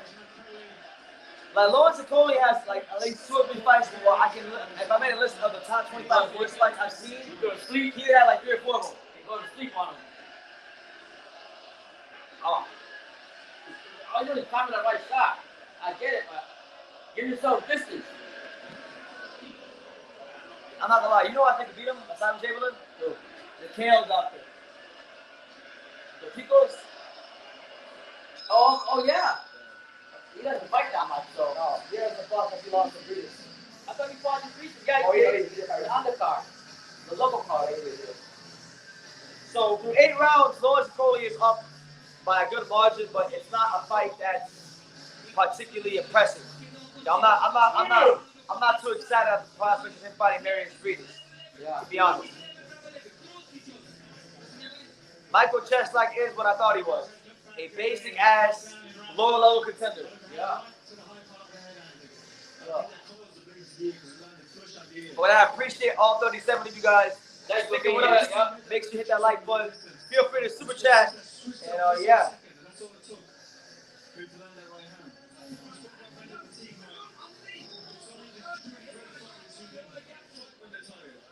Who can think with their time and compose themselves, to find that punch, to find that little bit of class, to separate them from their opponent. That's what's going to take to win this fight.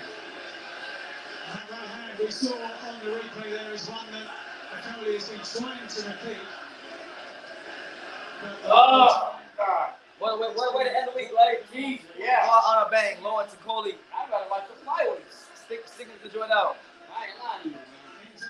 Shit right here. It's the longest distance that Okolie has been in his world title fights. Oh wow. This is the longest ever gone. Yeah. Oh. The more you have to clinch, the less guts you have. I agree.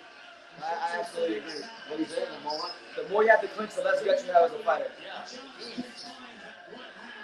Is it full attendance? Yes, it looks like Oh, it. it's crowded, man. You got the Polish people, the British people. Loud. What's the score? I don't know. I've got like 7 rounds to shoot. 7 rounds to 1 for Okolie, but it's a Very sloppy fight. bad fight.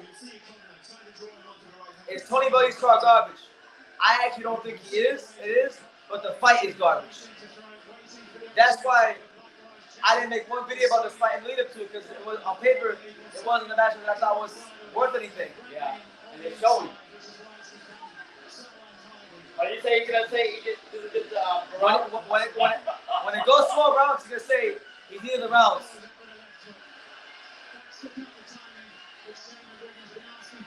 Man, I think, you know what? I think Canelo might fight Okolie. Where this going? Yeah. Yeah, he might get it. Yeah. Escribiendo la historia. Yeah. Stepping off once again, almost inviting Cieslak forward and then dancing in with the left hand.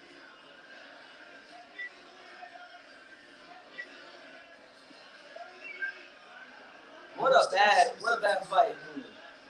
Honestly, Canelo could beat Okolie. Fucking horrible. He's really bad. He's super awkward. Yes, he can punch, but when he's not able to land those big shots, he's an incredibly. Got to jab some more. Use that jab. Oh, you go good right hand. There you go, nice body shot. Want more of that.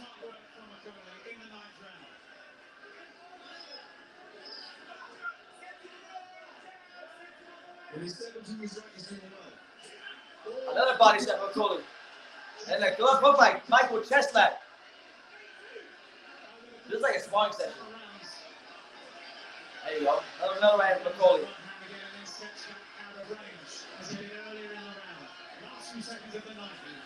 What does Lawrence need to improve? He needs to get a consistent jab and learn how to use his range better. That's why he keeps getting smothered. Man, if I'm him, don't you ever move up to the heavyweight. He go up there, his ass is toast. Yeah. Because the only reason he wins a lot of these fights at Cruiserweight is because he's big. Yeah.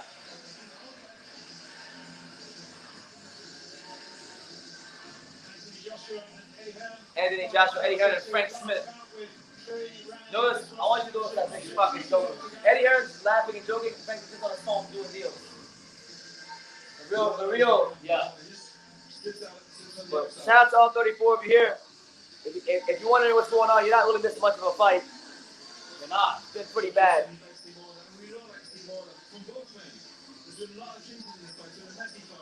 Really forgettable fight. I'm probably going to forget about this fight. By the time I go to sleep tonight, I'm going to forget about this one. Yeah, of course, right after this. Okolie and Taylor are massively overrated. You can say Taylor's overrated. I wouldn't say he's massively overrated. Look at the guys he beat. Look at the undisputed. I know you can say he lost to Catterall yesterday, but I mean, he was testing himself against top guys consistently, and he actually has been undisputed. Lawrence Okolie hasn't really done anything close to that.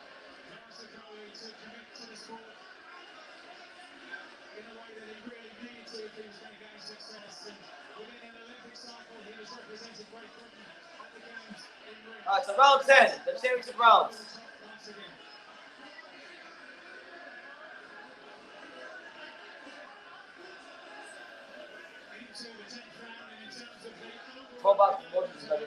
Yeah.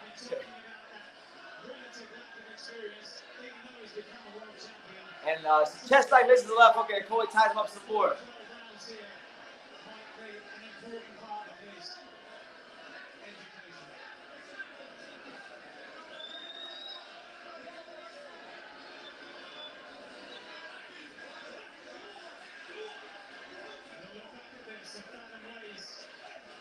Man, Okolie doing more holding and just smothering him, man. He's ugly.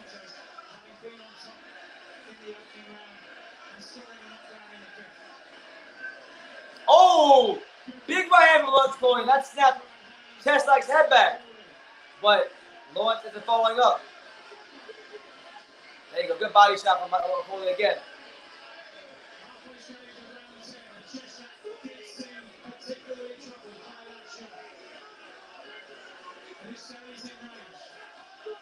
Good body shot from Cieslak.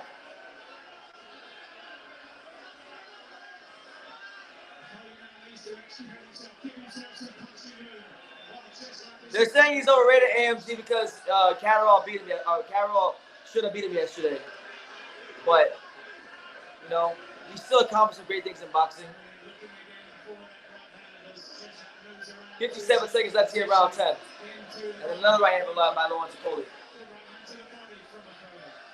You got pops? You gonna make it? Yeah, make it ridiculous. We're ready to go to sleep. You want to pillow pops here? Let's get pops a pillow. Yeah.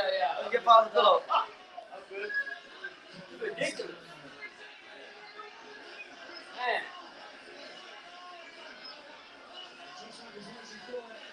Come on, man. Do I think Taylor's overrated? It's hard to call a guy who's undisputed champion overrated, but I think he's had a really horrible night. I still think he's an awesome fighter. I don't think he'd be Crawford or flex him, but no, I don't.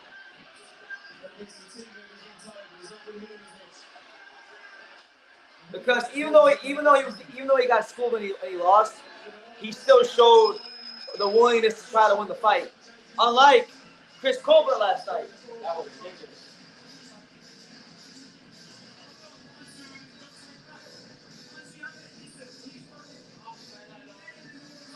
He wins his fights mainly because of size and rehydration, Taylor and Okolie. Well, that's not true. Taylor beat Ramirez because he was the more skilled fighter. Go look at the first knockdown when he countered him. That was skill. This is the first one. It's just arrangement. He's dancing so far out. He's just got such a long reach. And he's just out of range.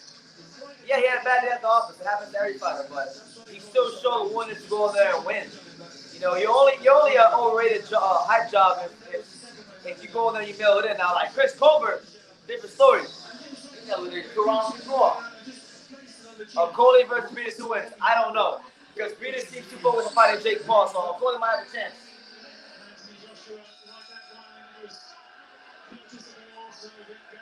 Shout out to all 41 of you here. Make sure you smash that like button. We're here in round 11. This is like the longest fight ever. I want the fight to be done so bad. I'm taking a nap right after this fight. I'm not talking to nobody. Yeah, that's a drag. It was a drag, man.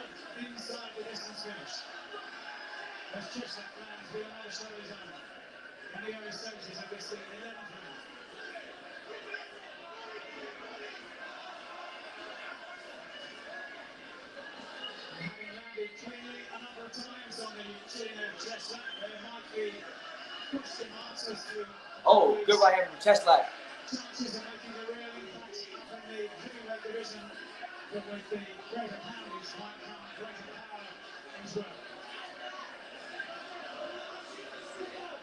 Right hand from Cieslak in the clinch.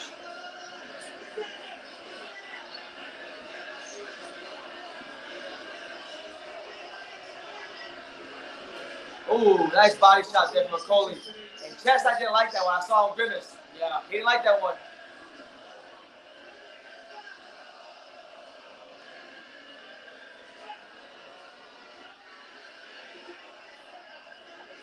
Doesn't give me something on space.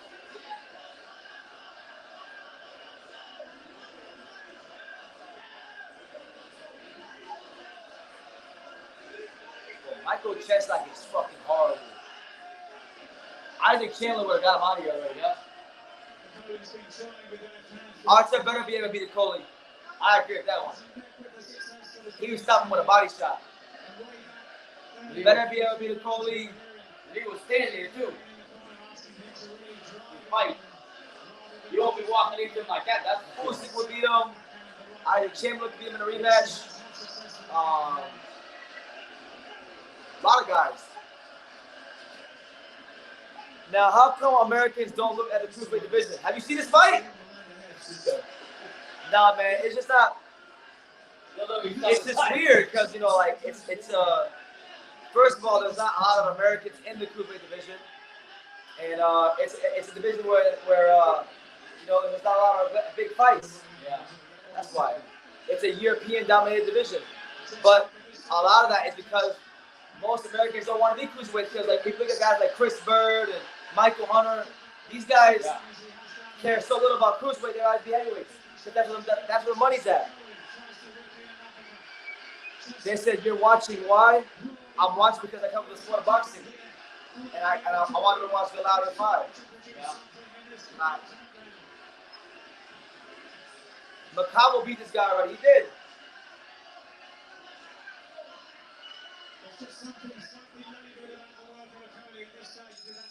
Oh my God. 11 rounds. 11 rounds. One more to go.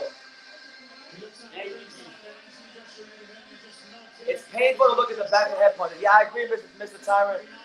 It's an ugly fight. It's an ugly fight. One that I'm never going to go back and rewatch, ever. Yeah. Under any circumstances.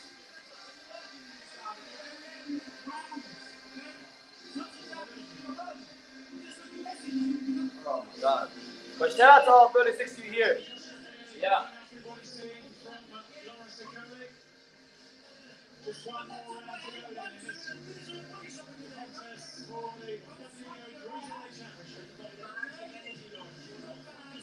Right now, Okolie's winning, but the fight it's been a stinker. Yeah. And Okolie's had a number of stinkers. This fight, the Chamberlain fight, Matty Askin. That's three right there.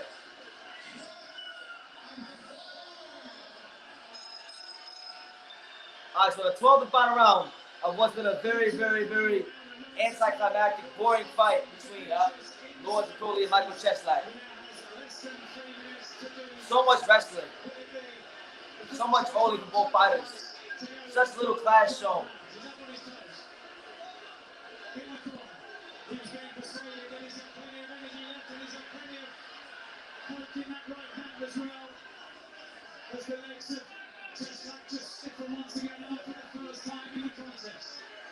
Why don't Americans care for cruiserweight? Because there is a lot of American talent in the division. And then the guys at cruiserweight, like Lawrence Okolie, if they watch Lawrence Okolie, they say, man, this division shit. If they see a guy like Okolie.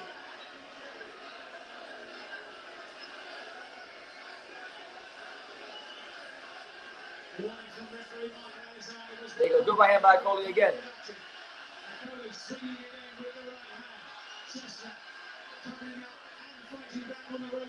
You know what? Michael Cieslak made the right decision to fight Lawrence Okolie. And not as a champion. Yeah, he would have got some stuff. Dude is horrible.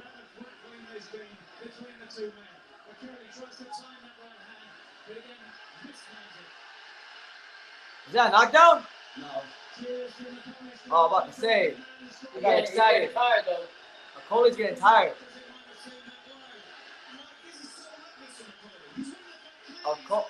Okolie's getting right in the pocket, trying to fight him when he's up on the cards. Man, if I'm Cieslak, I'm sitting on everything.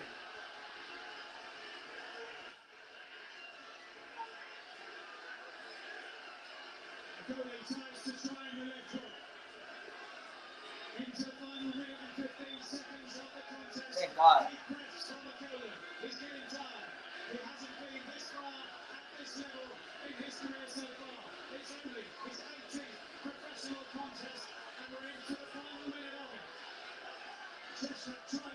Okolie holds again. Jesus.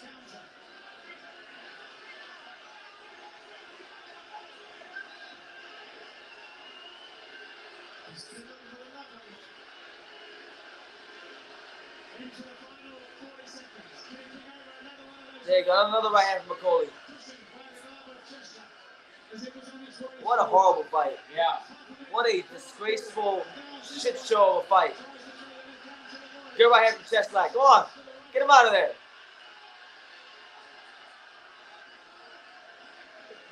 Last 20 seconds. Thank God. Thank the good Lord. We made it.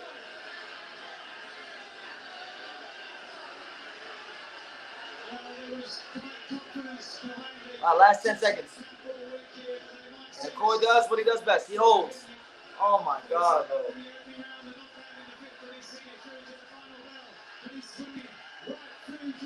The best fight of the card was Jordan Gill and Goliath fights. Other than that, really bad. But Lawrence Okolie sucks. And Cieslak sucks extra for letting him do that. Yeah. Horrible cruiserweight fight. You know what? Someone need to get the tape of Canelo. Escribiendo la historia. Okolie's dug in a heavyweight smoke. What an absolute shit show. You're damn right. Aaron, Papesa. So we patiently wait the decision, or impatiently really, because we want to get up on out of here. Yeah, we This fight was horrible. We'll wait a little bit.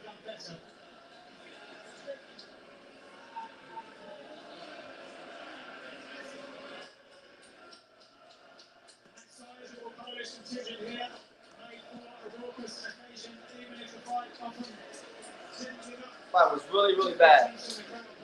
Lawrence Okolie, HBO Adesanya.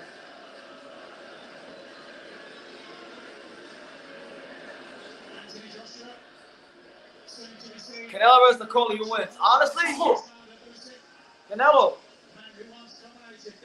Let Okolie try to clinch Canelo. Body shot. Yeah.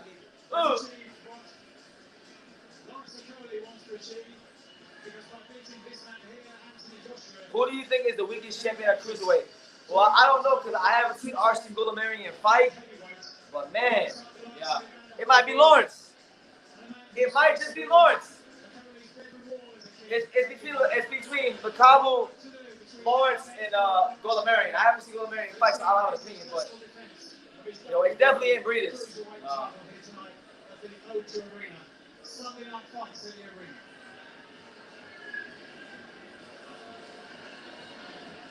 I would hate something about it.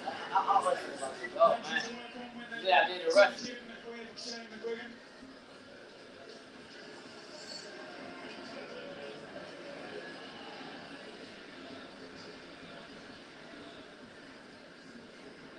Cieslak in the corner. Knocked down in the fifth round was hurt badly by right hand in the opening round, but made it through to the final bell. And now we get the official verdict. I'll tell you that. Here comes the decision. Think about it, Lawrence. Yeah, I got it.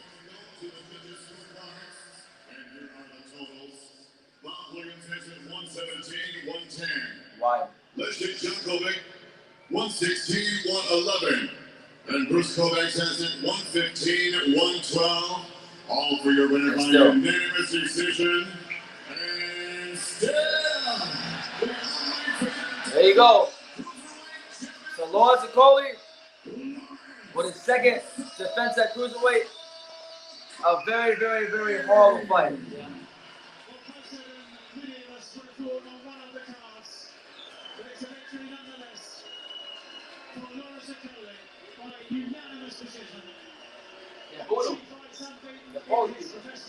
Alright, so we're going to stay here for Lawrence Okolie's post-fight interview, and then we're going to get right off because we need to sleep after that. That was bad. That was bad. But we appreciate everyone who supported us thank you guys all throughout the week on this live. And check out all the content and videos on the channel if you haven't done so already. Okolie's not much better than Michal. We just told her. I agree with that. Wow. Thank God next week, we're not going to be going next week. Yeah, but the only difference is Deontay Wilder has way better power. He's way more explosive. I respect your opinion, but you can't judge a whole man's future career from one single fight. You talking about Josh Taylor? I never said he wouldn't be shit in boxing after the loss. I just said he lost a Catterall, and he's still a great fighter. Talking about Okolie? Okolie's gonna get his ass beat one of these days. The only reason he's not losing is because they're picking the opponents very carefully at cruiserweight, and he's weight bullying people. That's it. The minute he steps up to bridger or heavyweight, he's losing. That's not judgment. That's just knowing boxing. Not many people predicted that. Lawrence Okolie taken all the way by what was a very tough challenger, Michal Cieslak. Andy Lee, you were inside for it. But the most important thing is that he did defend his WBO Cruiserweight belt. A bit scrappy at times. Lawrence maybe not giving himself enough distance to really land those big right hands. How would you sum it up? Yeah, it was messy. A lot of holding, a lot of punching and cuffing. But he got the win. Yeah. 12 rounds against a championship opponent, and that'll stand him in good stead. And what I liked about him, even though it was the last round, he was going to look for knockout, like he was well behind on the cards. And that's always a sign of a dangerous and good fighter, you know. So, yeah, I think all is upwards for him. He's still a learning fighter. Yeah, for those who are tuning in, Lawrence Okolie just got the decision, a wide decision, but a very, very boring fight. Pompey says Andre Ward had that fight a shutout for Michael Cieslak. You know, we need to see more Andre variation. Ward, there you go. More hooks. We didn't really get to see that. What Andy said there spot on. This is the thing with fighters like Lawrence Okolie and Anthony Joshua. They adapt and come through the game so quickly because they're such good athletes, such big, strong, powerful men. So you make the transition in the pro game so much faster than the. God bless you, Josh. Thank you, man. God bless you, man. Thank you. Problems within itself. That then puts you playing catch up with other fighters who are long seasoned and established. And yeah, I feel like the boxing IQ. I'm giving this 2 minutes. If they don't talk to Lawrence next week, we're ending this live. Because and it's very hard. I'm really tired. You know what I'm saying? So tonight you've seen Lawrence Okolie. What you needed to see from him is to create that distance between the two a little bit better. He's letting his work get smuggled on the inside. Absolutely. He's getting tied up an awful lot. He's getting a lot of wrestling matches. And no shame the women doesn't like it, but it's going to happen when you've got someone as big and as strong and as effective as Lawrence Okolie. They're not going to exchange them so freely. And when they get close, they're going to lock them up and they're going to have these wrestling matches. So going forward, establish the jab better. Make the jab a weapon. Don't make it just a range. All right, Aaron, take care. Thank you. Thank you. And then from there on, break fighters down with it and get rid of them. Yeah, let's hear what the big man has to say. Lawrence Okolie. So here's Lawrence Okolie. Here he is. Lawrence, congratulations. These mandatory challenges can be high risk, low reward. When you're in it, someone that's intent on making it as well. Well, that's so how important is it to just get the job done by any means? That's the paramount. You know, I think that there's it's good to actually get that learning under my belt. He's a top competitor, and he pushed the pace physically strong. So it's a good 12 rounds. Was there anything in there that surprised you? He was, I guess, rough and ready. He seemed harder to hit with the right hand than you usually used to. I think it was the right hand. He was tucking under it very well. So I was trying to find the different angles to get it. But because he was bigger around the shoulders, it was hard to get it that way. And he was coming up with good left hooks and he had a little grip. So to find the right shot, I think I was taking too long to try to find it when I could have worked a bit more. But it's easier, said after the fight. That's something I can work on going forwards. You buzzed him in the first round, you dropped him in the fifth. Are you surprised how well he recovered from those right hands? Yeah, definitely. I think, I thought when I dropped him in the fifth that, okay, I'll close the show.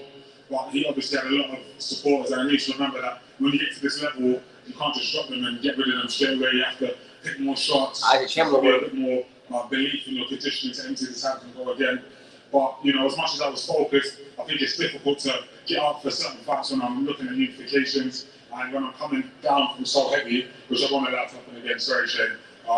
You're going to get some performances like that, but I'm happy. Yeah, showing the disciplined weight-making process for Lawrence, but ultimately there was a lot of clinching, a lot of wrestling there, but he looked fit, didn't he? Say it again. It was a very disciplined weight-making process for Lawrence. It's not easy being the size he is to get down to this weight, but there was a lot of wrestling, a lot of clinching that could have taken the energy out of him, but he looked fit, didn't he, to you? Yeah, I mean, he did 12 rounds, but he didn't maintain the distance enough, you know what I mean? When he buzzed him early on, he was crowding his work, he started to get his distance, dropped him in the fifth, and then he just got messy. And that's, inactivity a little bit, he needs to be more active. Also, the fact that he went up so heavy, and these guys, they know how to survive and they know how to sort of push the fight late on, but he got the win. He didn't look 100% his best, but he still got the win, and that's a massive name under his belt. I love that, but it's cool tonight. Super Lawrence Breedis, the name that you've been chasing for so long. What's your message to him, Lawrence? He looks like a clown, and I'll show him that. That's the fight to be made. Lawrence Breedis is up here on the ring apron with us. Yeah, he is. Come to you first. Marius Breedis on the ropes. Do you want to fight this man? Yeah, congratulations from me, and I hope you feel really good because too much punch he gets here. But also, I have a small present for you from McDonald's. Last ago, I hope you take and I hope this is a real man. He's a very strong man, and I hope after Australia we come back to London and we make this full arena. Well, I hope it's a vegetarian option in the McDonald's bag. Eddie, you have a good relationship with Cieslak. Could that fight be made? Yeah, I believe so. I mean, this guy's on another level. Yeah, the one thing that I call it. With this, not to you. Don't worry, not on another level to you, but another level to the normal. No, Eddie, you had it right. Breedis is on another level. With Jake Paul and with all this stuff, but I hope that he wants to give us the best fights in the division. Because that is the best fight in the division, Lawrence Okolie against Marius Breidis. I don't believe that. Cruiserweight in the world. I don't believe that. Fantastic resume, Marius Breidis. So I believe Breidis for the mark. I think it's an explosive fight. Doesn't really matter, but he's going to move up to heavyweight. It's only a matter of time. We must make these unifications before he does it. So he's got to fight Jay Apatow in Australia. Maybe we even get Gulamar in before that, or Makabu, who looks like he'll be without a fight. But this is the fight for the division, in my opinion. So Lawrence, is that the plan then? You'll take anybody with a belt at this stage. Marius isn't up for it next. Yeah, definitely. I just hope that we can make the fights quickly. It is getting a lot harder for me to make the weight, and I want to stay at a certain weight, but it's easier when you have fights lined up. So hopefully Eddie and the team can get a fight quite quickly before Breidis, so I can just maintain the weight, get a little bit more condition at 12 rounds, and then maybe we can go in. I don't know when this fight is with Apatow, a good fight, then we can go. Okay, well done tonight. Thank you. There you have it. So Marius Breidis giving Lawrence Okolie some McDonald's. That fight, honestly, that was probably the best part of the whole fight. That was the best part of the whole fight is Marius Breidis saying that he got Lawrence Okolie some McDonald's. So listen. Eddie here did react on that shit. So listen, guys. Look, on that note, look, yeah, we appreciate you guys the whole week, the whole weekend. That was our third live fight reaction in 2 days, and we also were in Tampa covering a fight. So it's been. We put in a lot of work here on True School Sports for you guys. Hopefully that you guys have been enjoying the content. If you haven't checked out any of the content, go check out the interviews with Tarver, Roy Jones Jr., and be on the lookout for other content. There's still videos I gotta make. But right now, I'm gonna get some rest. You guys take care. And like I say in every single one of these videos, you can love me or you can hate me. But I'm just Kif Daniels. So until next time, take care, guys.